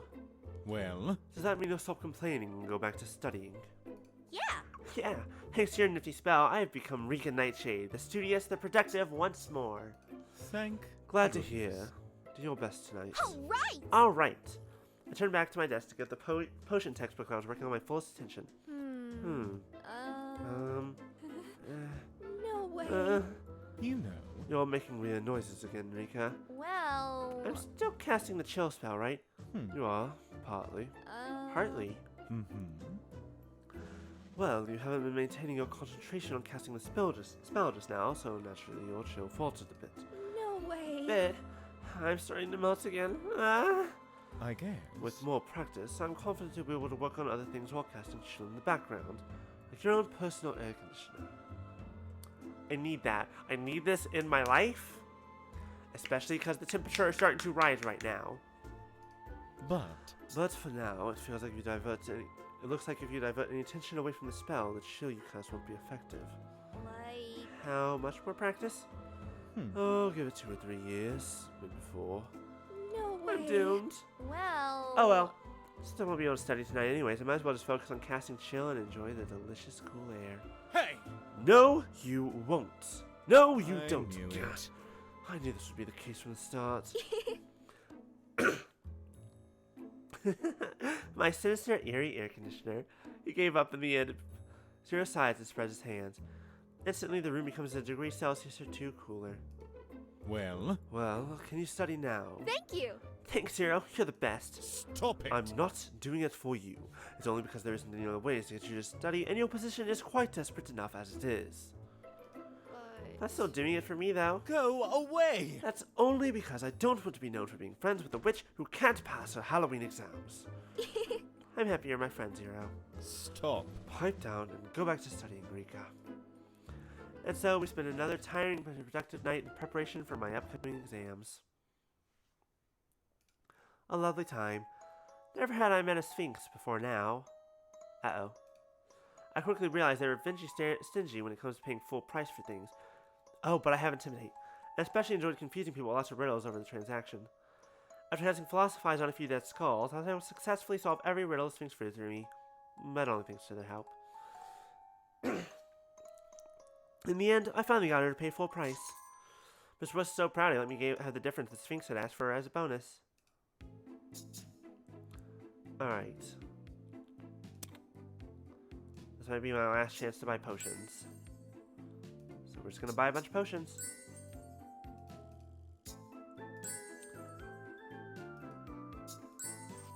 I'm gonna get back up before everything because I don't know how important it is that I have potions, but we'll find out. So we're almost done. We're almost there. Okay. Yeah, it's the witching hour. It's the final moment. Let's learn. Alright, we don't really need telekinesis because we already have Scuttle and we have night creatures and we have Chisel Giant. Boy, I learned one. I have met Lawrence like twice. I have no spells from Lawrence. Oops. Hover. Oh, combination of hover and fly though might work, but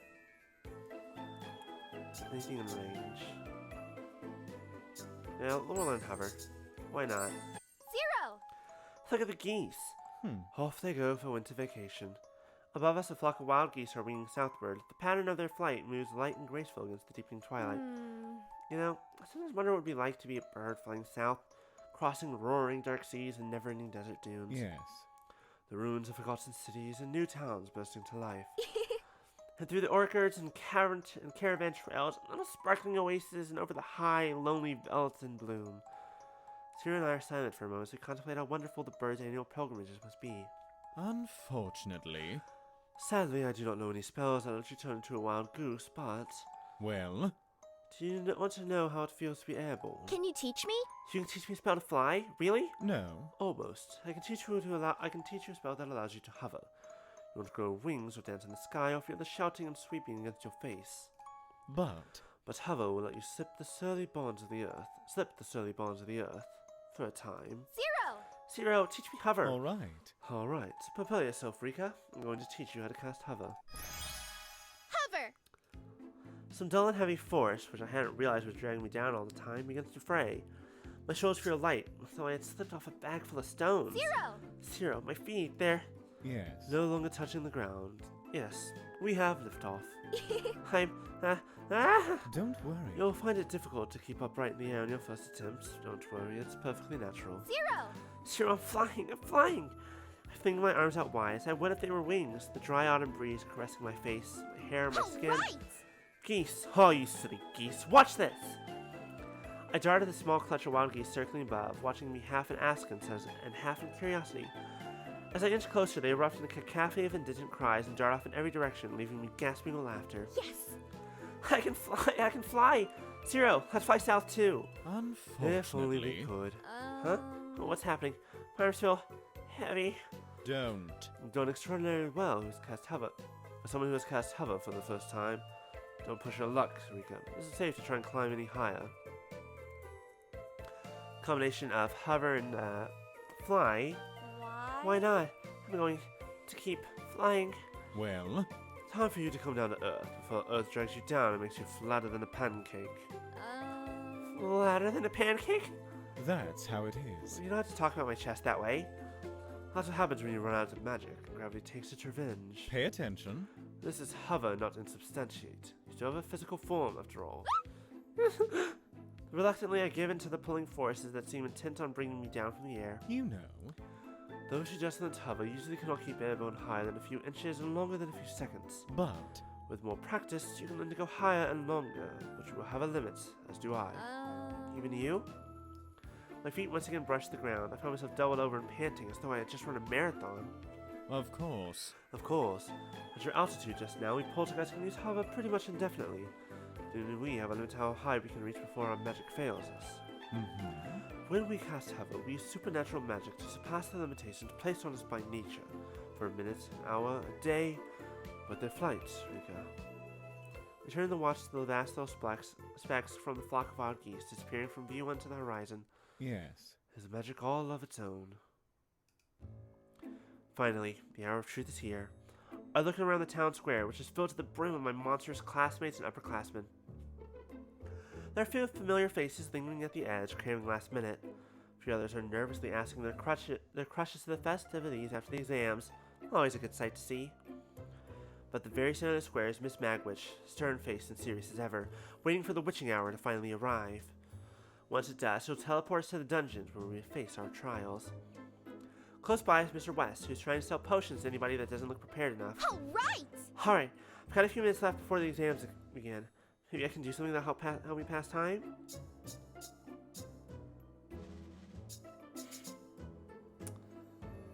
Okay, but now we're gonna save. We're definitely gonna save here for sure. Because I really want to pick this and just see what happens. Pick it, please. Thank you. Well, there isn't a lot I can do last minute, so I might as well help out a lonely soul or two. Looking around, I find my target almost immediately, a nervous talking zombie pining for a beautiful mermaid. I head over and try to help. But because of the gloomy pre-exam atmosphere, the confession didn't go too well. Rats.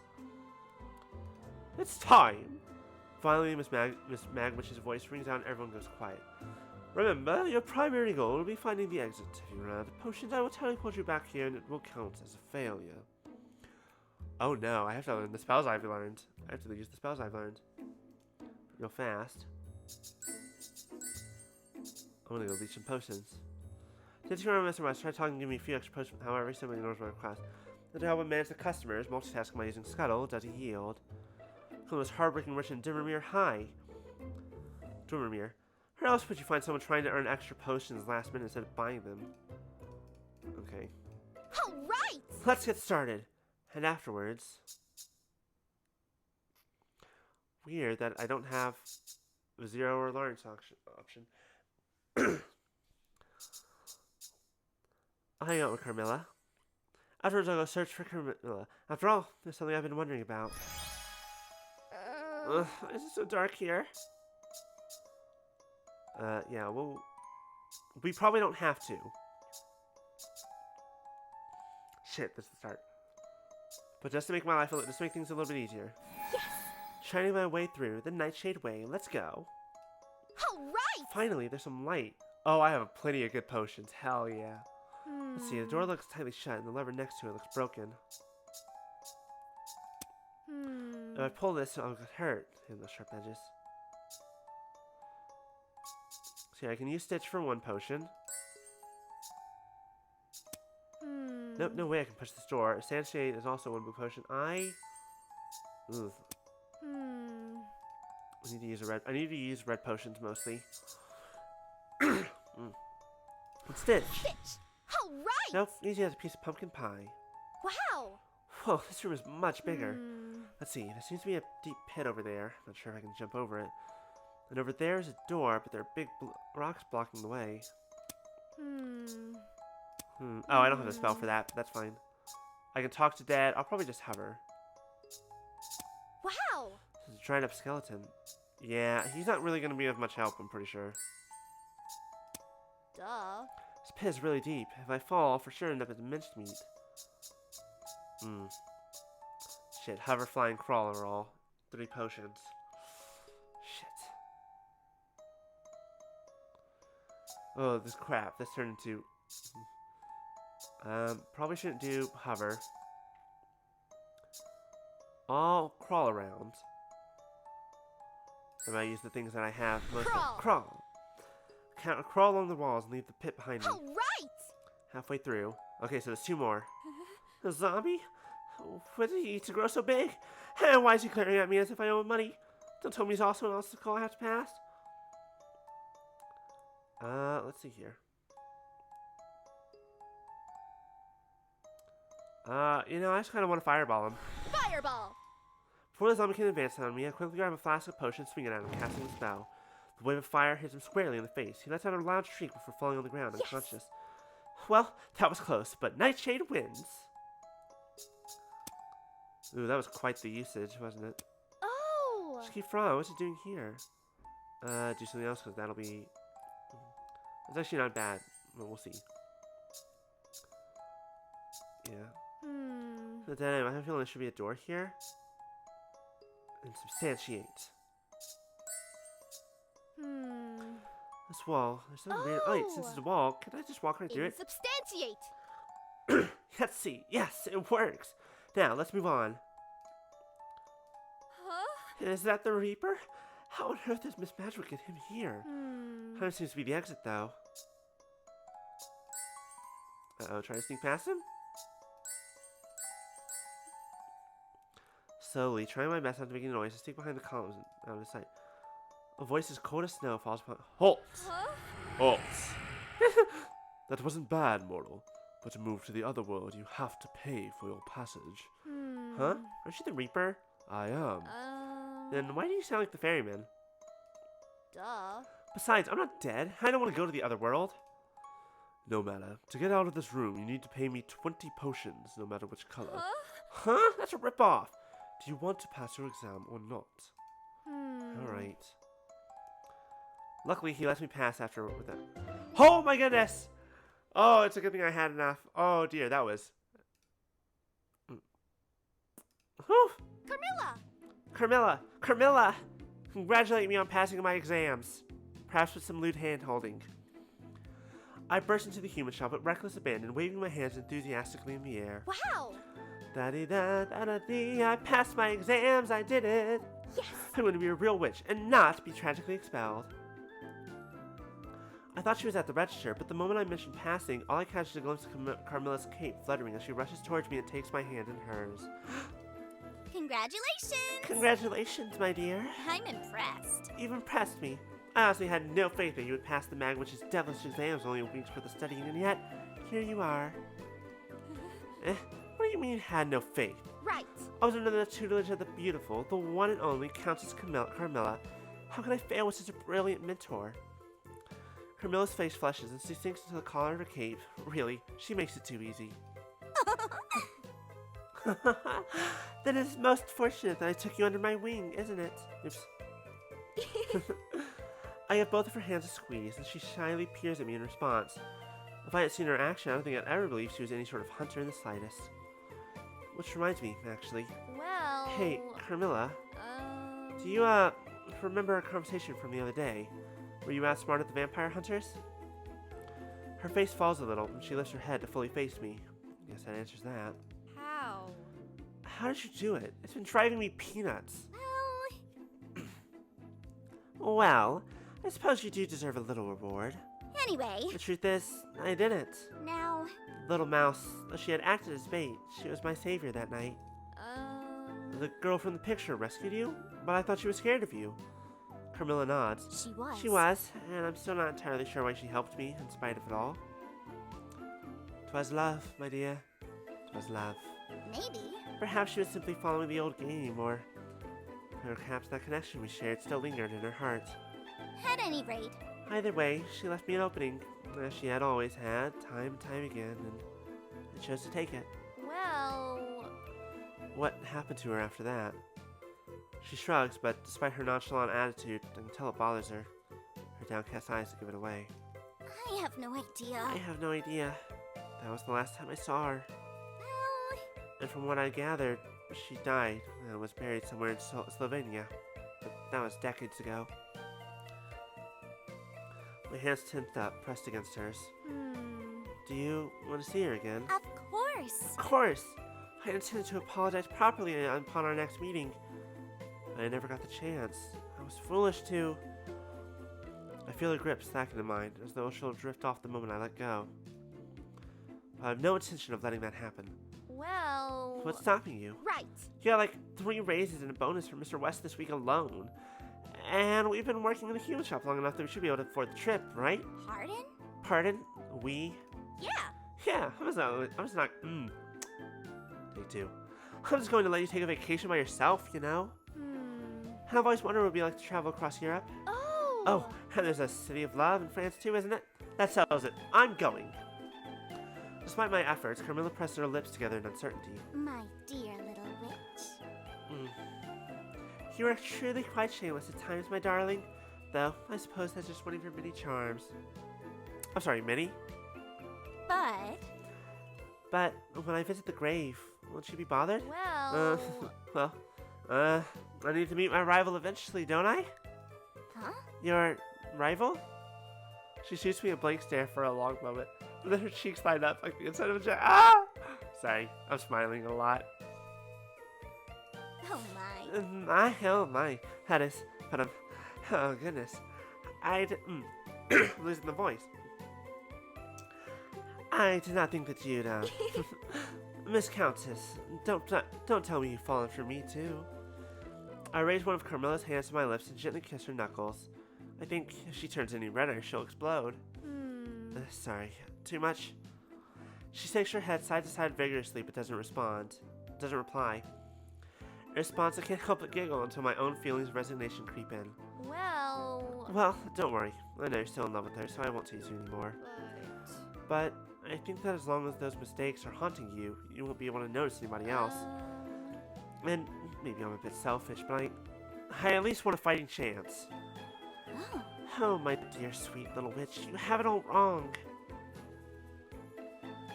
She gently pulls her hands from mine, and my heart sinks. Did I mess up? I thought she liked the aggressive approach. Sorry, I think I misread the... Never mind. Well... Sorry, I'll go. Before I can turn away, Carmilla's hand is on my cheek to meet me, and she draws me down. I can't even finish the sentence. Someone kill me. Fuck. Shit. That's right. I'm a gay robot. Also, I just realized, why is it not showing up? I just realized that's supposed to be here, and it's not. Fuck. I'll figure out what the fuck's wrong with it later. Hold on, I didn't finish reading. Carmilla's hand is on my cheek to meet me, and she draws me down to a kiss. My heart just backflips against my chest. When she gently pulls away, I feel my witch's resolve begin to waver, having been suddenly overwhelmed by her soft lips. Is this a yes, or is this a no? I'm getting a lot of mixed... You're getting no mixed signals here, girl. You dummy. Oh, Rika, you dummy. The way I feel about her and the way I feel about you are completely different. She flicks the tip of my nose. I blink. Now... She may always be important to me, but that doesn't mean there's no room left for you. Even if I'm not immortal? Even if I'm not immortal? Of course! Of course. I plan to cherish all the time we have for the precious thing that it is.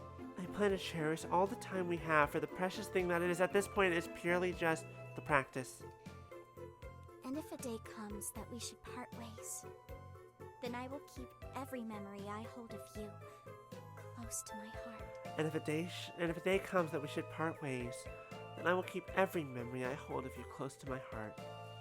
Even if I cannot give her the apologies she deserved, I may at least honor her memory by correcting the mistakes I've made in the past. And show her I can move forward in my future with you. Once it registers in my head that Carmilla, the Carmilla, likes me too, a fierce blush rushes against my cheek and spreads to the very tips of my ears. God, I bet if I could see my own face now. This model has the heart eyes. I really should figure out a way to add, like, double blush. It's like it's always blushing. I'm always blushing. I try and regain my earlier suave and charismatic composure, but words escape me. Be cool, Rika, be cool. Wow, that sounds pretty profound. She raises a brown smile, amused, before proceeding to bat her eyelashes at me. You can't do that to me! You can't do this to me! You think so, huh? I do. But after we visit and make amends, I really want to see Paris. Can we go? Please? I look Carmilla in her vivacious eyes, waving up my clasped hands at her. She stares at me for a moment, a little surprised, but there's some warmth to her gaze that I feel myself blush even more profusely than before. At long last, a soft chuckle escapes her lips. Oh, all right. The end. You've unlocked Carmilla's ending until eternity ends.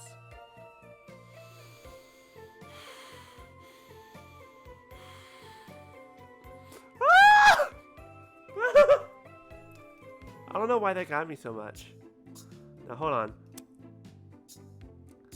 Yeah, we'll go get potions.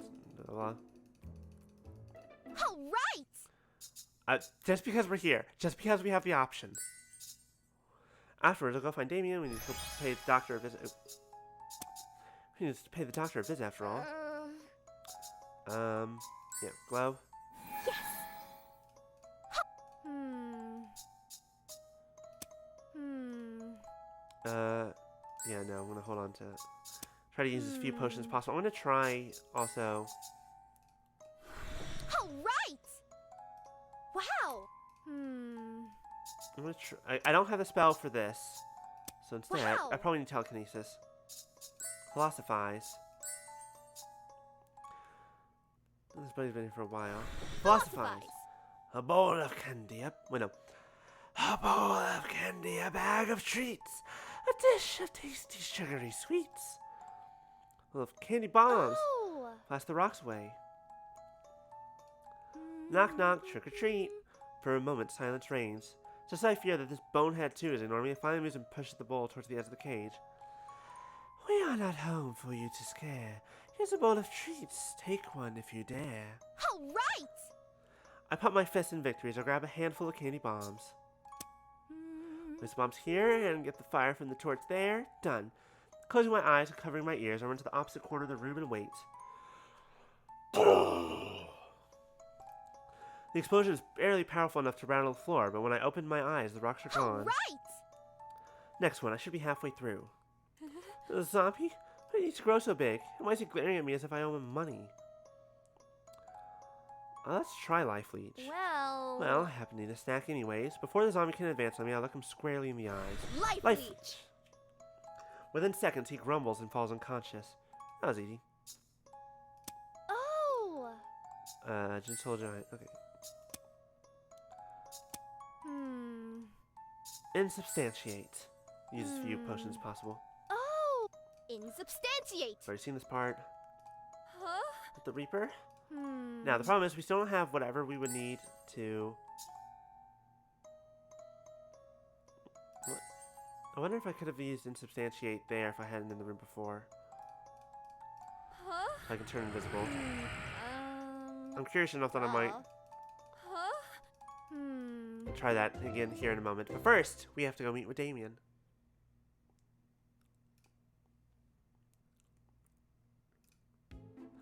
I'm pleased to announce that once again love is The triumphant. incomparable, the Oh. one and only. All thanks to the weeks of dedicated hard work of yours truly, the brilliant, the one and only Congratulations. Rika. Congratulations on passing.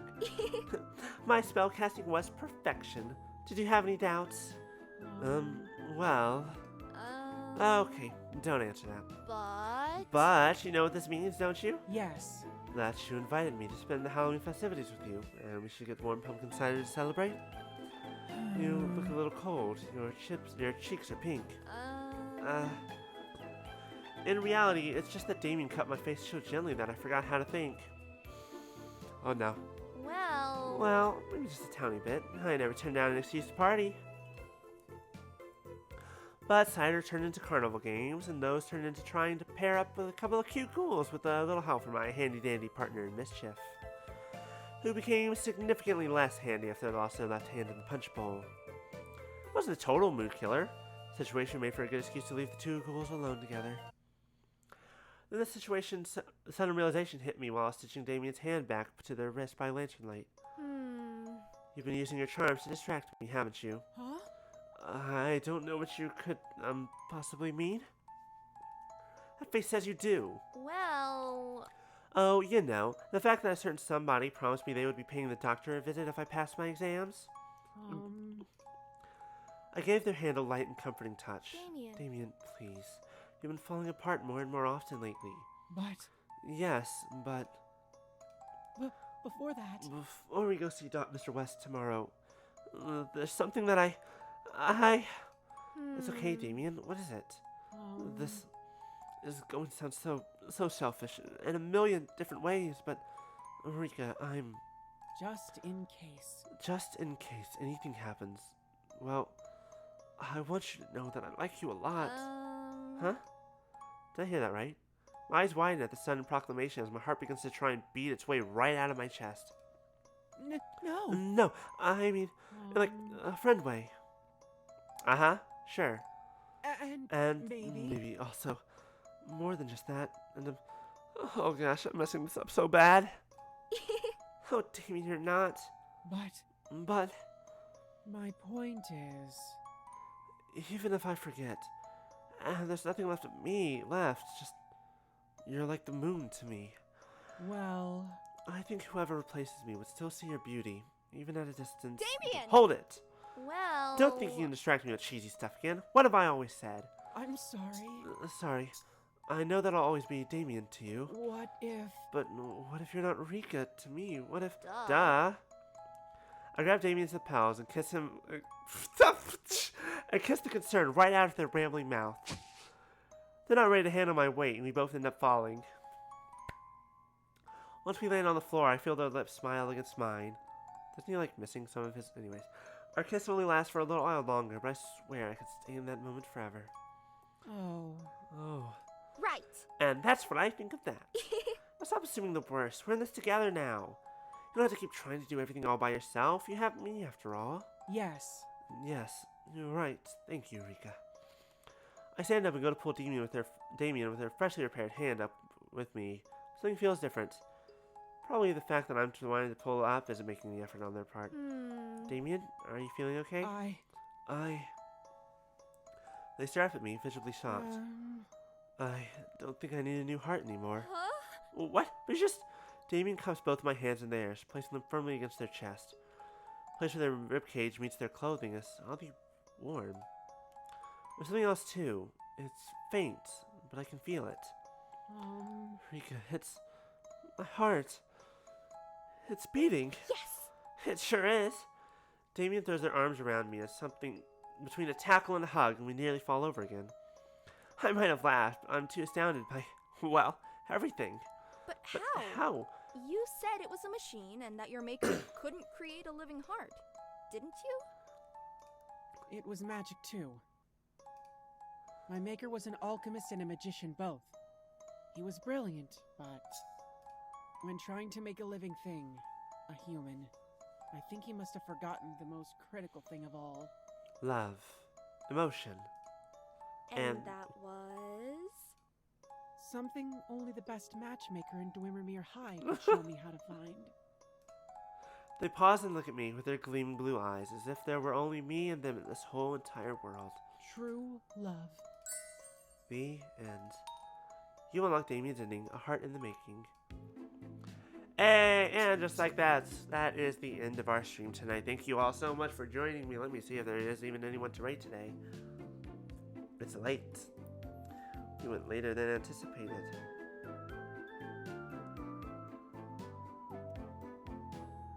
What do we have? What do we have?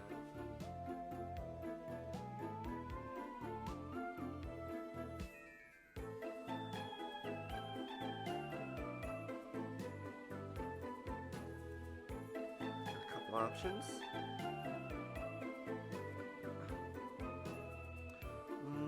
Parallax. Let's okay, I don't really have much options tonight. That's alright. We are going to let's head out for the night. It's getting late. Thank you all so much for joining me. I hope you all enjoyed Witches X Warlocks. That was a lot of fun. Hey, it's a free game. Does have some DLC characters. I didn't talk to Lawrence much. I think if I had done my part-time job more, I would have met him. Because he was not an option to learn spells from normally. So I probably had to go to the store. Go actually to the store more. But that is all from me today. So thank you. I hope you all had a great day. Great, and I will see you all next week for Elden Ring and more stuff. But that is it for me. Thank you all so much for joining me. I think I already said that. I don't know. It's late. It's like 11:30. I'm tired. Good night, everyone.